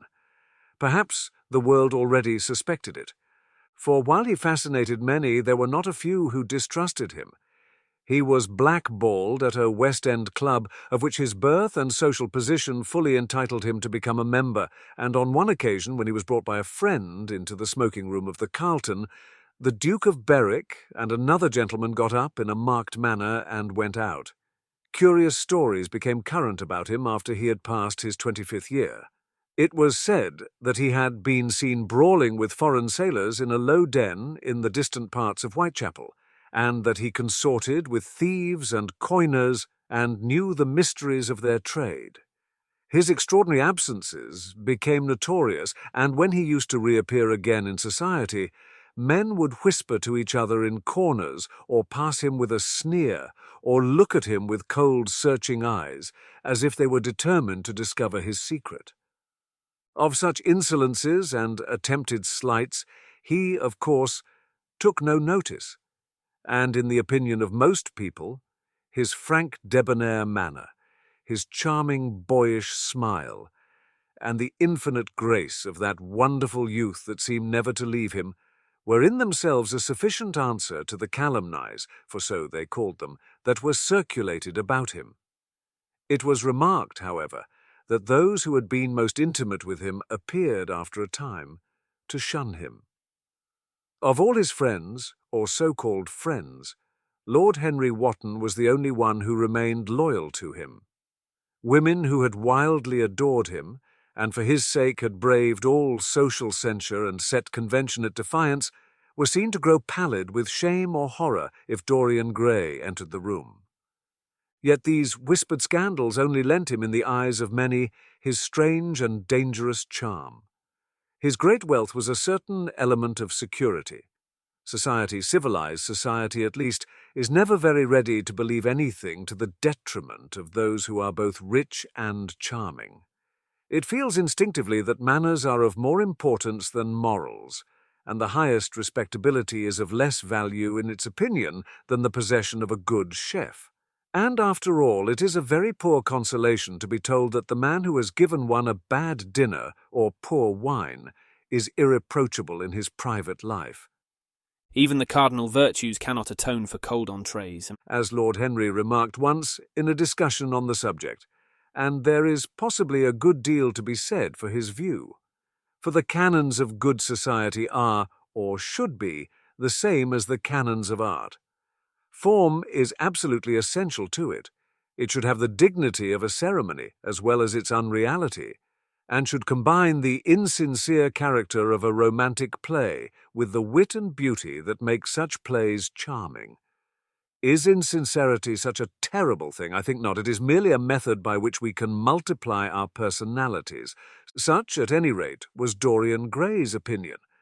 He used to wonder at the shallow psychology of those who conceive the ego in man as a thing simple, permanent, reliable, and of one essence. To him, man was a being with myriad lives and myriad sensations, a complex multiform creature that bore within itself strange legacies of thought and passion, and whose very flesh was tainted with the monstrous maladies of the dead. He loved to stroll through the gaunt cold picture gallery of his country house and look at the various portraits of those whose blood flowed in his veins. Here was Philip Herbert, described by Francis Osborne in his Memoirs on the Reigns of Queen Elizabeth and King James, as one who was caressed by the court for his handsome face, which kept him not long company. Was it young Herbert's life that he sometimes led? Had some strange poisonous germ crept from body to body till it had reached his own? Was it some dim sense of that ruined grace that had made him so suddenly, and almost without cause, give utterance in Basil Hallward's studio to that mad prayer that had so changed his life? Here, in gold-embroidered red doublet, jewelled surcoat, and gilt-edged ruff and wristbands, stood Sir Anthony Sherard, with his silver and black armour piled at his feet. What had this man's legacy been? Had the lover of Giovanna of Naples bequeathed him some inheritance of sin and shame? Were his own actions merely the dreams that the dead man had not dared to realize? Here, from the fading canvas, smiled Lady Elizabeth Devereux, in her gauze hood, pearl stomacher, and pink slash sleeves. A flower was in her right hand, and her left clasped an enamelled collar of white and damask roses. On a table by her side lay a mandolin and an apple. There were large green rosettes upon her little pointed shoes. He knew her life, and the strange stories that were told about her lovers. Had he something of her temperament in him? Those oval, heavy-lidded eyes seemed to look curiously at him. What of George Willoughby, with his powdered hair and fantastic patches? How evil he looked! The face was saturnine and swarthy, and the sensual lips seemed to be twisted with disdain. Delicate lace ruffles fell over the lean yellow hands that were so overladen with rings. He had been a macaroni of the 18th century, and the friend, in his youth, of Lord Ferrars. What of the second Lord Sherard, the companion of the Prince Regent in his wildest days, and one of the witnesses at the secret marriage with Mrs. Fitzherbert? How proud and handsome he was, with his chestnut curls and insolent pose!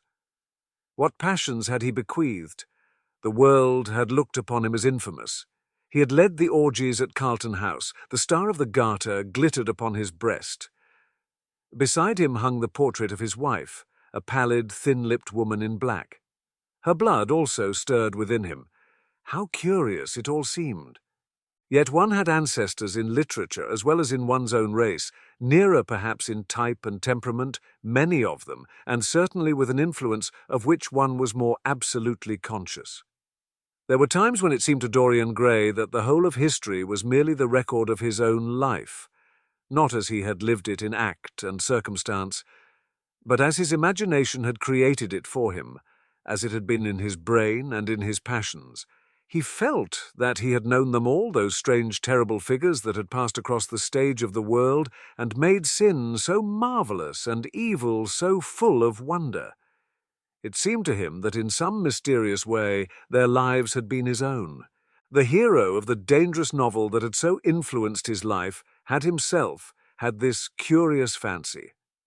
In a chapter of the book, he tells how, crowned with laurel, lest lightning might strike him, he had sat as Tiberius in a garden at Capri, reading the shameful books of Elephantis, while dwarfs and peacocks strutted round him, and the flute-player mocked the swinger of the censer, and, as Caligula, had caroused with the green-shirted jockeys in their stables, and supped in an ivory manger with a jewel-frontleted horse, and as Domitian had wandered through a corridor lined with marble mirrors, looking round with haggard eyes for the reflection of the dagger that was to end his days, and sick with that ennui, that tedium vitae that comes on those to whom life denies nothing, and had peered through a clear emerald at the red shambles of the circus, and then, in a litter of pearl and purple drawn by silver-shod mules, been carried through the street of pomegranates to a house of gold,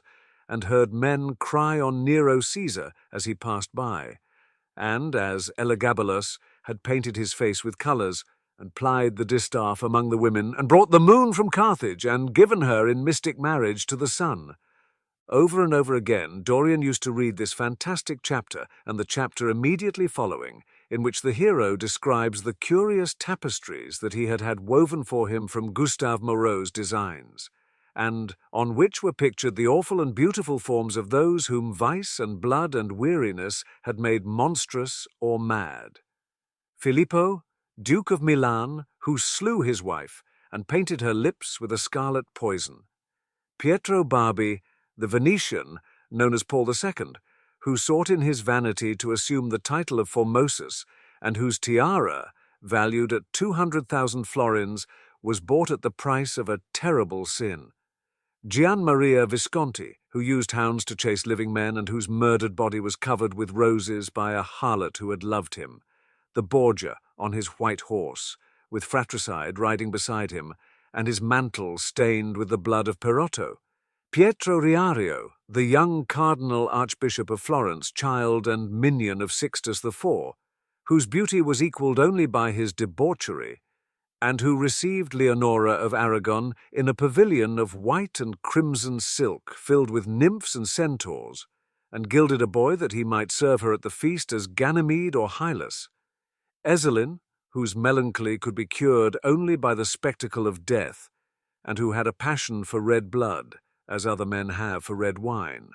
The son of the fiend, as was reported, and one who had cheated his father at dice when gambling with him for his own soul. Giambattista Cibo, who in mockery took the name of Innocent, and into whose torpid veins the blood of 3 lads was infused by a Jewish doctor. Sigismondo Malatesta, the lover of Isotta, and the lord of Rimini, whose effigy was burned at Rome as the enemy of God and man, who strangled Polissena with a napkin, and gave poison to Ginevra d'Este in a cup of emerald, and in honour of a shameful passion built a pagan church for Christian worship.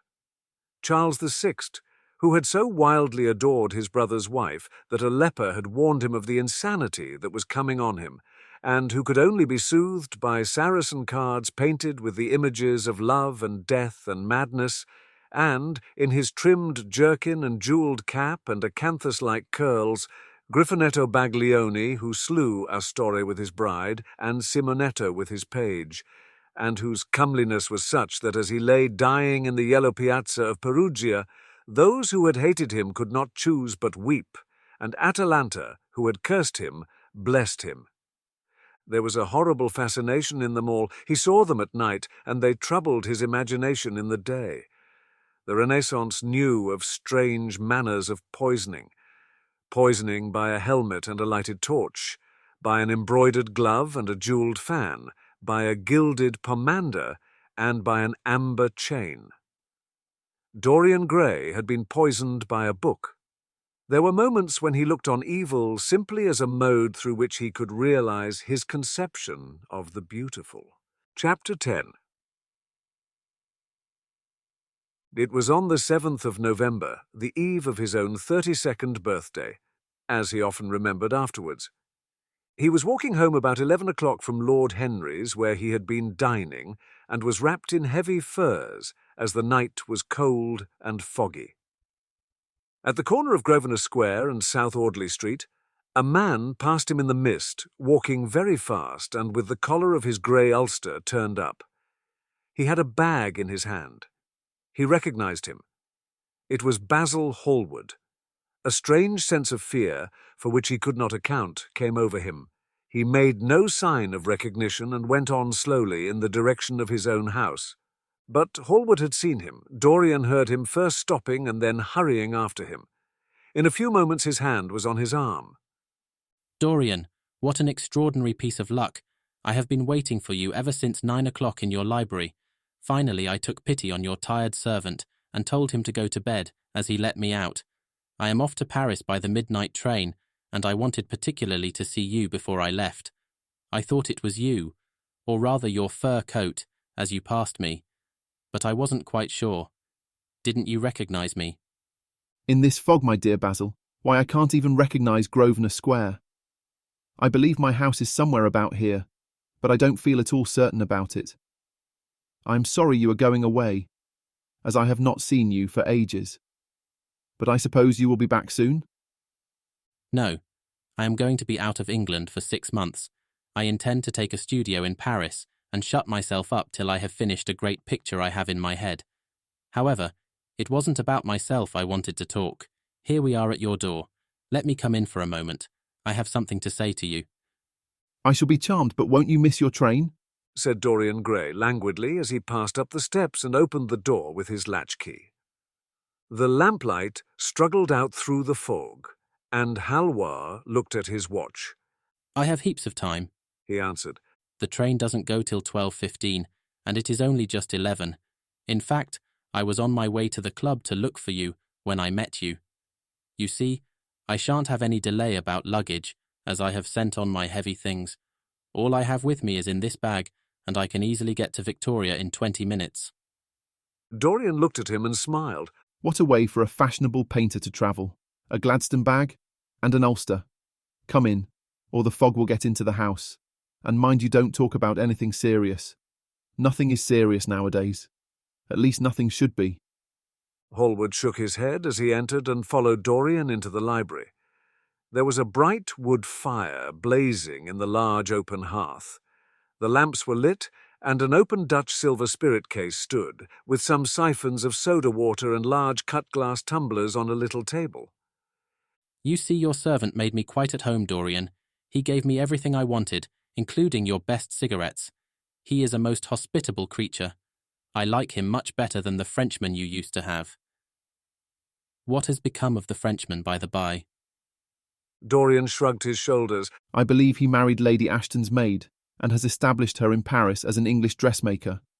Anglo money is very fashionable over there now, I hear. It seems silly of the French, doesn't it?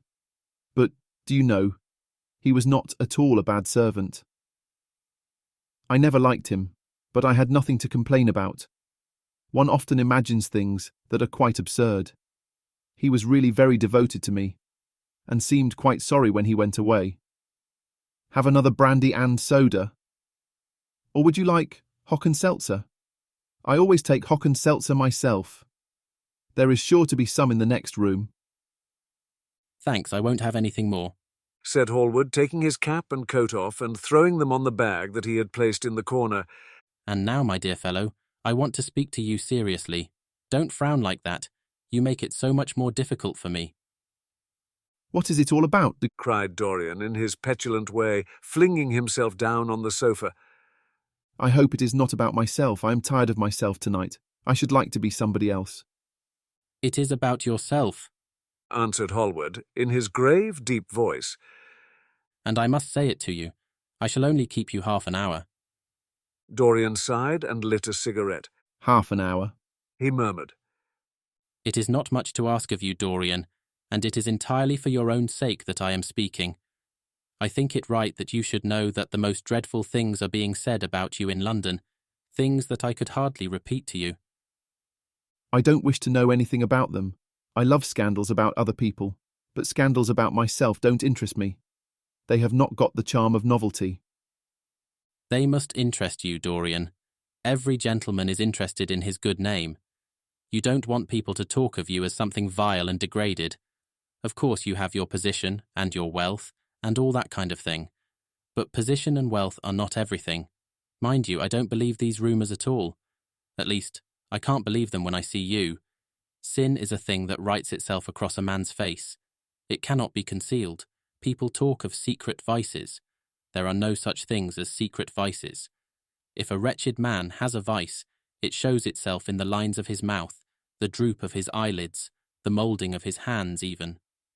Somebody, I won't mention his name, but you know him, came to me last year to have his portrait done. I had never seen him before and had never heard anything about him at the time, though I have heard a good deal since. He offered an extravagant price. I refused him. There was something in the shape of his fingers that I hated. I know now that I was quite right in what I fancied about him. His life is dreadful. But you, Dorian, with your pure, bright, innocent face, and your marvellous untroubled youth, I can't believe anything against you. And yet I see you very seldom, and you never come down to the studio now. And when I am away from you, and I hear all these hideous things that people are whispering about you, I don't know what to say. Why is it, Dorian, that a man like the Duke of Berwick leaves the room of a club when you enter it? Why is it that so many gentlemen in London will neither go to your house nor invite you to theirs? You used to be a friend of Lord Calder. I met him at dinner last week. Your name happened to come up in conversation in connection with the miniatures you have lent to the exhibition at the Dudley. Calder curled his lip and said that you might have the most artistic tastes, but that you were a man whom no pure-minded girl should be allowed to know, and whom no chaste woman should sit in the same room with. I reminded him that I was a friend of yours, and asked him what he meant. He told me. He told me right out before everybody. It was horrible. Why is your friendship so fateful to young men? There was that wretched boy in the Guards who committed suicide. You were his great friend. There was Sir Henry Ashton, who had to leave England with a tarnished name. You and he were inseparable. What about Adrian Singleton and his dreadful end? What about Lord Kent's only son and his career? I met his father yesterday in St. James Street. He seemed broken with shame and sorrow. What about the young Duke of Perth? What sort of life has he got now? What gentleman would associate with him? Dorian, your reputation is infamous. I know you and Harry are great friends. I say nothing about that now, but 80 surely you need not have made his sister's name a byword. When you met Lady Gwendolen, not a breath of scandal had ever touched her. Is there a single decent woman in London now who would drive with her in the park? Why, even her children are not allowed to live with her. Then there are other stories that you have been seen creeping at dawn out of dreadful houses and slinking in disguise into the foulest dens in London. Are they true? Can they be true? When I first heard them, I laughed. I hear them now, and they make me shudder. What about your country house and the life that is led there? Dorian, you don't know what is said about you. I won't tell you that I don't want to preach to you. I remember Harry saying once that every man who turned himself into an amateur curate for the moment always said that, and then broke his word. I do want to preach to you. I want you to lead such a life as will make the world respect you. I want you to have a clean name and a fair record. I want you to get rid of the dreadful people you associate with. Don't shrug your shoulders like that. Don't be so indifferent. You have a wonderful influence. Let it be for good, not for evil. They say that you corrupt everyone whom you become intimate with, and that it is quite sufficient for you to enter a house, for shame of some kind to follow after you. I don't know whether it is so or not. How should I know? But it is said of you. I am told things that it seems impossible to doubt. Lord Gloucester was one of my greatest friends at Oxford. He showed me a letter that his wife had written to him when she was dying alone in her villa at Mentone. Your name was implicated in the most terrible confession I ever read. I told him that it was absurd, that I knew you thoroughly, and that you were incapable of anything of the kind. Know you? I wonder do I know you? Before I could answer that, I should have to see your soul. To see my soul, muttered Dorian Gray, starting up from the sofa and turning almost white from fear. Yes, answered Hallward gravely and with infinite sorrow in his voice. To see your soul, but only God can do that. The bitter laugh of mockery broke from the lips of the younger man. You shall see it yourself tonight, he cried, seizing a lamp from the table. Come, it is your own handiwork. Why shouldn't you look at it? You can tell the world all about it afterwards if you choose. Nobody would believe you. If they did believe you, they'd like me all the better for it. I know the age better than you do, though you will prate about it so tediously. Come, I tell you. You have chattered enough about corruption. Now you shall look on it face to face. There was the madness of pride in every word he uttered. He stamped his foot upon the ground in his boyish, insolent manner. He felt a terrible joy at the thought that someone else was to share his secret, and that the man who had painted the portrait that was the origin of all his shame was to be burdened for the rest of his life with the hideous memory of what he had done. Yes, He continued, coming closer to him and looking steadfastly into his stern eyes. I will show you my soul. You shall see the thing that you fancy only God can see. Hallward started back. This is blasphemy, Dorian. He cried. You must not say things like that. They are horrible and they don't mean anything. You think so? He laughed again. I know so. As for what I said to you tonight, I said it for your good. You know I have been always devoted to you. Don't touch me. Finish what you have to say. A twisted flash of pain shot across Hallward's face. He paused for a moment, and a wild feeling of pity came over him. After all, what right had he to pry into the life of Dorian Gray? If he had done a tithe of what was rumoured about him, how much he must have suffered. Then he straightened himself up and walked over to the fireplace, and stood there, looking at the burning logs with their frost-like ashes and their throbbing cores of flame. I am waiting, Basil, said the young man in a hard, clear voice. He turned round. What I have to say is this, he cried. You must give me some answer to these horrible charges that are made against you. If you tell me that they are absolutely untrue from beginning to end, I will believe you. Deny them, Dorian. Deny them. Can't you see what I am going through? My God, don't tell me that you are infamous. Dorian Gray smiled. There was a curl of contempt in his lips. Come upstairs, Basil, he said quietly. I keep a diary of my life from day to day, and it never leaves the room in which it is written. I will show it to you, if you come with me. I will come with you, Dorian, if you wish it. I see I have missed my train. That makes no matter. I can go tomorrow. But don't ask me to read anything tonight. All I want is a plain answer to my question. That will be given to you upstairs. I could not give it here. You won't have to read long. Don't keep me waiting. Chapter 11. He passed out of the room and began the ascent, Basil Hallward following close behind. They walked softly, as men instinctively do at night. The lamp cast fantastic shadows on the wall and staircase. A rising wind made some of the windows rattle. When they reached the top landing, Dorian set the lamp down on the floor and, taking out the key, turned it in the lock. You insist on knowing, Basil? He asked in a low voice. Yes. I am delighted, he murmured, smiling. Then he added, somewhat bitterly, You are the one man in the world who is entitled to know everything about me. You have had more to do with my life than you think. And, taking up the lamp, he opened the door and went in. A cold current of air passed them, and the light shot up for a moment in a flame of murky orange. He shuddered. Shut the door behind you, he said as he placed the lamp on the table. Hallward glanced round him with a puzzled expression. The room looked as if it had not been lived in for years. A faded Flemish tapestry, a curtained picture, an old Italian cassone, and an almost empty bookcase. That was all that it seemed to contain, besides a chair and a table.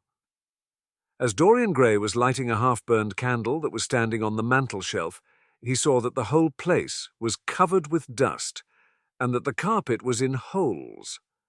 A mouse ran scuffling behind the wainscoting. There was a damp odour of mildew. So you think that it is only God who sees the soul, Basil? Draw that curtain back, and you will see mine. The voice that spoke was cold and cruel. You are mad, Dorian, or playing a part, muttered Hallward, frowning. You won't. Then I must do it myself, said the young man, and he tore the curtain from its rod and flung it on the ground. An exclamation of horror broke from Hallward's lips as he saw in the dim light the hideous thing on the canvas leering at him. There was something in its expression that filled him with disgust and loathing. Good heavens, it was Dorian Gray's own face that he was looking at. The horror, whatever it was, had not yet entirely marred that marvellous beauty. There was still some gold in the thinning hair and some scarlet on the sensual lips. The sodden eyes had kept something of the loveliness of their blue. The noble curves had not yet passed entirely away from chiselled nostrils and from plastic throat. Yes, it was Dorian himself. But who had done it? He seemed to recognize his own brushwork, and the frame was his own design. The idea was monstrous, yet he felt afraid. He seized the lighted candle and held it to the picture. In the left-hand corner was his own name, traced in long letters of bright vermilion. It was some foul parody, some infamous, ignoble satire. He had never done that. Still, it was his own picture. He knew it, and he felt as if his blood had changed from fire to sluggish ice in a moment. His own picture, what did it mean? Why had it altered? He turned and looked at Dorian Gray with the eyes of a sick man. His mouth twitched, and his parched tongue seemed unable to articulate. He passed his hand across his forehead. It was dank with clammy sweat. The young man was leaning against the mantelshelf, watching him with that strange expression that is on the faces of those who are absorbed in a play when a great artist is acting. There was neither real sorrow in it nor real joy. There was simply the passion of the spectator, with perhaps a flicker of triumph in the eyes. He had taken the flower out of his coat and was smelling it, or pretending to do so. What does this mean? Cried Hallward at last. His own voice sounded shrill and curious in his ears. Years ago, when I was a boy, said Dorian Gray, you met me, devoted yourself to me, flattered me, and taught me to be vain of my good looks. One day you introduced me to a friend of yours, who explained to me the wonder of youth, and you finished a portrait of me that revealed to me the wonder of beauty. In a mad moment, that I don't know, even now, whether I regret or not, I made a wish. Perhaps you would call it a prayer. I remember it. Oh, how well I remember it, no. The thing is impossible. The room is damp. The mildew has got into the canvas. The paints I used had some wretched mineral poison in them. I tell you, the thing is impossible. What is impossible? Murmured the young man, going over to the window and leaning his forehead against the cold, mist-stained glass. You told me you had destroyed it. I was wrong. It has destroyed me. I don't believe it is my picture. Can't you see your romance in it? Said Dorian bitterly. My romance, as you call it? As you called it. There was nothing evil in it, nothing shameful. This is the face of a satyr. It is the face of my soul. God, what a thing I must have worshipped. This has the eyes of a devil. Each of us has heaven and hell in him, Basil, cried Dorian with a wild gesture of despair. Hallward turned again to the portrait and gazed at it. My God, if it is true, he exclaimed. And this is what you have done with your life. Why, you must be worse even than those who talk against you fancy you to be. He held the light up again to the canvas and examined it. The surface seemed to be quite undisturbed, and as he had left it. It was from within, apparently, that the foulness and horror had come. Through some strange quickening of inner life, the leprosies of sin were slowly eating the thing away. The rotting of a corpse in a watery grave was not so fearful. His hand shook, and the candle fell from its socket on the floor, and lay there sputtering. He placed his foot on it, and put it out. Then he flung himself into the rickety chair that was standing by the table, and buried his face in his hands. Good God, Dorian, what a lesson! What an awful lesson! There was no answer, but he could hear the young man sobbing at the window. Pray, Dorian, pray, he murmured. What is it that one was taught to say in one's boyhood? Lead us not into temptation, forgive us our sins, wash away our iniquities. Let us say that together. The prayer of your pride has been answered. The prayer of your repentance will be answered also. I worshipped you too much. I am punished for it. You worshipped yourself too much. We are both punished. Dorian Gray turned slowly around and looked at him with tear-dimmed eyes. It is too late, Basil, he murmured.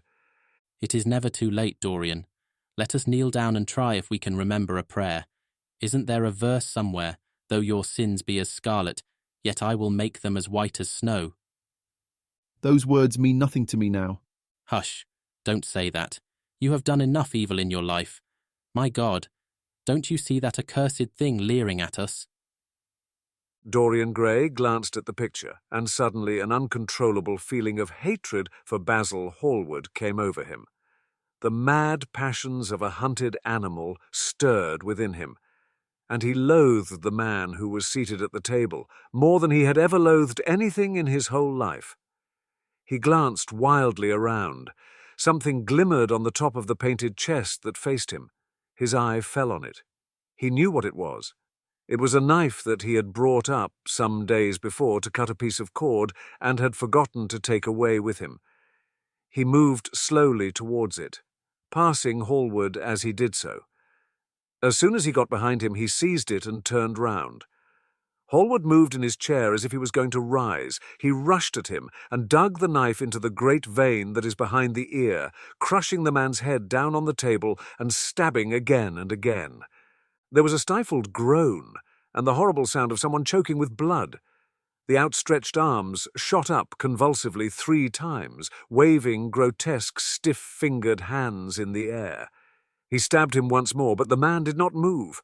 Something began to trickle on the floor. He waited for a moment, still pressing the head down. Then he threw the knife on the table and listened. He could hear nothing but the drip, drip on the threadbare carpet. He opened the door and went out on the landing. The house was quite quiet. No one was stirring. He took out the key and returned to the room, locking himself in as he did so. The thing was still seated in the chair, straining over the table with bowed head and humped back and long, fantastic arms. Had it not been for the red, jagged tear in the neck and the clotted black pool that slowly widened on the table, one would have said that the man was simply asleep. How quickly it had all been done. He felt strangely calm, and walking over to the window, opened it and stepped out on the balcony. The wind had blown the fog away, and the sky was like a monstrous peacock's tail starred with myriads of golden eyes. He looked down and saw the policeman going his rounds and flashing a bull's-eye lantern on the doors of the silent houses. The crimson spot of a prowling hansom gleamed at the corner and then vanished. A woman in a ragged shawl was creeping round by the railings, staggering as she went. Now and then she stopped and peered back. Once she began to sing in a hoarse voice. The policeman strolled over and said something to her. She stumbled away, laughing. A bitter blast swept across the square. The gas lamps flickered and became blue, and the leafless trees shook their black iron branches as if in pain. He shivered and went back, closing the window behind him. He passed to the door, turned the key and opened it. He did not even glance at the murdered man. He felt that the secret of the whole thing was not to realize the situation. The friend who had painted the fatal portrait, the portrait to which all his misery had been due, had gone out of his life. That was enough. Then he remembered the lamp. It was a rather curious one of Moorish workmanship, made of dull silver, inlaid with arabesques of burnished steel. Perhaps it might be missed by his servant, and questions would be asked. He turned back and took it from the table. How still the man was, how horribly white the long hands looked. He was like a dreadful wax image. He locked the door behind him and crept quietly downstairs. The woodwork creaked and seemed to cry out as if in pain. He stopped several times and waited. No, everything was still. It was merely the sound of his own footsteps. When he reached the library, he saw the bag and coat in the corner. They must be hidden away somewhere. He unlocked a secret press that was in the wainscoting and put them into it.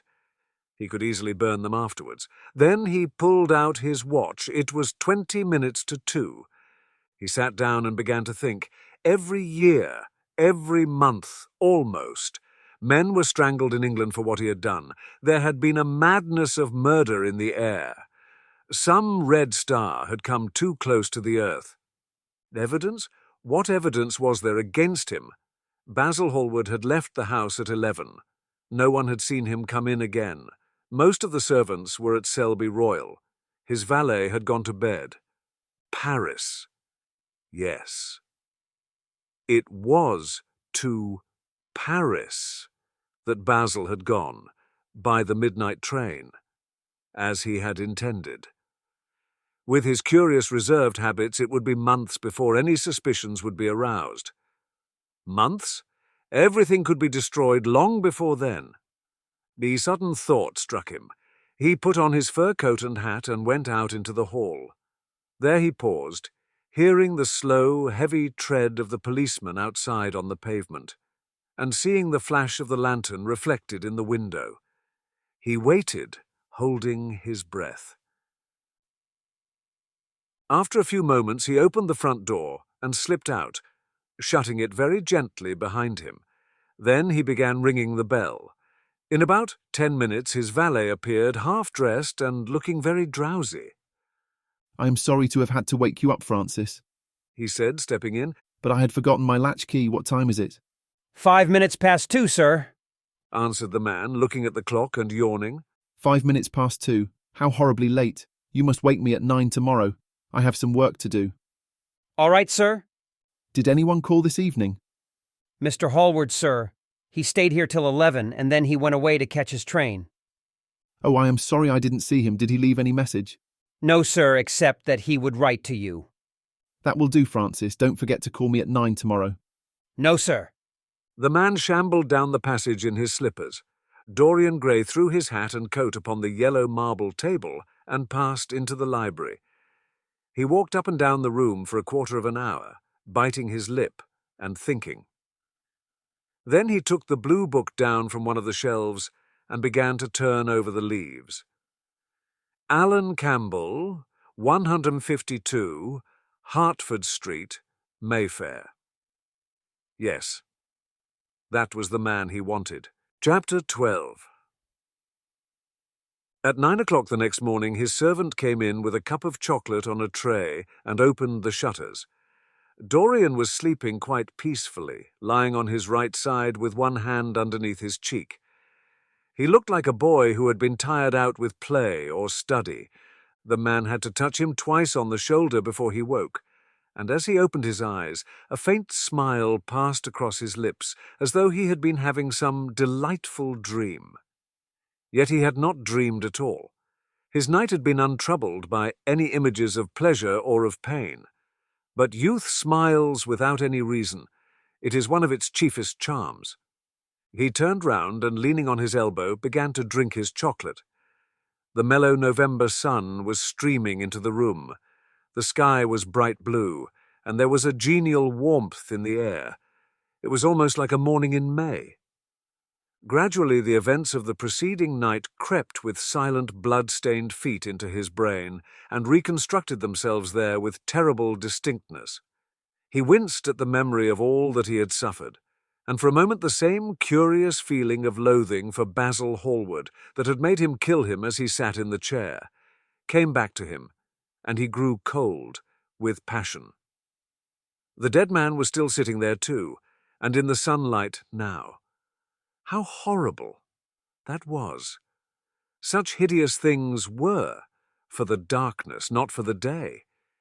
He felt that if he brooded on what he had gone through, he would sicken or grow mad.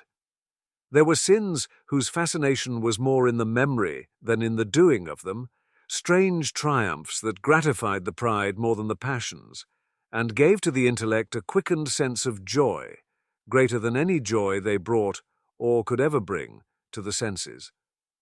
But this was not one of them. It was a thing to be driven out of the mind, to be drugged with poppies, to be strangled lest it might strangle one itself. He passed his hand across his forehead and then got up hastily and dressed himself with even more than his usual attention, giving a good deal of care to the selection of his necktie and scarf-pin, and changing his rings more than once. He spent a long time over breakfast, tasting the various dishes, talking to his valet about some new liveries that he was thinking of getting made for the servants at Selby, and going through his correspondence. Over some of the letters, he smiled. 3 of them bored him. One he read several times over, and then tore up with a slight look of annoyance in his face. That awful thing, a woman's memory. As Lord Henry had once said, when he had drunk his coffee, he sat down at the table and wrote 2 letters. One he put in his pocket, the other he handed to the valet. Take this round to 152 Hertford Street, Francis, and if Mr. Campbell is out of town, get his address. As soon as he was alone, he lit a cigarette and began sketching upon a piece of paper, drawing flowers and bits of architecture first, and then faces. Suddenly, he remarked that every face that he drew seemed to have an extraordinary likeness to Basil Hallward. He frowned and, getting up, went over to the bookcase and took out a volume at hazard.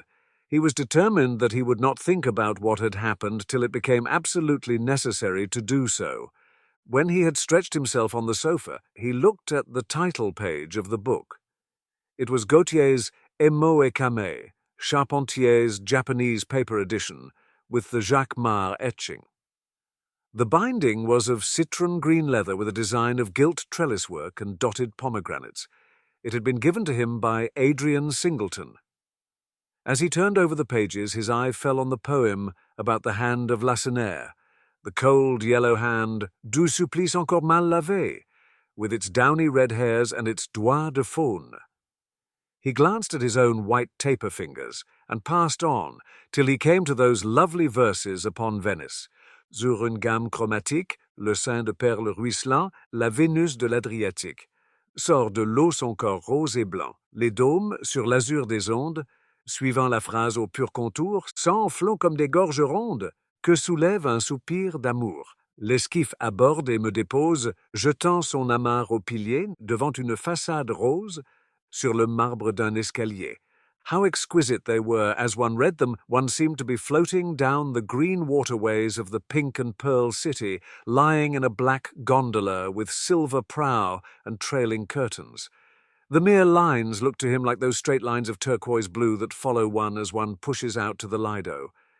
The sudden flashes of colour reminded him of the gleam of the opal and iris-throated birds that flutter round the tall, honeycombed campanile, or stalk, with such stately grace, through the dim arcades. Leaning back with half-closed eyes, he kept saying over and over to himself, Devant une façade rose, sur le marbre d'un escalier. The whole of Venice was in those 2 lines. He remembered the autumn that he had passed there, and a wonderful love that had stirred him to delightful, fantastic follies. There was romance in every place.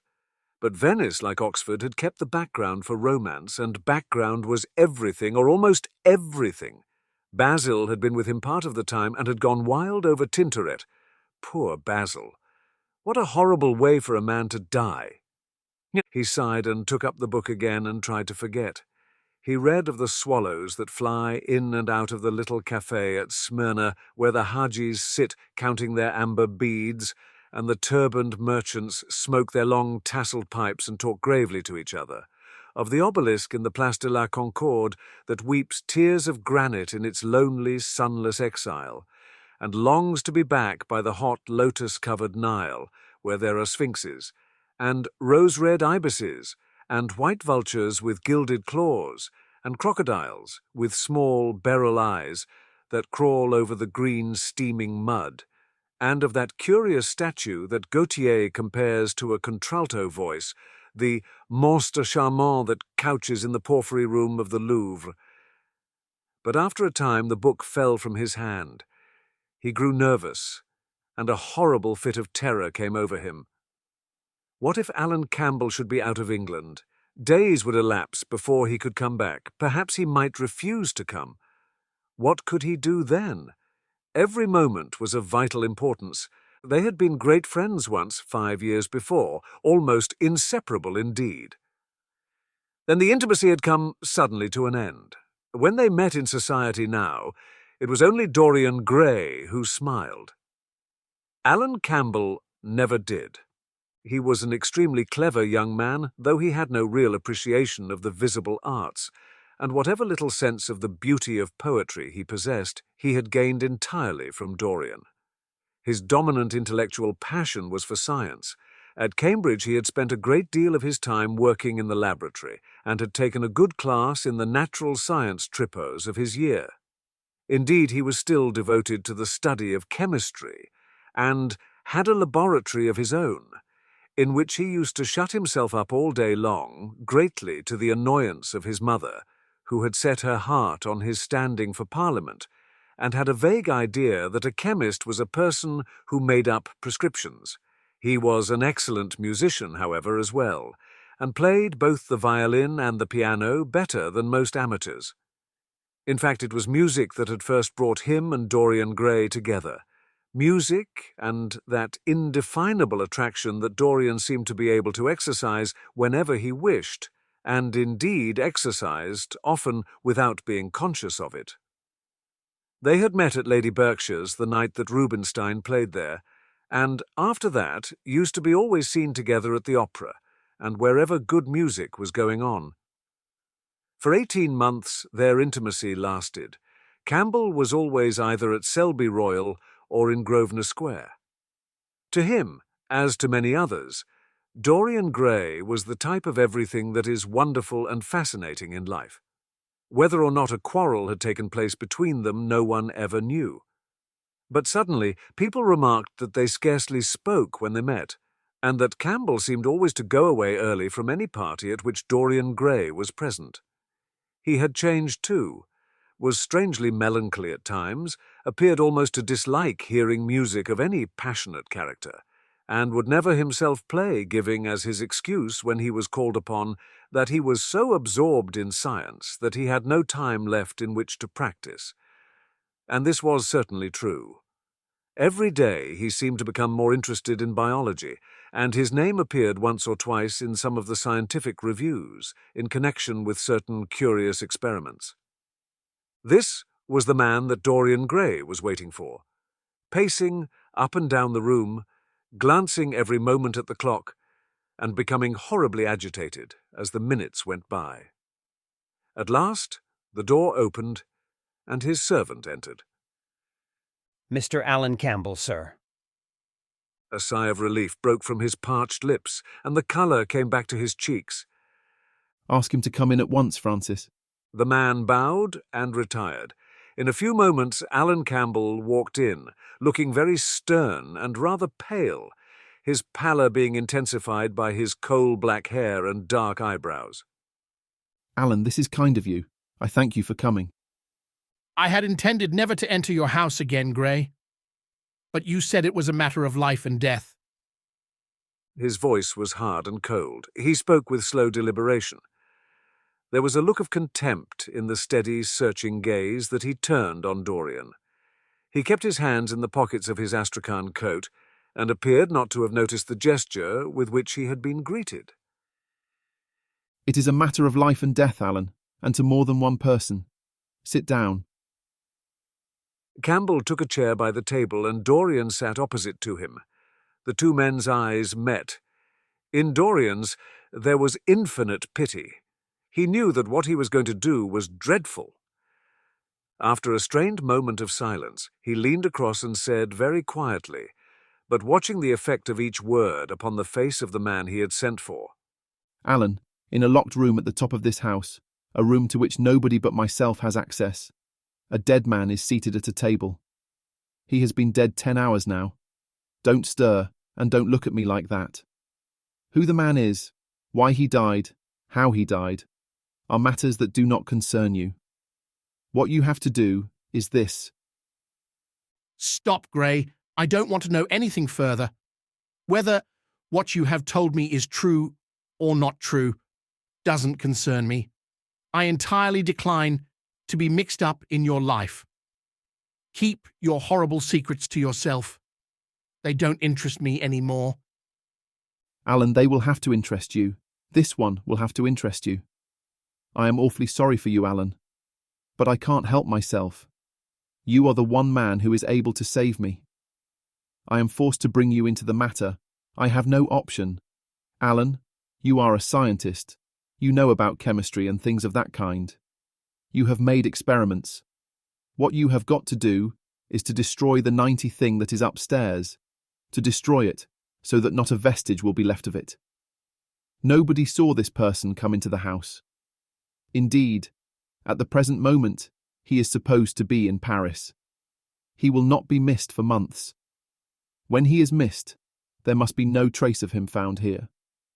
You, Alan, you must change him, and everything that belongs to him, into a handful of ashes that I may scatter in the air. You are mad, Dorian. Ah, I was waiting for you to call me Dorian. You are mad, I tell you. Mad to imagine that I would raise a finger to help you, mad to make this monstrous confession. I will have nothing to do with this matter, whatever it is. Do you think I am going to peril my reputation for you? What is it to me what devil's work you are up to? It was a suicide, Alan. I'm glad of that. But who drove him to it? You, I should fancy. Do you still refuse to do this for me? Of course I refuse. I will have absolutely nothing to do with it. I don't care what shame comes on you. You deserve it all. I should not be sorry to see you disgraced, publicly disgraced. How dare you ask me, of all men in the world, to mix myself up in this horror? I should have thought you knew more about people's characters. Your friend, Lord Henry Wotton, can't have taught you much about psychology, whatever else he has taught you. Nothing will induce me to stir a step to help you. You have come to the wrong man. Go to some of your friends. Don't come to me. Alan, it was murder. I killed him. You don't know what he had made me suffer. Whatever my life is, he had more to do with the making or the marring of it than poor Harry has had. He may not have intended it. The result was the same. Murder. Good God, Dorian, is that what you have come to? I shall not inform upon you. It is not my business. Besides, you are certain to be arrested without my stirring in the matter. Nobody ever commits a murder without doing something stupid. But I will have nothing to do with it.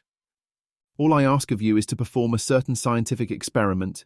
You go to hospitals and dead houses, and the horrors that you do there don't affect you. If in some hideous dissecting room or fetid laboratory you found this man lying on a leaden table with red gutters scooped out in it, you would simply look upon him as an admirable subject. You would not turn a hair. You would not believe that you were doing anything wrong. On the contrary, you would probably feel that you were benefiting the human race, or increasing the sum of knowledge in the world, or gratifying intellectual curiosity, or something of that kind. What I want you to do is simply what you have often done before. Indeed, to destroy a body must be less horrible than what you are accustomed to work at. And remember, it is the only piece of evidence against me. If it is discovered, I am lost, and it is sure to be discovered unless you help me. I have no desire to help you. You forget that I'm simply indifferent to the whole thing. It has nothing to do with me. Alan, I entreat you. Think of the position I am in. Just before you came, I almost fainted with terror. No, don't think of that. Look at the matter purely from the scientific point of view. You don't inquire where the dead things on which you experiment come from. Don't inquire now. I have told you too much as it is. But I beg of you to do this. We were friends once, Alan. Don't speak about those days, Dorian. They are dead. The dead linger sometimes. The man upstairs will not go away. He is sitting at the table with bowed head and outstretched arms. Alan, if you don't come to my assistance, I am ruined. Why, they will hang me, Alan. Don't you understand? They will hang me for what I have done. There is no good in prolonging this scene. I refuse absolutely to do anything in the matter. It is insane of you to ask me. You refuse absolutely? Yes. The same look of pity came into Dorian's eyes. Then he stretched out his hand, took a piece of paper, and wrote something on it. He read it over twice, folded it carefully, and pushed it across the table. Having done this, he got up and went over to the window. Campbell looked at him in surprise, and then took up the paper and opened it. As he read it, his face became ghastly pale, and he fell back in his chair. A horrible sense of sickness came over him. He felt as if his heart was beating itself to death in some empty hollow. After 2 or 3 minutes of terrible silence, Dorian turned round and came and stood behind him, putting his hand upon his shoulder. I am so sorry, Alan, he murmured, but you leave me no alternative. I have a letter written already. Here it is. You see the address. If you don't help me, I must send it. You know what the result will be. But you are going to help me. It is impossible for you to refuse now. I tried to spare you. You will do me the justice to admit that. You were stern, harsh, offensive. You treated me as no man has ever dared to treat me. No living man, at any rate. I bore it all. Now it is for me to dictate terms. Campbell buried his face in his hands and a shudder passed through him. Yes, it is my turn to dictate terms, Alan. You know what they are. The thing is quite simple. Come, don't work yourself into this fever. The thing has to be done. Face it. And do it. A groan broke from Campbell's lips and he shivered all over. The ticking of the clock on the mantelpiece seemed to him to be dividing time into separate atoms of agony, each of which was too terrible to be borne. He felt as if an iron ring was being slowly tightened round his forehead, and as if the disgrace with which he was threatened had already come upon him. The hand upon his shoulder weighed like a hand of lead. It was intolerable. It seemed to crush him. Come, Alan, you must decide at once. He hesitated a moment. Is there a fire in the room upstairs? He murmured. Yes, there is a gas fire with asbestos. I will have to go home and get some things from the laboratory. No, Alan, you need not leave the house. Write on a sheet of notepaper what you want, and my servant will take a cab and bring the things back to you. Campbell wrote a few lines, blotted them and addressed an envelope to his assistant. Dorian took the note up and read it carefully.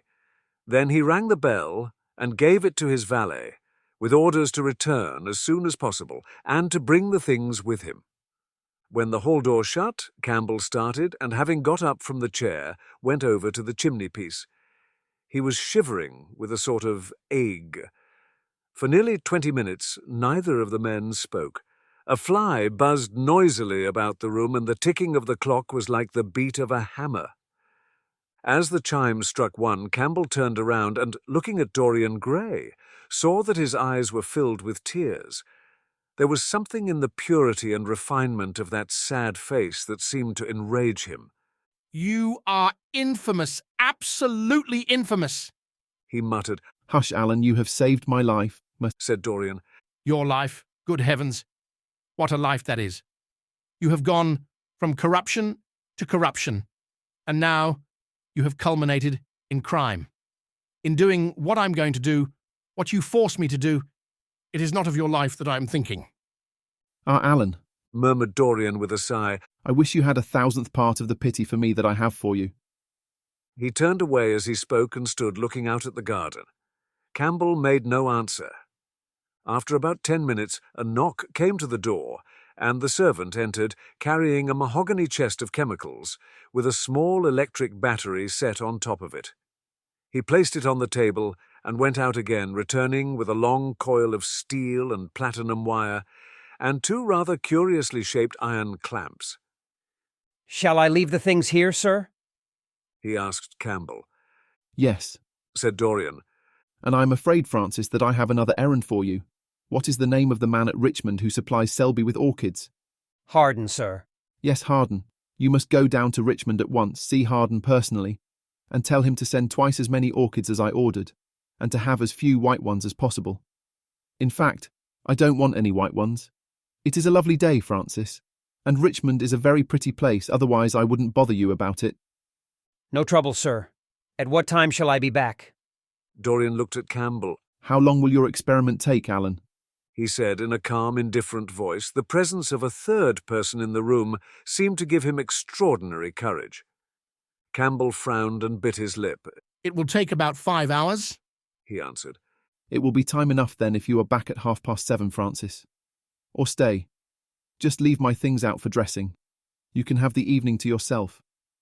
I am not dining at home, so I shall not want you. Thank you, sir. said the man, leaving the room. Now, Alan, there is not a moment to be lost. How heavy this chest is. I'll take it for you. You bring the other things. He spoke rapidly and in an authoritative manner. Campbell felt dominated by him. They left the room together. When they reached the top landing, Dorian took out the key and turned it in the lock. Then he stopped, and a troubled look came into his eyes. He shuddered. I don't think I can go in, Alan, he murmured. It is nothing to me. I don't require you, said Campbell coldly. Dorian half opened the door. As he did so, he saw the face of the portrait grinning in the sunlight. On the floor in front of it, the torn curtain was lying. He remembered that the night before, for the first time in his life, he had forgotten to hide it when he crept out of the room.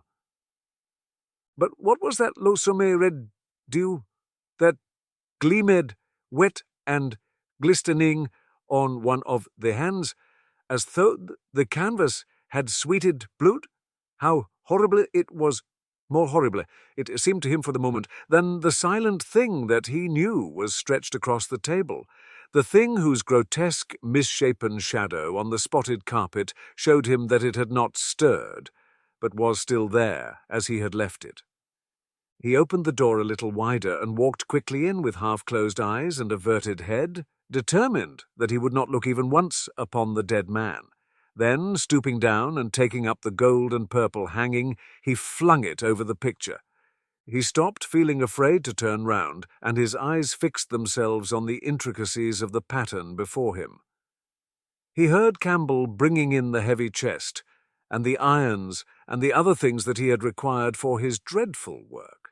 He began to wonder if he and Basil Hallward had ever met, and if so, what they had thought of each other. Leave me now, said Campbell. He turned and hurried out, just conscious that the dead man had been thrust back into the chair and was sitting up in it, with Campbell gazing into the glistening yellow face. As he was going downstairs, he heard the key being turned in the lock. It was long after 7 o'clock when Campbell came back into the library. He was pale, but absolutely calm. I have done what you asked me to do, he muttered. And now, goodbye. Let us never see each other again. You have saved me from ruin, Alan. I cannot forget that, said Dorian simply.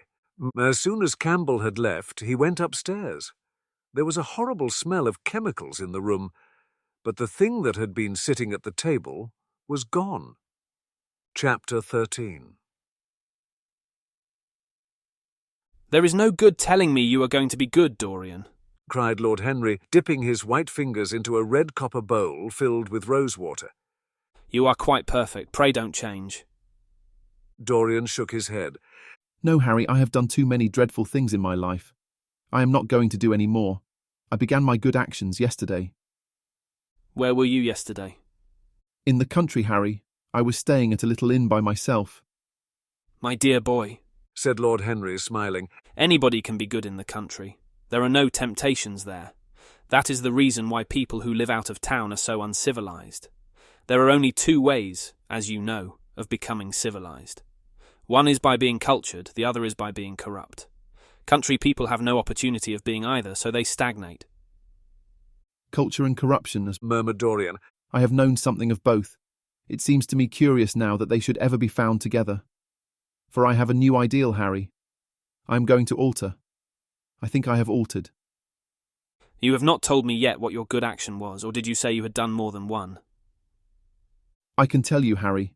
It is not a story I could tell to anyone else. I spared somebody. It sounds vain, but you understand what I mean. She was quite beautiful, and wonderfully like Sybil Vane. I think it was that which first attracted me to her. You remember Sybil, don't you? How long ago that seems. Well, Hetty was not one of our own class, of course. She was simply a girl in a village. But I really loved her. I am quite sure that I loved her. All during this wonderful May that we have been having, I used to run down and see her 2 or 3 times a week. Yesterday she met me in a little orchard. The apple blossoms kept tumbling down on her hair, and she was laughing. We were to have gone away together this morning at dawn, Suddenly I determined to leave her as flower-like as I had found her. I should think the novelty of the emotion must have given you a thrill of real pleasure, Dorian. Interrupted Lord Henry. But I can finish your idyll for you. You gave her good advice and broke her heart. That was the beginning of your reformation. Harry, you are horrible. You mustn't say these dreadful things. Hetty's heart is not broken. Of course she cried and all that. But there is no disgrace upon her. She can live, like Perdita, in her garden. And weep over a faithless Florizel, said Lord Henry, laughing. My dear Dorian, you have the most curious boyish moods. Do you think this girl will ever be really contented now with any one of her own rank? I suppose she will be married some day to a rough carter, or a grinning ploughman. Well, having met you and loved you will teach her to despise her husband, and she will be wretched. From a moral point of view, I really don't think much of your great renunciation. Even as a beginning, it is poor. Besides, how do you know that Hetty isn't floating at the present moment in some mill pond, with water lilies round her like Ophelia? I can't bear this, Harry. You mock at everything and then suggest the most serious tragedies. I'm sorry I told you now. I don't care what you say to me. I know I was right in acting as I did. Poor Hetty. As I rode past the farm this morning, I saw her white face at the window, like a spray of jasmine. Don't let me talk about it any more, and don't try to persuade me that the first good action I have done for years, the first little bit of self-sacrifice I have ever known, is really a sort of sin. I want to be better. I am going to be better. Tell me something about yourself. What is going on in town? I have not been to the club for days. The people are still discussing poor Basil's disappearance, Mamma. I should have thought they had got tired of that by this time, said Dorian, pouring himself out some wine and frowning slightly. My dear boy, they have only been talking about it for 6 weeks, and the public are really not equal to the mental strain of having more than one topic every 3 months. They have been very fortunate lately, however. They have had my own divorce case and Alan Campbell's suicide. Now they have got the mysterious disappearance of an artist. Scotland Yard still insists that the man in the grey ulster who left Victoria by the midnight train on the 7th of November was poor Basil, and the French police declare that Basil never arrived in Paris at all. I suppose in about a fortnight we will be told that he has been seen in San Francisco. It is an odd thing, but everyone who disappears is said to be seen at San Francisco. It must be a delightful city and possess all the attractions of the next world. What do you think has happened to Basil? Asked Dorian, holding up his burgundy against the light and wondering how it was that he could discuss the matter so calmly. I have not the slightest idea. If Basil chooses to hide himself, it is no business of mine. If he is dead, I don't want to think about him. Death is the only thing that ever terrifies me. I hate it. One can survive everything nowadays except that. Death and vulgarity are the only 2 facts in the 19th century that one cannot explain away. Let us have our coffee in the music room, Dorian. You must play Chopin to me. The man with whom my wife ran away played Chopin exquisitely. Poor Victoria, I was very fond of her. The house is rather lonely without her. Dorian said nothing but rose from the table and, passing into the next room, sat down to the piano and let his fingers stray across the keys. After the coffee had been brought in, he stopped and, looking over at Lord Henry, said, Harry, did it ever occur to you that Basil was murdered? Lord Henry yawned. Basil had no enemies and always wore a Waterbury watch. Why should he be murdered? He was not clever enough to have enemies. Of course he had a wonderful genius for painting. But a man can paint like Velasquez and yet be as dull as possible. Basil was really rather dull. He only interested me once, and that was when he told me years ago that he had a wild adoration for you. I was very fond of Basil, said Dorian with a sad look in his eyes. But don't people say that he was murdered? Oh, some of the papers do. It does not seem to be probable. I know there are dreadful places in Paris, but Basil was not the sort of man to have gone to them. He had no curiosity. It was his chief defect. Play me a nocturne, Dorian, and as you play, tell me in a low voice how you have kept your youth. You must have some secret. I am only 10 years older than you are, and I am wrinkled and bald and yellow. You are really wonderful, Dorian. You have never looked more charming than you do tonight. You remind me of the day I saw you first. You were rather cheeky, very shy, and absolutely extraordinary. You have changed, of course, but not in appearance. I wish you would tell me your secret. To get back my youth, I would do anything in the world except take exercise, get up early, or be respectable. Youth. There is nothing like it. It's absurd to talk of the ignorance of youth.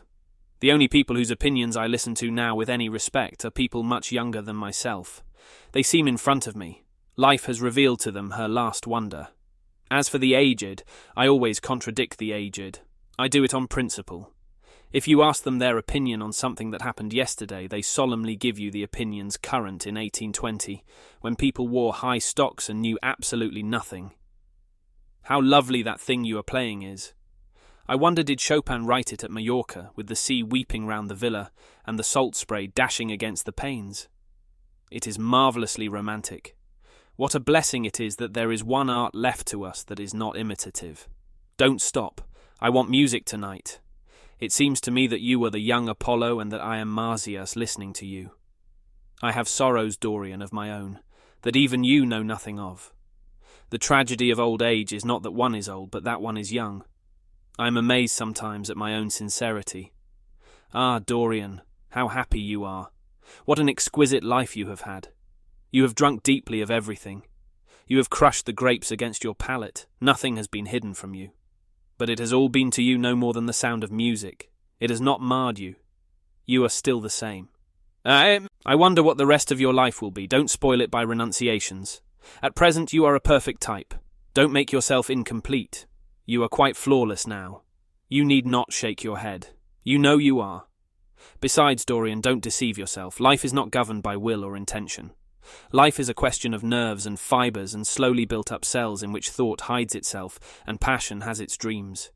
You may fancy yourself safe and think yourself strong, but a chance tone of colour in a room or a morning sky, a particular perfume that you had once loved and that brings strange memories with it, a line from a forgotten poem that you had come across again, a cadence from a piece of music that you had ceased to play. I tell you, Dorian, that it is on things like these that our lives depend. Browning writes about that somewhere, but our own senses will imagine them for us. There are moments when the odour of heliotrope passes suddenly across me, and I have to live the strangest year of my life over again. I wish I could change places with you, Dorian. The world has cried out against us both, but it has always worshipped you. It always will worship you. You are the type of what the age is searching for, and what it is afraid it has found. I am so glad that you have never done anything, never carved a statue or painted a picture, or produced anything outside of yourself. Life has been your art. You have set yourself to music. Your days have been your sonnets. Dorian rose up from the piano and passed his hand through his hair. Yes, life has been exquisite, he murmured. But I am not going to have the same life, Harry.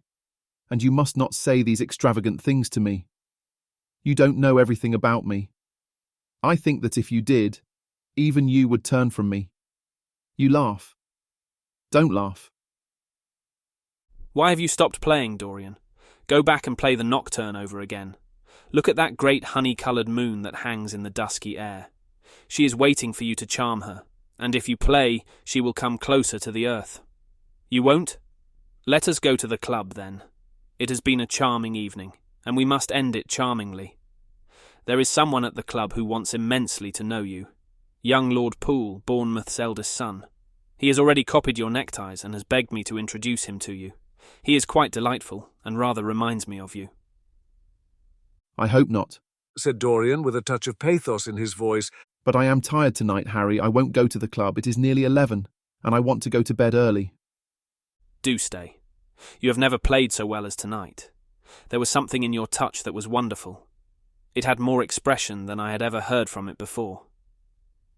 It is because I am going to be good, he answered, smiling. I am a little changed already. Don't change, Dorian. At any rate, don't change to me. We must always be friends. Yet you poisoned me with a book once. I should not forgive that. Harry, promise me that you will never lend that book to anyone. It does harm. My dear boy, you are really beginning to moralise. You will soon be going about warning people against all the sins of which you have grown tired. You are much too delightful to do that. Besides, it is no use. You and I are what we are, and will be what we will be. Come round tomorrow. I am going to ride at 11, and we might go together. The park is quite lovely now. I don't think there have been such lilacs since the year I met you. Very well, I will be here at 11 then, said Dorian. Good night, Harry. As he reached the door, he hesitated for a moment as if he had something more to say. Then he sighed and went out. It was a lovely night, so warm that he threw his coat over his arm, and did not even put his silk scarf round his throat. As he strolled home, smoking his cigarette, 2 young men in evening dress passed him. He heard one of them whisper to the other, That is Dorian Gray. He remembered how pleased he used to be when he was pointed out or stared at or talked about. He was tired of hearing his own name now. Half the charm of the little village where he had been so often lately was that no one knew who he was. He had told the girl whom he had made love him that he was poor, and she had believed him. He had told her once that he was wicked, and she had laughed at him and told him that wicked people were always very old and very ugly. What a laugh she had, just like a thrush singing. And how pretty she had been in her cotton dresses and her large hats. She knew nothing, but she had everything that he had lost. When he reached home, he found his servant waiting up for him. He sent him to bed and threw himself down on the sofa in the library and began to think over some of the things that Lord Henry had said to him. Was it really true that one could never change? He felt a wild longing for the unstained purity of his boyhood. His rose-white boyhood, as Lord Henry had once called it. He knew that he had tarnished himself, filled his mind with corruption and given horror to his fancy, that he had been an evil influence to others and had experienced a terrible joy in being so, and that of the lives that had crossed his own, it had been the fairest and the most full of promise that he had brought to shame. But was it all irretrievable? Was there no hope for him? It was better not to think of the past, nothing could alter that. It was of himself and of his own future that he had to think. Alan Campbell had shot himself one night in his laboratory, but had not revealed the secret that he had been forced to know. The excitement, such as it was, over Basil Hallward's disappearance would soon pass away. It was already waning. He was perfectly safe there. Nor, indeed, was it the death of Basil Hallward that weighed most upon his mind. It was the living death of his own soul that troubled him. Basil had painted the portrait that had marred his life. He could not forgive him that. It was the portrait that had done everything. Basil had said things to him that were unbearable, and that he had yet borne with patience. The murder had been simply the madness of a moment. As for Alan Campbell, his suicide had been his own act. He had chosen to do it. It was nothing to him. A new life. That was what he wanted. That was what he was waiting for. Surely he had begun it already. He had spared one innocent thing, at any rate. He would never again tempt innocence. He would be good. As he thought of Hetty Merton, he began to wonder if the portrait in the locked room had changed. Surely it was not still so horrible as it had been. Perhaps if his life became pure, he would be able to expel every sign of evil passion from the face. Perhaps the signs of evil had already gone away. He would go and look. He took the lamp from the table and crept upstairs. As he unlocked the door, a smile of joy flitted across his young face and lingered for a moment about his lips. Yes, he would be good, and the hideous thing that he had hidden away would no longer be a terror to him. He felt as if the load had been lifted from him already. He went in quietly, locking the door behind him as was his custom, and dragged the purple hanging from the portrait. A cry of pain and indignation broke from him. He could see no change, unless that in the eyes there was a look of cunning, and in the mouth the curved wrinkle of the hypocrite. The thing was still loathsome, more loathsome, if possible, than before, and the scarlet dew that spotted the hand seemed brighter, and more like blood newly spilt. Had it been merely vanity that had made him do his one good deed, or the desire of a new sensation, as Lord Henry had hinted with his mocking laugh, or that passion to act a part that sometimes makes us do things finer than we are ourselves? Or perhaps all these? Why was the red stain larger than it had been? It seemed to have crept like a horrible disease over the wrinkled fingers. There was blood on the painted feet, as though the thing had dripped. Blood even on the hand that had not held the knife. Confess? Did it mean that he was to confess? To give himself up and be put to death? He laughed. He felt that the idea was monstrous. Besides, who would believe him even if he did confess? There was no trace of the murdered man anywhere. Everything belonging to him had been destroyed. He himself had burned what had been below stairs. The world would simply say he was mad. They would shut him up if he persisted in his story. Yet it was his duty to confess, to suffer public shame, and to make public atonement. There was a God who called upon men to tell their sins to earth as well as to heaven. Nothing that he could do would cleanse him till he had told his own sin. His sin? He shrugged his shoulders. The death of Basil Hallward seemed very little to him. He was thinking of Hetty Merton. It was an unjust mirror, this mirror of his soul that he was looking at. Vanity? Curiosity? Hypocrisy? Had there been nothing more in his renunciation than that? There had been something more. At least he thought so. But who could tell? And this murder, was it to dog him all his life? Was he never to get rid of the past? Was he really to confess? No. There was only one bit of evidence left against him. The picture itself. That was evidence. He would destroy it. Why had he kept it so long? It had given him pleasure once to watch it changing and growing old. Of late he had felt no such pleasure. It had kept him awake at night. When he had been away, he had been filled with terror lest other eyes should look upon it. It had brought melancholy across his passions. Its mere memory had marred many moments of joy. It had been like conscience to him. Yes, it had been conscience. He would destroy it. He looked round and saw the knife that had stabbed Basil Hallward. He had cleaned it many times till there was no stain left upon it. It was bright and glistened.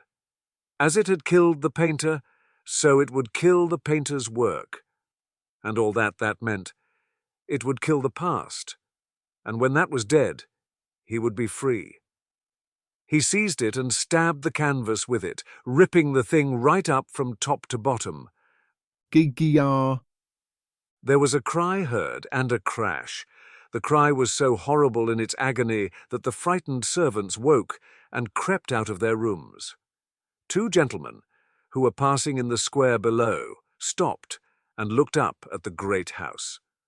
They walked on till they met a policeman and brought him back. The man rang the bell several times, but there was no answer. The house was all dark, except for a light in one of the top windows. After a time, he went away and stood in the portico of the next house and watched. "Whose house is that, Constable?" asked the elder of the two gentlemen. "Mr. Dorian Gray, sir," answered the policeman. They looked at each other as they walked away and sneered. One of them was Sir Henry Ashton's uncle. Inside, in the servants' part of the house, the half-clad domestics were talking in low whispers to each other. Old Mrs. Leaf was crying and wringing her hands. Francis was as pale as death. After about a quarter of an hour, he got the coachman and one of the footmen and crept upstairs. They knocked, but there was no reply. They called out. Everything was still. Finally, after vainly trying to force the door, they got on the roof and dropped down onto the balcony. The windows yielded easily. The bolts were old. When they entered, they found hanging upon the wall a splendid portrait of their master, as they had last seen him, in all the wonder of his exquisite youth and beauty. Lying on the floor was a dead man in evening dress with a knife in his heart. He was withered, wrinkled, and loathsome of visage. It was not till they had examined the rings that they recognized who it was. The end.